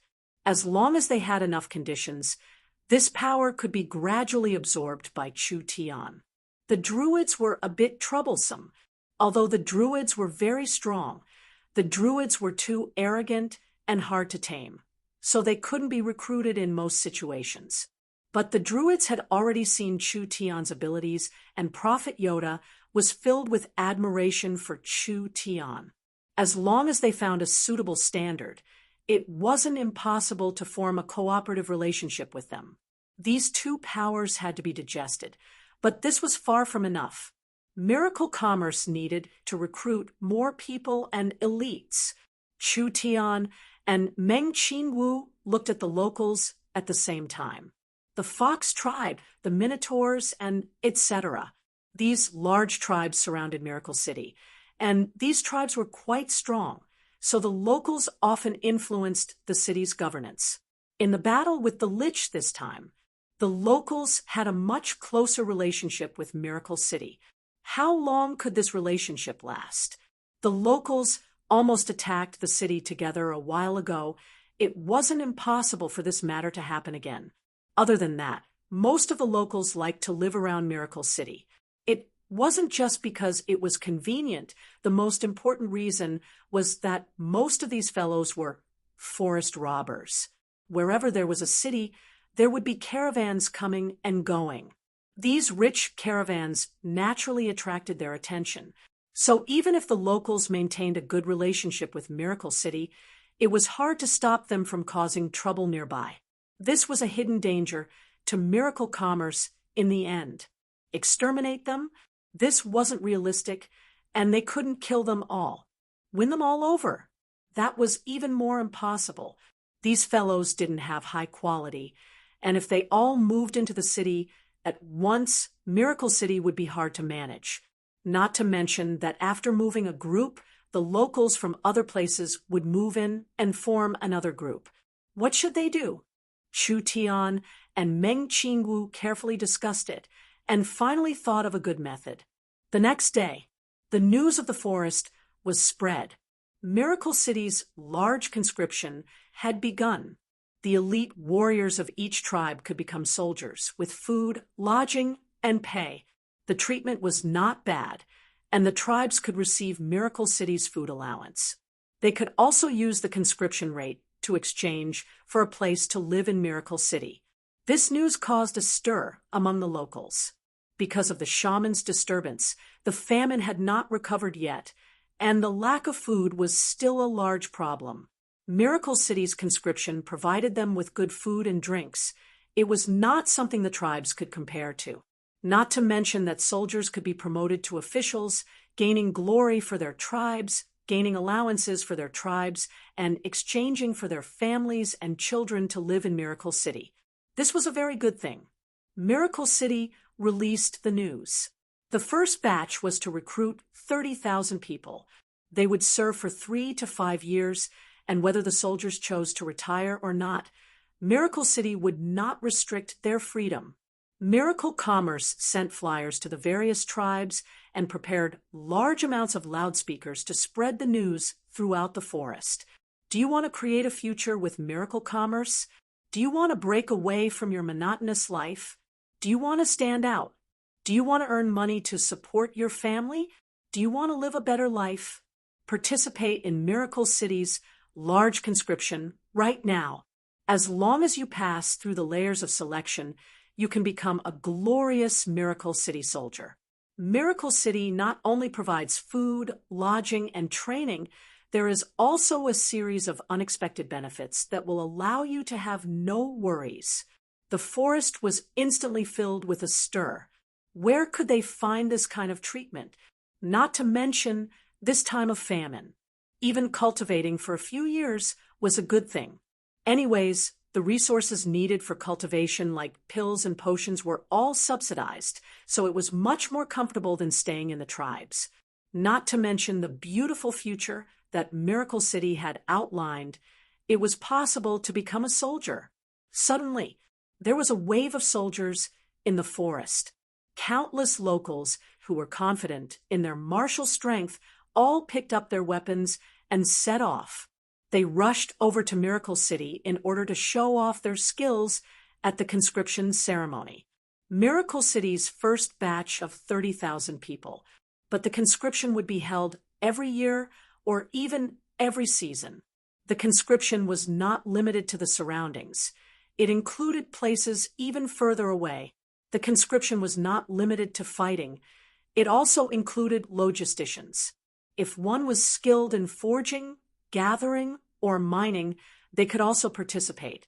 This not only guaranteed that Miracle Commerce would have enough soldiers in the future, it was equal to creating several tens of thousands of jobs and adding several 100,000 jobs in the future. This was enough to greatly improve the lives of the tribes, and it could unite the surrounding tribes, increasing the development of Miracle Commerce's population. Of course, the disadvantages were very clear. Raising soldiers was not a small expense. Miracle Commerce did not just need to provide food and pay, it also needed to provide cultivation resources for the soldiers. Even if an elite soldier used a low-grade source stone, every month the 30,000 soldiers would have 30,000 low-grade source stones. This was already catching up to the Gnome Research Base's budget. This kind of expenditure was hard for most forest cities to bear, and it was because of this that it was hard to find a regular army in the forest. Each city's defensive power was the power of the ruling tribe, living a normal life. But when there was trouble, the entire city would become a soldier. Miracle City was the first city to industrialize, formalize, and professionalize the military. Chapter 438. Miracle City's recruitment was in full swing. Whether it was the Minotaurs, ogres, gnomes, or goblins, they all came to Miracle City to show off their skills. Who told Miracle City to treat them too well? It was only the registration period, but there were around 40,000 people participating. The official selection would begin in 3 days, so it would be packed with people. Miracle Commerce had already begun to prepare the site. Dolores was the city lord's assistant as well as Miracle City's chief financial officer, so she already understood Miracle City's financial situation. Although Miracle Commerce was considered rich, with this kind of spending, there would be problems in less than 2 months. At that time, not only would Miracle Commerce suffer heavy losses, wouldn't the credibility of the new city lord fall? How was this a recruitment? This was simply asking for her old life. Dolores quickly went to find Chu Tian, but when she entered the city lord's office, she didn't see even a shadow of Chu Tian. There was only Meng Qinggu sitting there reading various documents. "Are you looking for Sir City Lord?" Meng Qinggu looked up at Dolores. "It's really unfortunate. He brought Yingying, Nangong, and Vivian to build the site and prepare for the recruitment ceremony. I'm afraid he won't be back for several days." Dolores had a depressed expression. "I'll go find him." "Don't worry, sit down and drink some tea first. It's useless for you to find him. I'm in charge of the city." Meng Qingwu revealed a faint smile, meeting a hands-off boss like Chu Tian. She didn't know if she should be happy or depressed. "I know what you're worried about, but relax, there won't be any problems." How did Chu Tian attract a beautiful silver-haired fox girl? When Meng Qingwu saw Dolores, she couldn't help feeling a bit depressed. However, she wasn't as obvious as Meng Yingying. Moreover, Meng Qingwu was a very rational person, so she was quite satisfied with Dolores. At least she was more hardworking than Nangong and Yingying. With this city lord assistant, Meng Qingwu's work would be much easier. You're new here, so you don't know much about us. It's inevitable that you're suspicious of us. She stood up and poured a cup of tea for Dolores. I won't hide it from you. I also walked this path in the beginning, but you will soon discover that these worries are unnecessary. The things that miracle commerce can do are far beyond your imagination. Chu Tian may look like a hypocrite, but in fact, he often makes rash decisions, and he has his reasons. Thank you. Dolores squeezed out a smile on her enchanting face as she held a cup of elven green tea.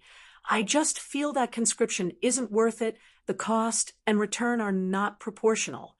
This kind of treatment will add a large burden and hidden danger to Miracle City. You're underestimating Chu Tian too much. Meng Qingwu revealed a dangerous smile that made people feel as if they were bathing in the spring breeze. To Dolores, this human beauty was like the calm surface of the sea. Although there were no waves on the surface, the water was actually very deep. She was not a reckless person. Her confidence and calmness infected the people around her. Do you think he only needs an army? These several tens of thousands of people are not just an army, they are also several tens of thousands of laborers. You should know the abilities of miracle commerce.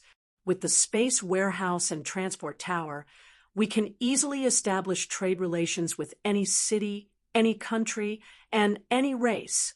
We can mine resources from any place in the world, and we can develop trade with any power. In the long run, what does recruiting this bit of army count for? Dolores was a bit stunned. Miracle commerce is an outsider without a foundation. Although the gnomes are a reliable race, they are not of the same race. This means that our rule will be different from other cities. Our foundation is weak, we don't have the power of the clan, and we don't have the ability to resist risks and sudden changes. So, creating a regular army is a necessity. Whether it is in the long run or in the short run, this is a necessary step. To truly control Miracle City, we need to have the power of a ruler. What do you think? Dolores felt that it was reasonable from her imagination. Then in terms of finances, I have something to tell you. I know that Chu Tian has already made you the chief financial officer of the city. I am prepared to create a business department, and you will be the business manager in the future. Meng Qingwu seemed like she had already prepared something. I hope that all the capable and talented people of the Fox clan will join this department and create a large number of caravans. Your Fox clan are natural-born merchants. I believe that you will have the ability to do this well. Dolores excitedly stood up. This was definitely a good thing for the Fox clan. The Fox clan were naturally smart and had a very sensitive sense for money and benefits. Miracle City using the smart Fox clan to manage the caravans could be considered using good steel on the edge of a blade, and the Fox clan could greatly benefit from this. All right, Dolores said without even thinking, I'll immediately do it. The Heaven's Net airship's signal has already covered the surrounding 10,000 miles. The first task I'll give you is to spread the communication, broadcasting, and cinemas covering all the cities and tribes.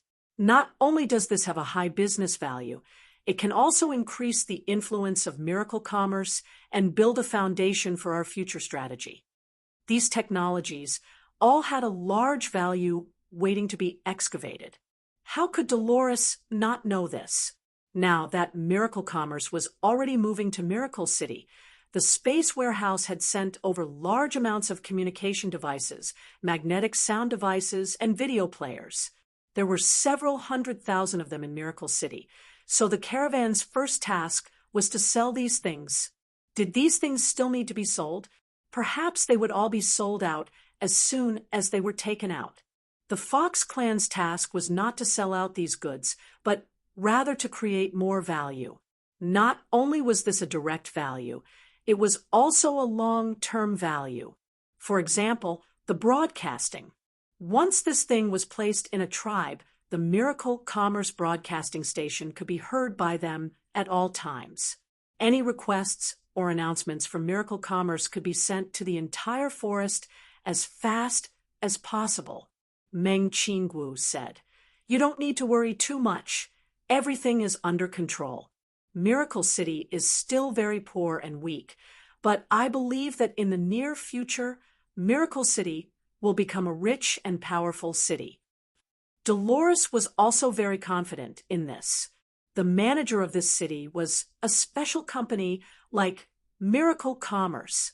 After a few days, the preparations were finished and the conscription ceremony officially began.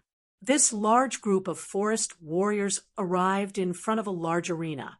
This arena was temporarily built by Miracle Commerce from a castle, and it was now the location for the conscription screening. Miracle City's conscription was divided into several stages, with the first stage being the simplest. It was purely a contest of martial strength, allowing the participants to compete and be selected based on merit.